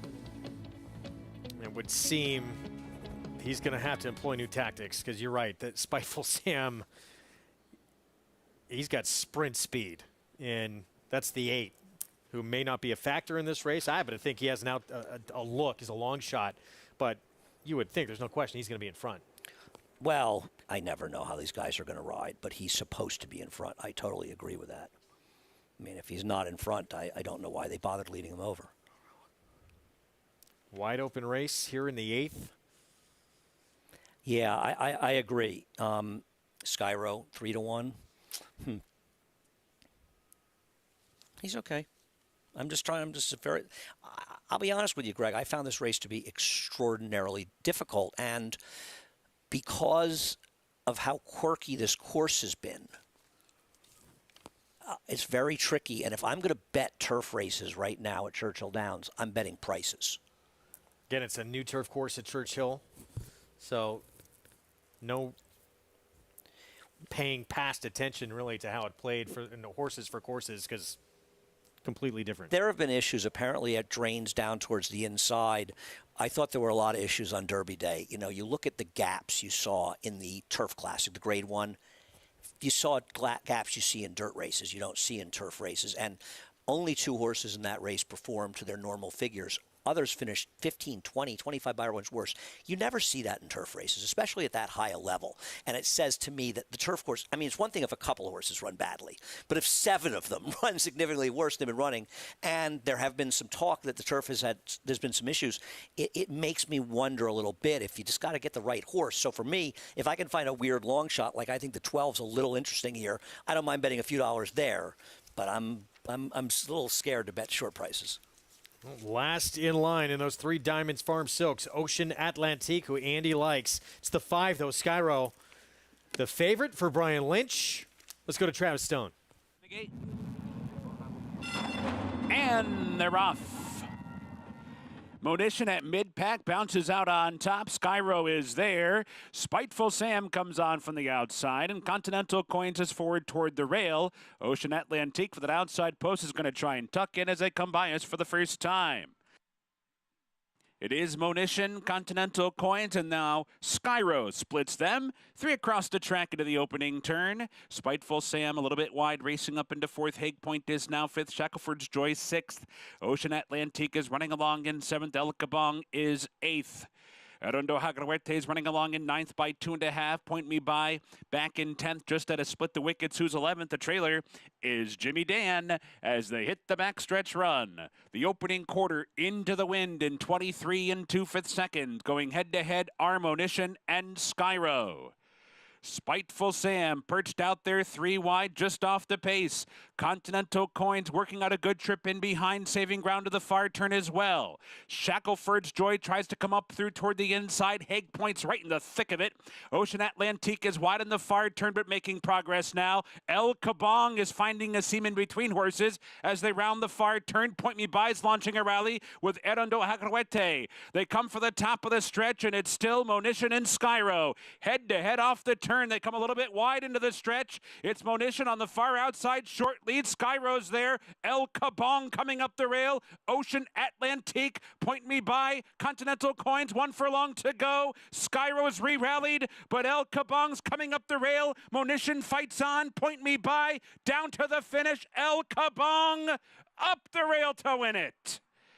El Kabong gets there in the final few strides. Skyro, Point Me By, and Monition. El Kabong and Corey Lannery got a little more out of this horse in those final few strides. Gets that nice trip up the fence, too, down the stretch. And it feels like most riders wanted to be nowhere near the inside in this race, especially in the stretch. So, okay, Corey Lannery went up it. Well, it worked at Keeneland, and it worked here. The 5 and 6 set an honest pace, but it wasn't blistering because of the silly ride the 8 got. And El Kabong makes it 2 straight, improving for Rusty Arnold. Nice job. Follow my 12 horse. Didn't you think he ran a little bit? He was never inside the 4 or 5 path at any point on both turns. Look back. Wow, yeah. The 11 rearing his head out of the gate. Fun race. El Kabong finishing best late. Wow, the 2 who faced each other last time out, Skyro, Monition, battling each other all the way around the racetrack, and in the end, here comes El Kabong.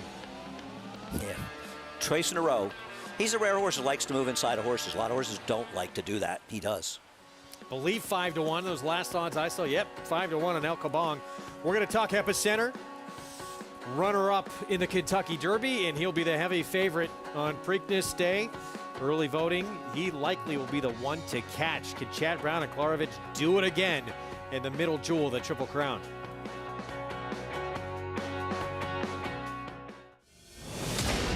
It's By My Standards and spinoff By My Standards to win the Louisiana Derby.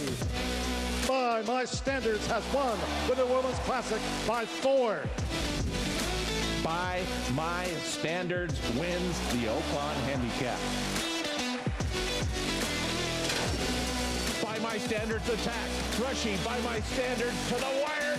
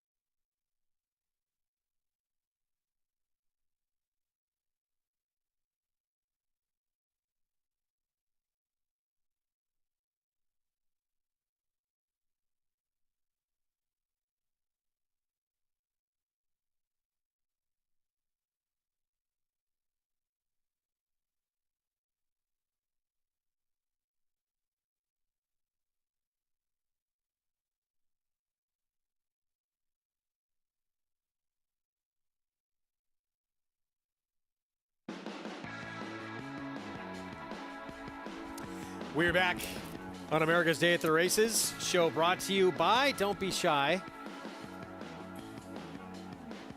Run Happy was out there, disappeared. But he's at Claiborne right now in stall number 1.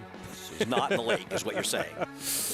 What a sprinter he was. Just incredible. And we say it a lot on here. If you've never seen his debut, go look it up on YouTube. It is an incredible race. Back at Churchill Downs, El Kabong, he has come back better than ever as a 4-year-old. And Corey Lannery is confident going inside with this horse, and you can see the riders are staying away from the inside. Now, I don't know that it's bad today.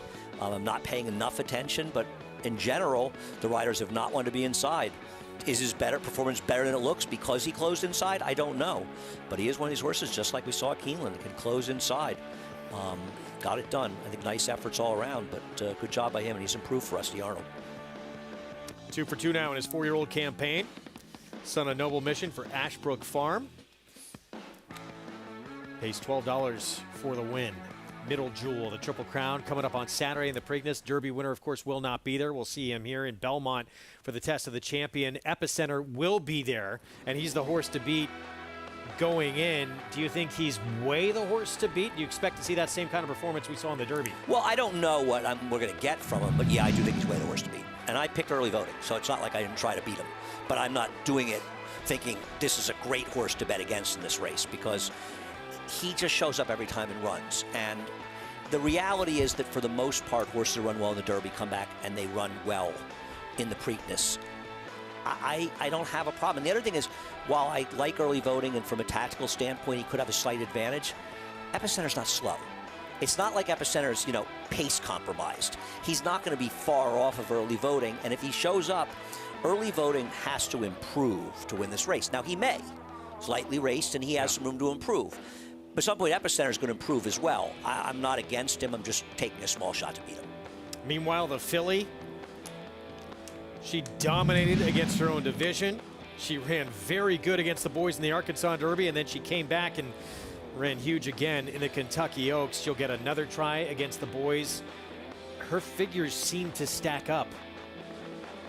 Yeah, I don't. She's the one. Many numbers you look at. She's the one I'm trying to beat in here because I think the Arkansas Derby was a bad race, and she ran better than looks in there and probably was a close second best. But Cyberknife was 18th in the Derby, and I think they're a cut below these horses. But she was much the best in the Oaks. I mean, he moved early, he moved wide. Nest got a perfect ride. Yep, Irad gave Nest. I'm not knocking Louis' ride, but she did the work. She was the definitive winner of this race. Nest got a great ride from Irad Ortiz, and even if Secret Oath's a little bit better than Nest might have beaten her because her trip worked out better for her, and she dominated her. So she's a good horse. I feel as though you got to take a position against one of the other. The horses be somebody in here. So she's the one I'm going to be against. Not that I'll be shocked if I'm wrong. When you look at that board, is there a long shot you see that can get a piece of it who's kind of a new face? Well, we'll see what Price Simplification is. I think he has a chance to get a piece. Yeah, I think if you want to throw in a bomb in the bottom of your tries are more likely Super Skippy Longstocking. I'm with you. Yeah, improved last time behind early voting, taken a couple steps forward. Yeah. I'd prefer him as opposed to the recent winners, Armagnac and the number 3 horse, Minister, Creative Minister. I don't love those horses. Yeah, 2 horse. I don't like the 3 either. You like Fenwick, 50-1. Someone wrote an article about him saying, could we see Rich Strike again? No. You never know. Here's Armagnac, though, the West Coast, this speedster. He took blinkers off, and he went gate to wire to win at a short price. Obviously, the race before this, in the Santa Anita Derby, he was no match for Taba and Messier. And he was beaten in a photo for 3rd by Happy Jack, who was a horrifically bad 14th in the Kentucky Derby. I don't see it. I thought he just was able to boss a field at a moderate pace last time out. A much different scenario here. At least Creative Minister is improving, though I don't like him particularly either. So interesting, though, that he does his 2 wins. They've been gate to wire. He's shown sprint speed in his debut, but you still think there's no question the speed of the race. Oh, early voting is in a different league than these horses. I mean, if this race was a quarter mile, I know who would be in front. Now, there may be different intention when people are more aggressive. I can't say it'll play out. But early voting is very quick. I think people have been making a mistake if they don't realize how quick he is. 8th at Belmont. It's our feature on this Friday afternoon. And 2 to 5, as we expected, short number on Graded on a Curve. big class edge, it would appear. Last time we saw him was as a 5-year-old. He won that race for Chad Brown. This will be the 6-year-old debut coming up. Let's head downstairs. Back with us, Acacia Clement. And unfortunately, a little bit of light rain falling down here, but horses are tacked up. And we'll start with your favorite, Graded on a Curve, who did run just twice last year, but comes back looking very fit for his first start of 2022. He is the type of horse that's always very laid back. He doesn't really show you much in the paddock in the preliminaries, but he is a horse that's 6 now, and so I was curious to see how his weight would be, how he stacked up versus these, and he certainly does. I hope that we see him show a little bit more energy out there on the track, but again, that is pretty typical for Graded on a Curve, and thought that he finished up really well in his last start, which was back in November. If he can still run those types of races, he should be dangerous. And here, the horse I'm most intrigued by, though, is the 7. Rue says, I don't think he wants any part of going 5 furlongs on the turf at Gulfstream. And he was wide in that race. He was actually very tight for second, able to get up in time to get second place finish in that race. I think that that's just a building block race for him in here. And he was the type of horse last year that used to be really rambunctious prior to his races. He's forward and he's pretty sharp in here today, but he is so much more professional, so much more composed. I love what I see from him. And while he's a big, sturdy type of horse, I do think that he is a horse that showed that he got a lot out of that last sprint race as far as fitness, and he should take a big step forward today. Really like what I see from Ruse. Now the number 1 down to the inside, Danzig with the Stars. Didn't do any running last time out, just no rally at all. It was actually alongside the eventual winner, Thin White Duke. The blinkers go back on today, and he's a horse that does have some back races that would make sense. I thought that he needed that race off of the layoff last time too. Should be better as far as fitness. He looks really well tucked up today. He looks really strong. Maybe with the blinkers going back on, he does seem alert and focused today too. I'm hoping that that can get him back into the stride that he needs, because he just didn't seem to have any follow through last time out. Sometimes those blinkers can really help a horse react to their rider's cues a little bit faster than would ordinarily be the case. Greg? All right, Acacia, thank you. Post-parade coming up. We had talked about this race earlier. Obviously Graded on a Curve. If he's the same horse, this race is over. Yeah, he's just better than these horses. I mean, there's nothing else to say. He runs his race. He's going to beat these horses. But as they get older, sometimes they aren't as good, even for Chad Brown. And I think Roos is the kind of horse that could maybe take that step forward. He's more forwardly placed. I don't expect him to beat him, but I think it's not impossible. I have the 1/3 Danzig with the Stars. I just thought he was atrocious last time. I thought he could have run a little bit better than that. But as Keisha said, he has run well, but he likes Saratoga. I wonder if his horse will get a little better when we get up there. 8 minutes away from a start here. We're going to have the post parade coming up. New members again, take advantage of that offer. $200 deposit sign-up match with that code. Match 200 on the NyraBets app or at nyrabets.com. And with Graded on the Curve coming back at 6, from look, a barn that brings him back better than anyone in this game. But again, his last 2 races when he was 5, slower than any races he ran back in his 4-year-old campaign when he was pretty darn good. 3 for 4 with a second. But we'll see if he runs slower than he did in those 2 5-year-old races. They get older for Chad Brown too. You know, I mean, it's not right. Yeah, no, I think your points are very well taken. And we're not. Greg and I both feel he's likely to win this race. The point is, what reasons can you come up with to maybe take a shot against him? Here's El Hermano. If there wasn't so much other speed in the race, he might be a little interesting at his huge long shot. Let's go back to the 1, though. Yeah, he's going to have to improve dramatically off his last race. His Saratoga form was okay, but his last race off the layup was not good. Only beat a length and a half to Graded on a Curve when they met 3 starts back. But he was 4th that day. So here's El Hermano. Got a big figure on the lead on the yielding turf at Monmouth. The problem is he's a dirt horse, and his dirt form has fallen off the map. He's not going to. He does not rate to improve going to the wrong surface. Bar 14, the problem for him, there is other speed in the race. The party for him was last time when he paid $7.10, and he should have paid $3.10. Jose Lezcano for Gary Siaka. Jade's Dream, is he going to be forward? No, because I think Kendrick has realized he's got that big run in him. I know he's shown speed in the past. What I like about him is he's improved from the dirt, and he's going to the right surface. What I don't like is he needs to improve an awful lot to be compete here.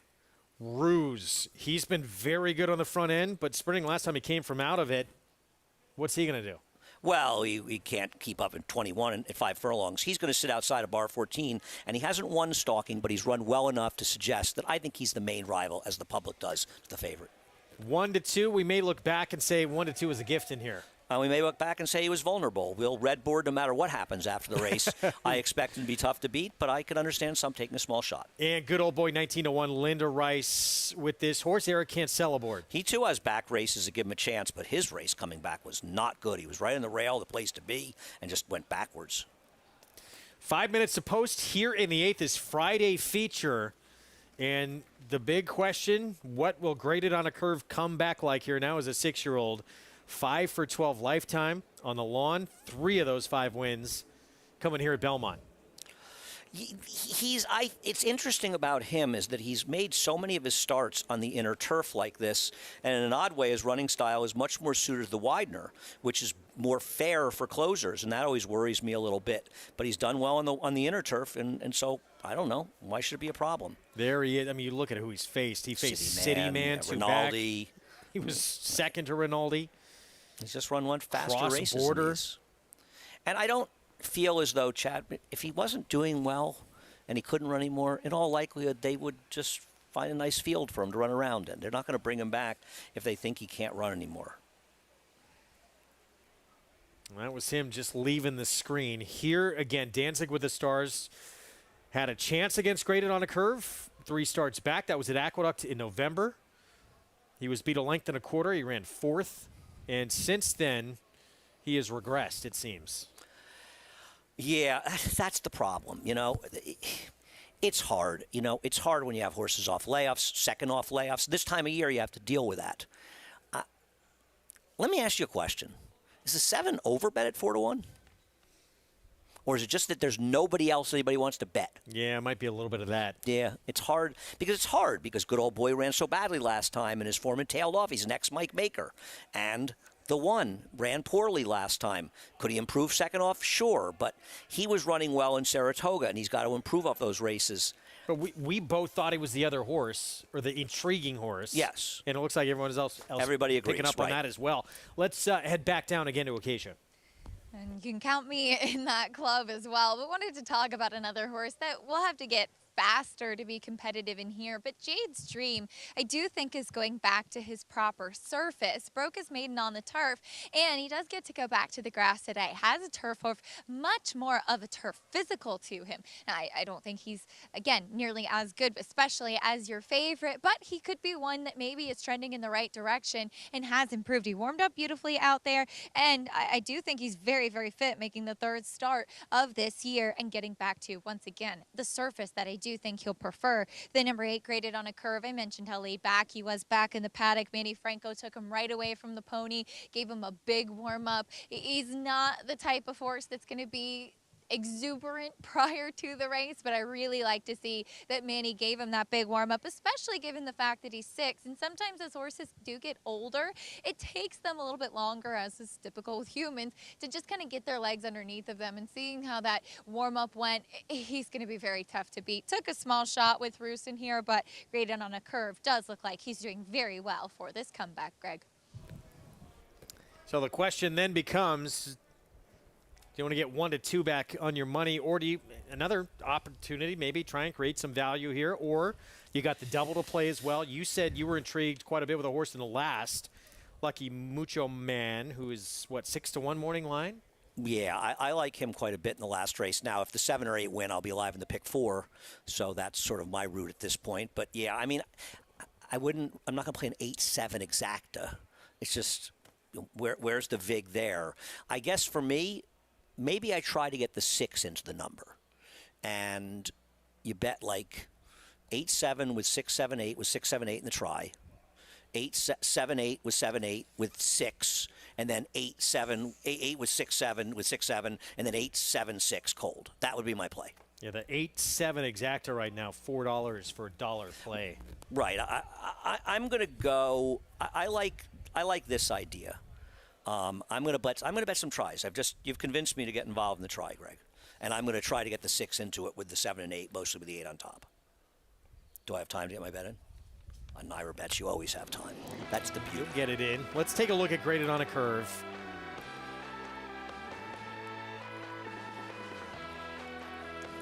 And this was back on November 11th. The last time we saw him was a win. It took him just about all of this mile and a 16th to get up and get this victory. As he holds off, pretty good one too, late. Ghost Giant Julian was third in there. Julian, yeah. Graham Motion runner, I believe. Correct. That is absolutely right. Would that performance probably is good enough to win here, right? Probably, yeah. I wish it was on the Widener though.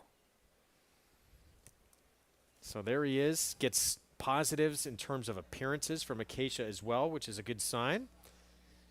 But as much as, if not more than probably anyone in this country, a barn that brings them back ready to win. Chad Brown. And the Manny Franco, Chad Brown team is becoming quite potent to look up what their record is, running with each other. Right? And it's great to see Manny getting these opportunities and delivering. And it's going to be fun to see what happens the rest of the way as we get to Saratoga. I agree. And I think one of the reasons, obviously riding some better horses, riding these Chad Brown horses, but also he's gotten more aggressive. And I think it's really paid up for him. You see some alien landing? No, I wanted to look up, and I need to do it right now, how far the rail was out. When? Oh, today. We're on the inner? Yeah. It looks like 9 feet to me. Would that be correct? I'm going to guess it's 9 feet. It is. Thank you. No, sorry. Inner, 18. Wow. Does it look like 9 from here? Wow. Is that a factor? No. For the favorite? No. Shouldn't be. Odds I'll on blame it the if he 8 loses. graded on a curve. He's 1-2. It's our feature on Friday. Let's go upstairs to John Imbrial. And they're off. Going for the lead is Bar 14 along with Ruse. Bar 14 is in front. Ruse is running in second. The front two have opened up 2 lengths on Danzig with the Stars, who is next in third. The favorite, graded on a curve, in between horses, Good Old Boy is on the outside. And then it's a break of a length and a half to the 2 trailers, Jade's Dream and El Hermano. Bar 14 leads through a quarter in 24-1. Ruse on the outside in second by a little more than a length. And then it's Good Old Boy. The long shot runs in third. Graded on a curve is in between horses. Danzig with the Stars is down at the rail. A length and a half back to Jade's Dream and 3 more to El Hermano, who continues to trail. The field continues along with Bar 14, the leader, 3/4 of a length.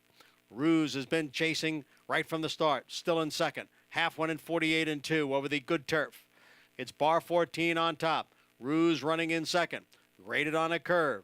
Still in between horses. Danzig with the Stars down at the rail. Good Old Boys on the outside as they race midway on the turn.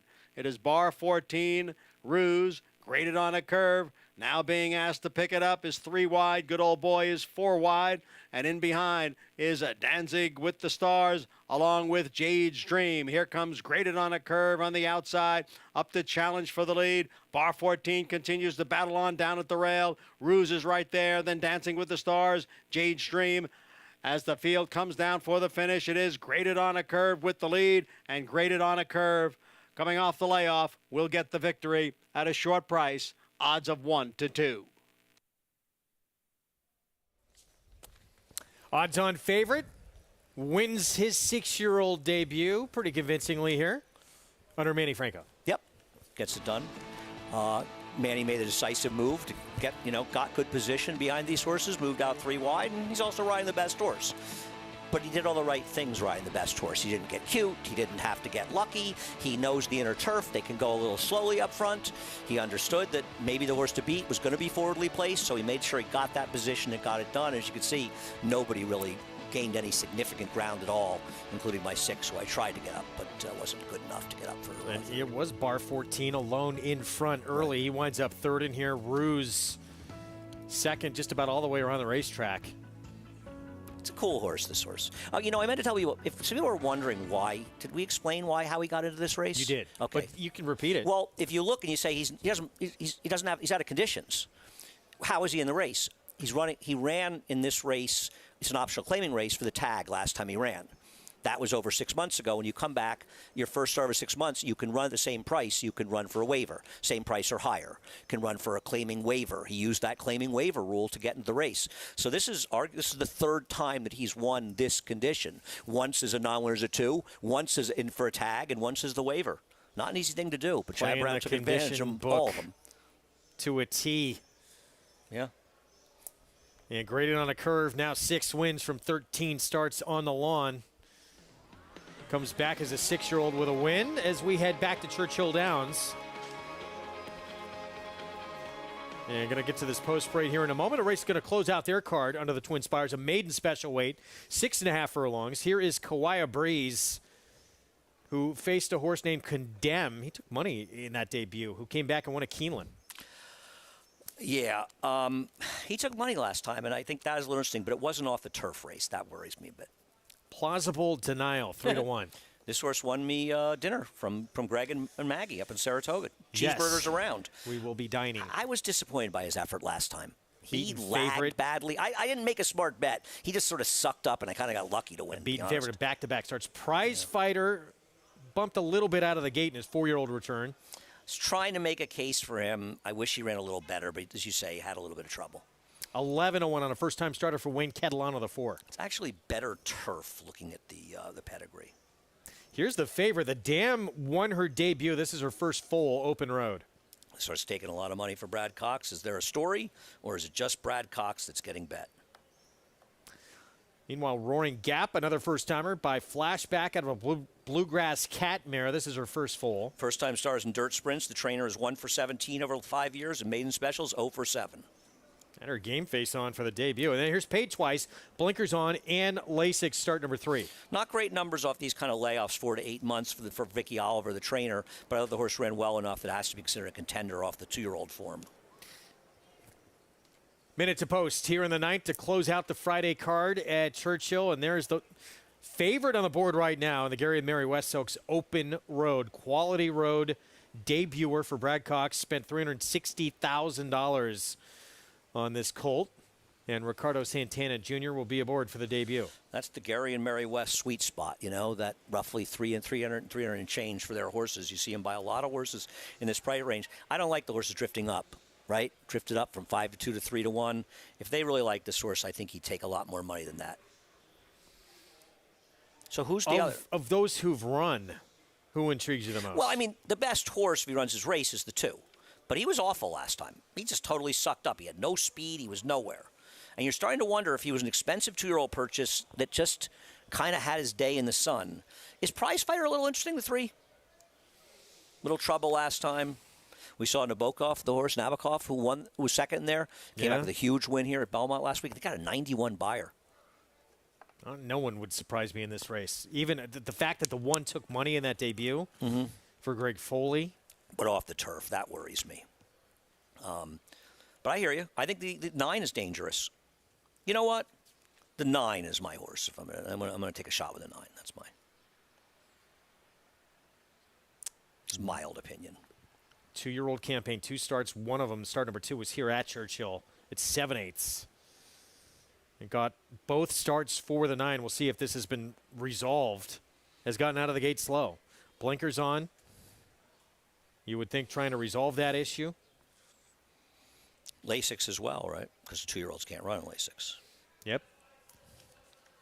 And Rafael Bejarano will be back aboard, so obviously he knows full well the issues and got to hustle this horse out to try and break better. 7-2 now. 3rd choice on the board.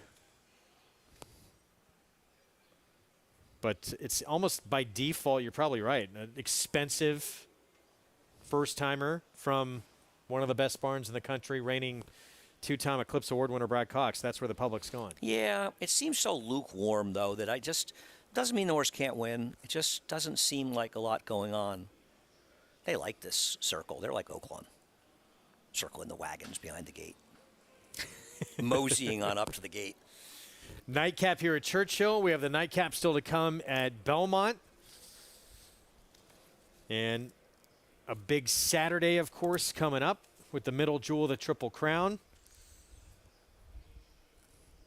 as we load up here. So in the end, you're going to go outside here, paid twice the 9. Yeah, not a major opinion. 3-year-old debut. Looking for an alternative. I always prefer horses with experience to those that have run. It's the first timer, though, the 6 Open Road. Brad Cox, Ricardo Santana Jr. in those hot pink and black diamond silks, the favorite. Let's go to Travis Stone.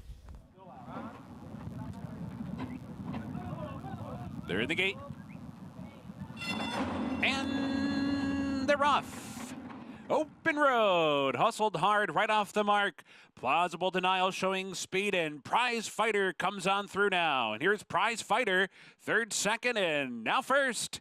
Prize Fighter out to set the pace. Plausible Denial's running in second. Open Road is racing third. Kiowa Breeze tugs up in between, advancing on through to be second now. Plausible Denial third toward the rail. Open Road relegated back into fourth. Roaring Gap is racing fifth. Paid Twice is hustled along at the back. The early trailer is Predominate. The leader is Prize Fighter, who flew that opening quarter in 22-1, leads by a length and a half with 3 furlongs to go. Kiowa Breeze is hard on the chase in second. Plausible Denial set to strike inside while third. Open Road is revving up with a 3 or 4 wide bid. Here comes Open Road now as they come off the turn into the stretch. Prize Fighter confronted by Kiowa Breeze. Open Road is there. Plausible Denial pops outside from third now. 1 furlong to go. Open Road comes away with the lead. Plausible Denial coming with a rally. 16th to run down Open Road. Open Road wanders toward the rail. Plausible Denial fights to the finish, but Open Road turned back that challenge. Open Road wins it by a little bit more than 2 in the end. Plausible Denial was second. Predominate might have grabbed third from Kiowa Breeze. Prize Fighter was fifth. First time out, Open Road. Brad Cox, Ricardo Santana Jr. able to hold off Plausible Denial. I prefer a horse with experience. Well, one with none. Got the job done and made a swoop around the field. It felt like Plausible Denial and Arietta were getting the perfect trip, just sort of waiting and letting that horse do the work and pouncing. Plausible Denial does not want to win. He should have won here. Maybe the race came up fast, but this was a nice performance for the firster. 6-2, long way back to, I believe, the 4 Predominate. First time starter for Wayne Catalano gets third, it looks like. We'll have these prices for you. You're right about my 9. He got left again. Oof. You're right. No, it's a good point. Can't get out of the gate that way. He wasn't going to win anyway, but he can't get out of the gate. Issues. So this card in the books, and Open Road. 3-year-old with some promise here for Brad Cox, winning first time out against someone with experience, including the horse behind him. So Churchill card in the books. We'll have the prices coming up. We still have the nightcap ahead. From Belmont, we're going to close it out on the grass, but back in the feature, Manny Franco again delivering for Chad Brown at Klarovich, graded on a curve, comes back as a 6-year-old and wins for the 6th time in his career. And things are going so well in Chad Brown's barn that his 2 owners, Peter Brandt and Klarovich Stables, I believe are vying for leading owner at the Belmont meet. Now, Brandt's runs less worse than they've run, but this horse just keeps on grinding along. Father Time, is it catching up a little bit? I thought he ran okay here. He's just better than these horses, right? Not the same horse he was once, but he's still okay. Powered away at the end, right? Yeah, I mean, it's no contest. Yeah. Man, he didn't exactly ask him for his absolute best there. 8.75 in the feature. Graded on a curve. 6-year-old son of Noble Mission. Chad Brown, Klarovich, Manny Franco yet again. Nightcap coming up. We'll set the stage for you when we return, and we'll talk the filly in the Preakness. D. Wayne Lucas still gets up at 4 a.m. every morning, gets on his horses. He's right there in the mix doing it all, and Secret Oath, he's got a major player with the Kentucky Oaks winner tackling the boys in the middle jewel of the Triple Crown. We'll be back.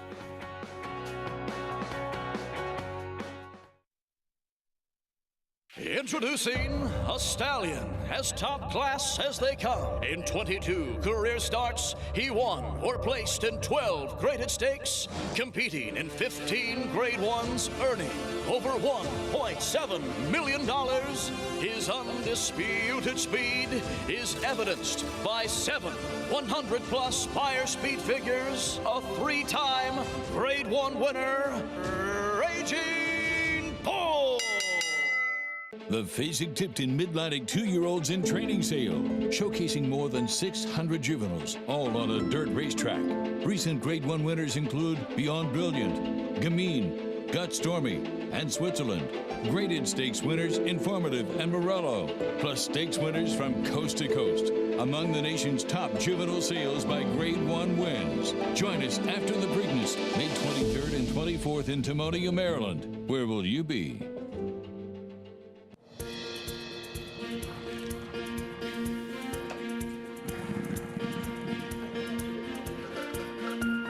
We take pride in what we do. For me, it's more of a passion than actual work. I'm an assistant trainer. Carpenter. I'm a peace officer. I'm a jockey. I'm a gardener. I'm a groom. Clocker. Assistant starter. Trainer. ESL teacher. I love what I do. There's so many jobs that come together every day. It's a collective effort that really makes this ball go round. We are New York Racing! I couldn't imagine working anywhere else. For me, riding horses in the morning is the best thing I can do. New York Racing helps support my small business. It's extremely important to the New York economy. Like my dream come true. This is like a big family. We are New York Horse Racing. You're watching America's Day at the Races on FS2, regional networks out in Southern California. Our program brought to you in part by America's Best Racing. For the love of the race, visit americasbestracing.net today. Back at Churchill to close out this Friday card. First-time starter for Brad Cox, Gary and Mary West with Ricardo Santana Jr. And the son of Quality Road, picture time in the debut. Yeah, nice performance by this horse. It felt like plausible denial, so he got the right trip and might swallow him up, but he was determined at the wire and ran well. First time out, holds off a horse that was making his 5th career start. And we didn't used to see this. Ricardo Santana Jr. riding for all these different barns. Well, a couple of things. First of all, because he isn't riding as much for Steve Asmussen, he's obviously, it opens him up to ride for other barns, but he also has a new agent, and no criticism of his ex-agent, a very good agent as well, Ruben. But he's got Matt Musiker, and in my opinion, is as good an agent as in the game, who does so well with Tyler Gaffleone, and he started taking his book, getting to Kentucky, and they're going to do very well together. Yes, they are.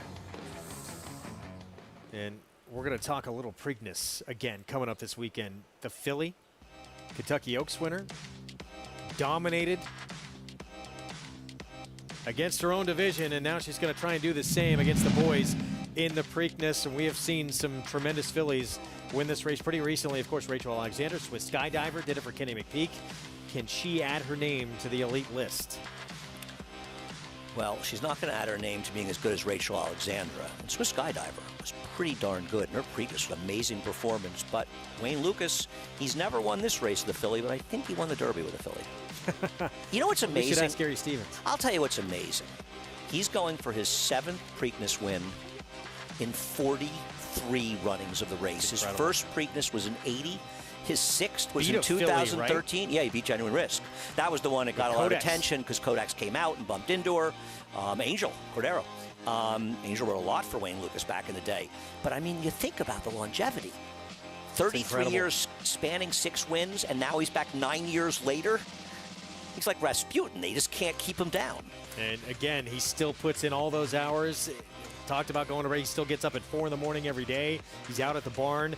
She is 9-2. The fact that she, look, Kentucky Oaks winner, people know that name. She's a filly. She's going to take attention in this race. But from a talent standpoint, you think she's not on the par of an Epicenter? No, I don't think she goes Epicenter. There are a lot of smart people that completely disagree with me, and people I respect. I don't. I didn't, even though she ran better than it looks in the Yorkshire Derby, I didn't like that race. But to say that she can't win this race would be idiotic. She can absolutely win this race. A very, very good horse. But like Epicenter, coming back from 2 weeks, from a pretty taxing effort last time out. We'll see how she does. She makes this race. She makes the race in the sense of it gives it a real story. Yeah. And without Rich Strike running in here, you've lost the Derby winner, and she picks that up. So let's give credit to Wayne Lukas and his owners for helping out the Preakness and making it a more interesting race by running, as opposed to others who should be in the race that decided not to. And, you know, for Dwayne Lukas, too, you win this race with a filly. Does a lot of things for her.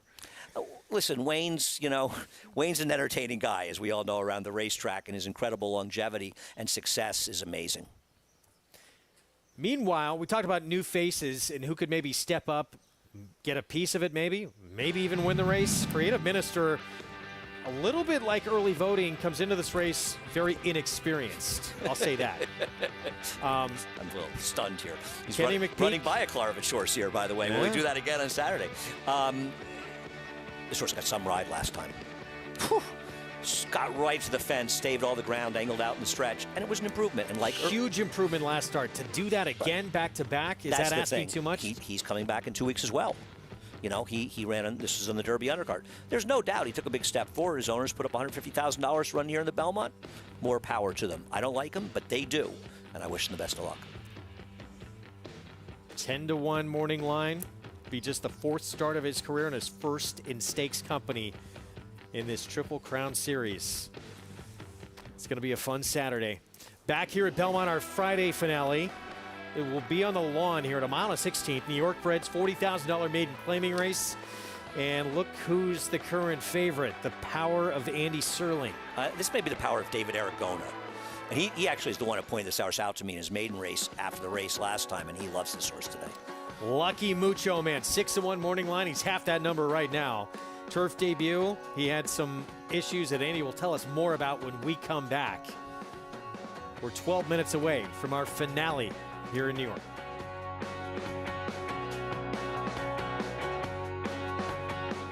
I'm very bullish on it.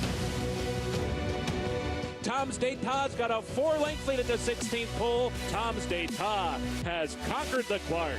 Your best horses of the last 10 or 15 years are not consistently as fast as this horse. It's total domination for Tom's D'Etat. He's a beautifully balanced horse and a really good mover, and he's just full of class.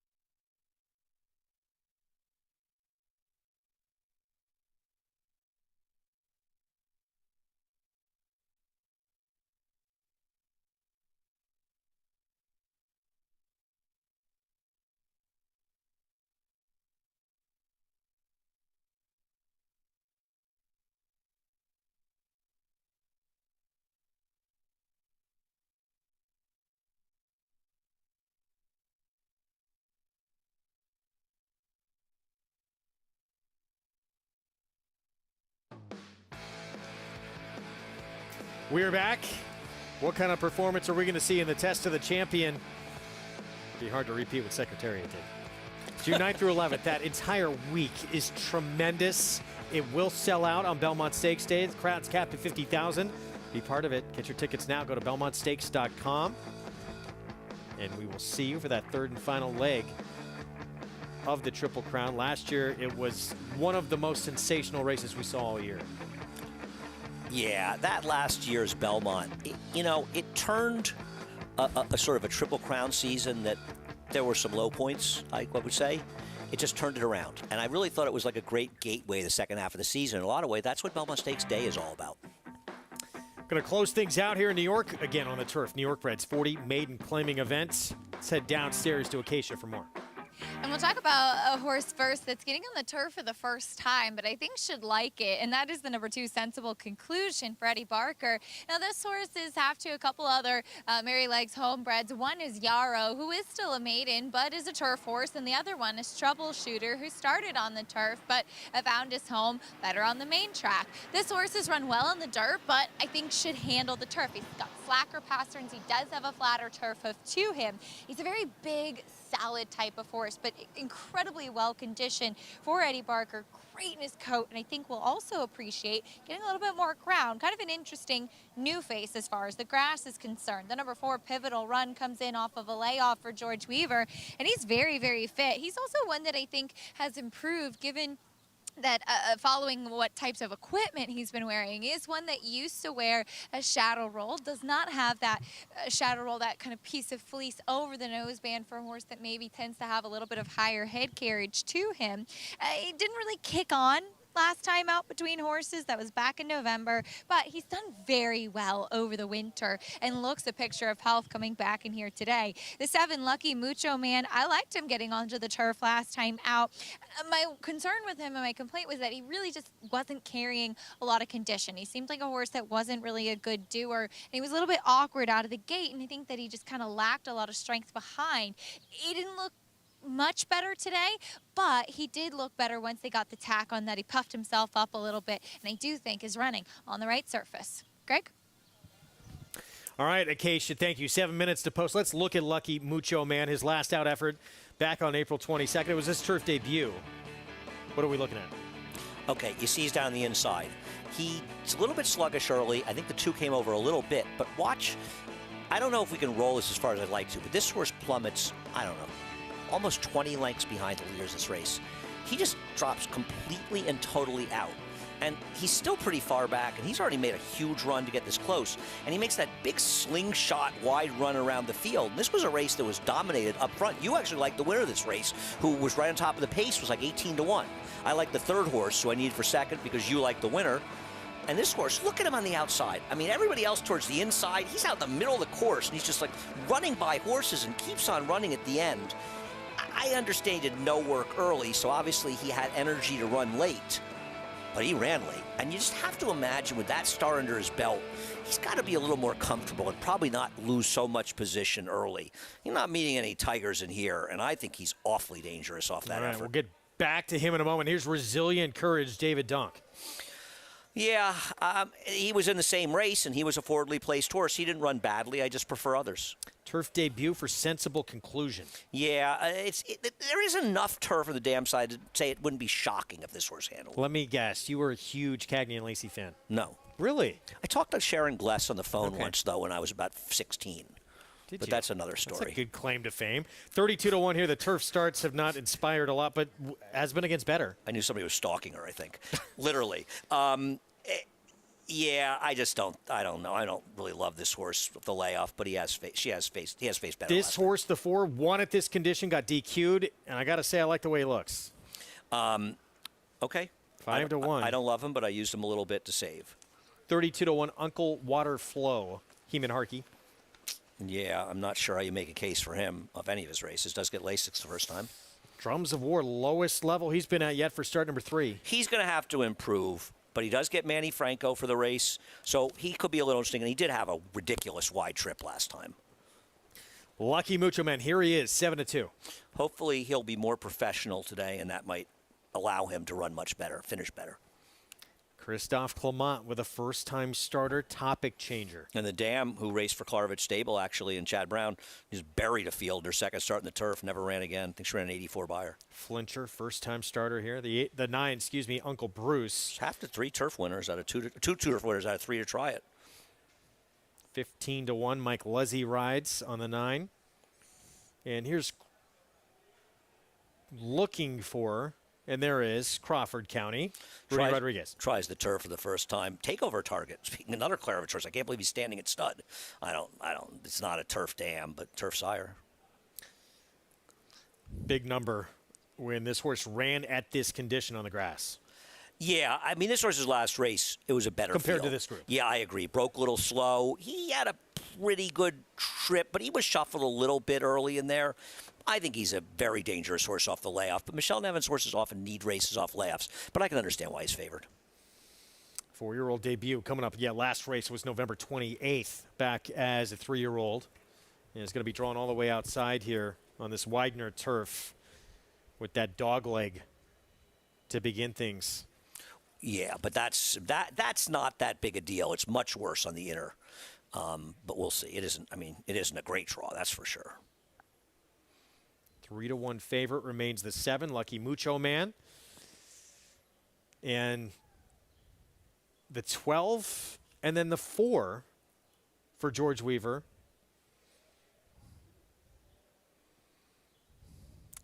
Last time 4 pivotal run. And again, that's the 4 who had won against this condition only to get DQ'd, was beat 2.5 lengths against a better group. It was a state-bred maiden special. Still ran a 70 buyer, and now we haven't seen him since that last race late November. Yeah, and sometimes horses need a little bit of a race off layoffs, but he's a very logical horse in this spot. He ran fast enough in those races. He potentially could be just better than these horses, but he's got to work out a trip from the outside. Still post 11. What about, and he's one of the other kind of fringe players in here, the 1, Resilient Courage. Did you see anything redeeming about him? No, he ran okay last time. I mean, it was the best race ever run. Not surprisingly, improved a bit, from his 2-year-old form. I didn't like him, but he draws inside. I wouldn't be shocked if he did well. That's where they're going to line up. These races are never going to be that, it's not like there's going to be that much differentiation between the horses in here, right? I mean, listen, I'm very glad that I'm alive with the 7 in the pick 4 because he's a ridiculous short price. I don't want him at 3-1, and I'm not going to 7-2, 3-1. But there is reason to like this horse, but it's paying huge in the multis, the pick 4. Let's go back to Acacia. And we'll talk about the horse that is your current favorite and Bless off the layoff. And he's not a horse that I'm overly familiar with. I only saw him in his debut, in which I wrote in my notes that he looked like he was more turf meant and needed to tuck up after a start.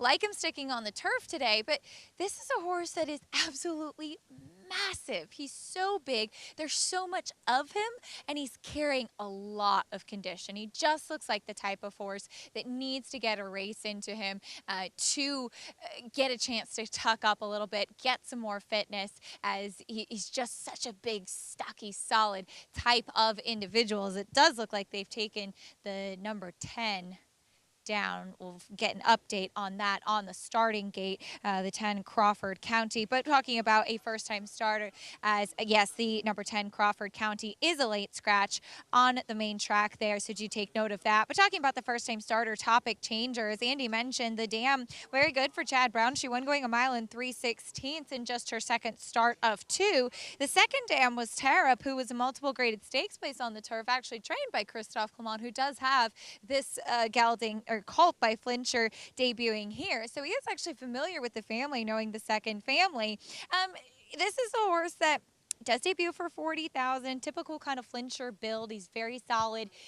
He's just been so quiet throughout all the preliminaries, totally unfazed by anything. And I was a little surprised that Dylan Davis kind of kept him a little bit more quiet on the main track as well in his warm-up. I would have liked to see him perk up a little bit, be a little bit more alert out there on track, but certainly can't say that he's not been professional, but intriguing race as well. And again, Greg, we do have that late scratch of the 10. Thank you, Acacia. Yes, we do. So take out the 10, Crawford County, who was, I didn't catch the last odds on the board, but was 15-1 morning line. Moves the 12 in another post. He's now in post 10. Yeah, helps a little bit. Every little bit you can get in from the outside there doesn't hurt. First captain, winning the Pimlico Special. How about that? Yeah, horse who finished 3rd in the Curlin, behind Dynamic 1 and Miles D. Beat the 2 Plod Pletchers. They're circling around for a while, huh? We're circling the way it's contagious. It is. I guess they're not worried about any weather moving in. There they go. So public settling, well, as I say that, floats up to 3-1. The 12, the 7, both at that number. Wow. I didn't think the 7 would take this much money. great value in the multis. You look at those multis, pick 5 is huge. Pick 5, 50 cents is 900 and change. Pick 4 is 200 and change. You had a 6 to 5 shot started out. You have a 1 to 2 shot, a 3 to 5 shot, a 6 to 5 shot, and one $20 horse, one 10 to 1 shot, and it blows it up. And that's why you don't leave favorites out of sequences when you use big prices. You get the right horse home. You have to be alive to make money. That, in a nutshell, is the reason that kind of betting strategy is a losing strategy. And it was a 10 to 1 shot in a small field. And he was a 10 to 1 shot that should have been about 6 to 1. And I'll bet he wasn't 10 to 1 in the morning line. It was a 10 to 1 shot that was 8 to 1. Okay, that's fair. All right. But there were scratches. But there was a scratch too, though. There was an 8 to 1. There was a scratch though of a horse that was probably a reasonably short price of a 5 to 2 shot. Yeah. So the reality was the horse was about a 5 to 1 shot or 6 to 1 shot. And you lost half the entry as well. The best bet there is in the game, this late pick 5. That's why you don't leave out short prices and think you're being cute. What you're doing is costing yourself money in the long term. See what happens here. The 7, the 12, vying for favoritism is the 12, the slight favorite now. Blessed with the apprentice Jose Gomez. See what happens. 4-year-old debut coming up for him from that outside post. Let's go upstairs. John Imbrial with the finale here from Belmont.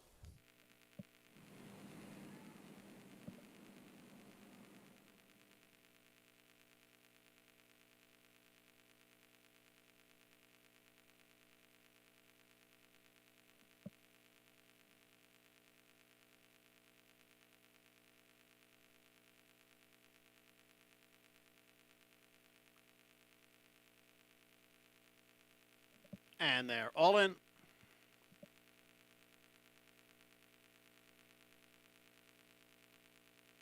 And they're off. Resilient Courage from the inside.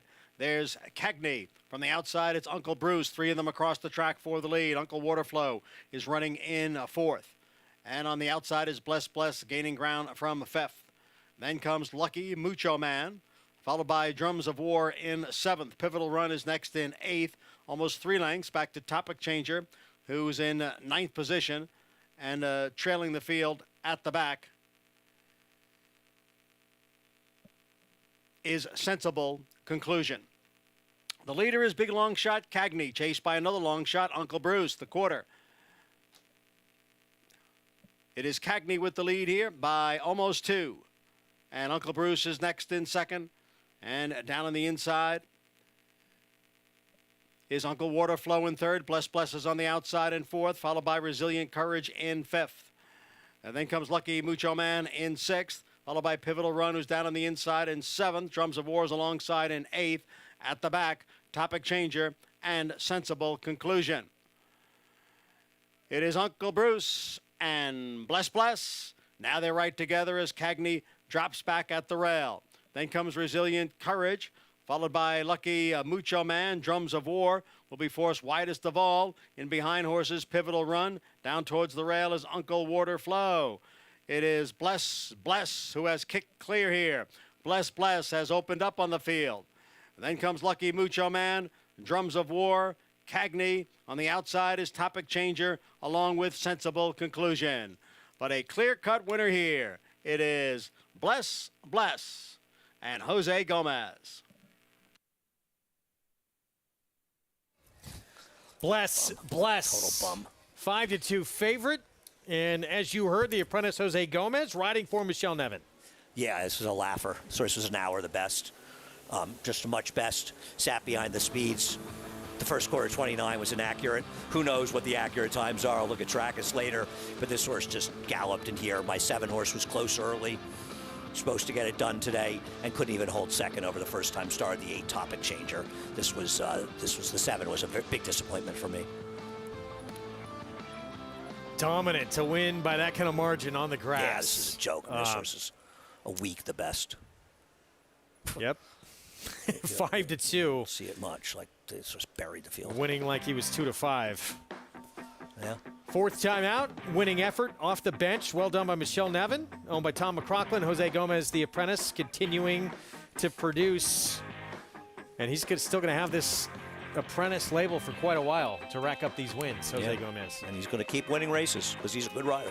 We're going to take a timeout. We'll be back. We'll give you the prices, pick 5 payoffs on this Friday card here in New York when we come back. 12, 8, 7, 2 in this Friday finale.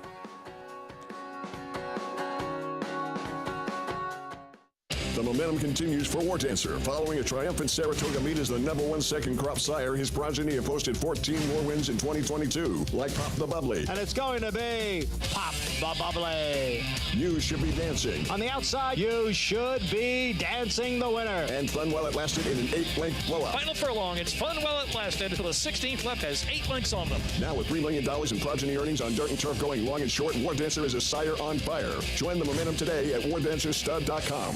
The Thoroughbred Owner Conference is back in person for the first time in 3 years and is being held in the new 1863 Club at Saratoga Racecourse, July 25th and 26th. Attendees enjoy 9 ownership topics with an impressive list of speakers, along with social events to meet other owners and network, an opening reception at the National Museum of Racing and Hall of Fame, a conference dinner, and an afternoon of racing at Saratoga. It's the 2022 Thoroughbred Owner Conference, July 25th and 26th. See you in Saratoga.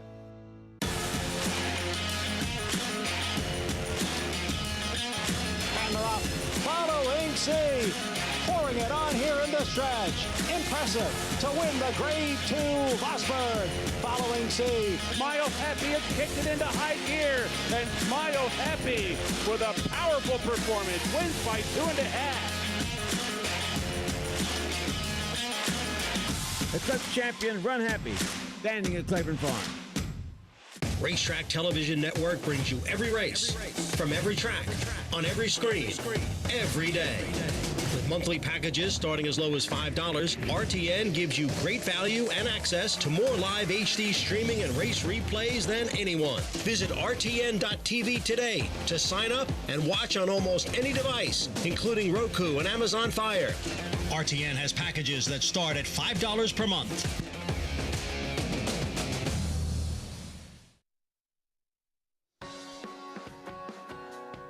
Back on America's Day at the Races program brought to you by the champion sprinter Run Happy. Never lost in his career while sprinting and did it all while racing medication-free. Now standing at Claiborne Farm. Nightcap in New York.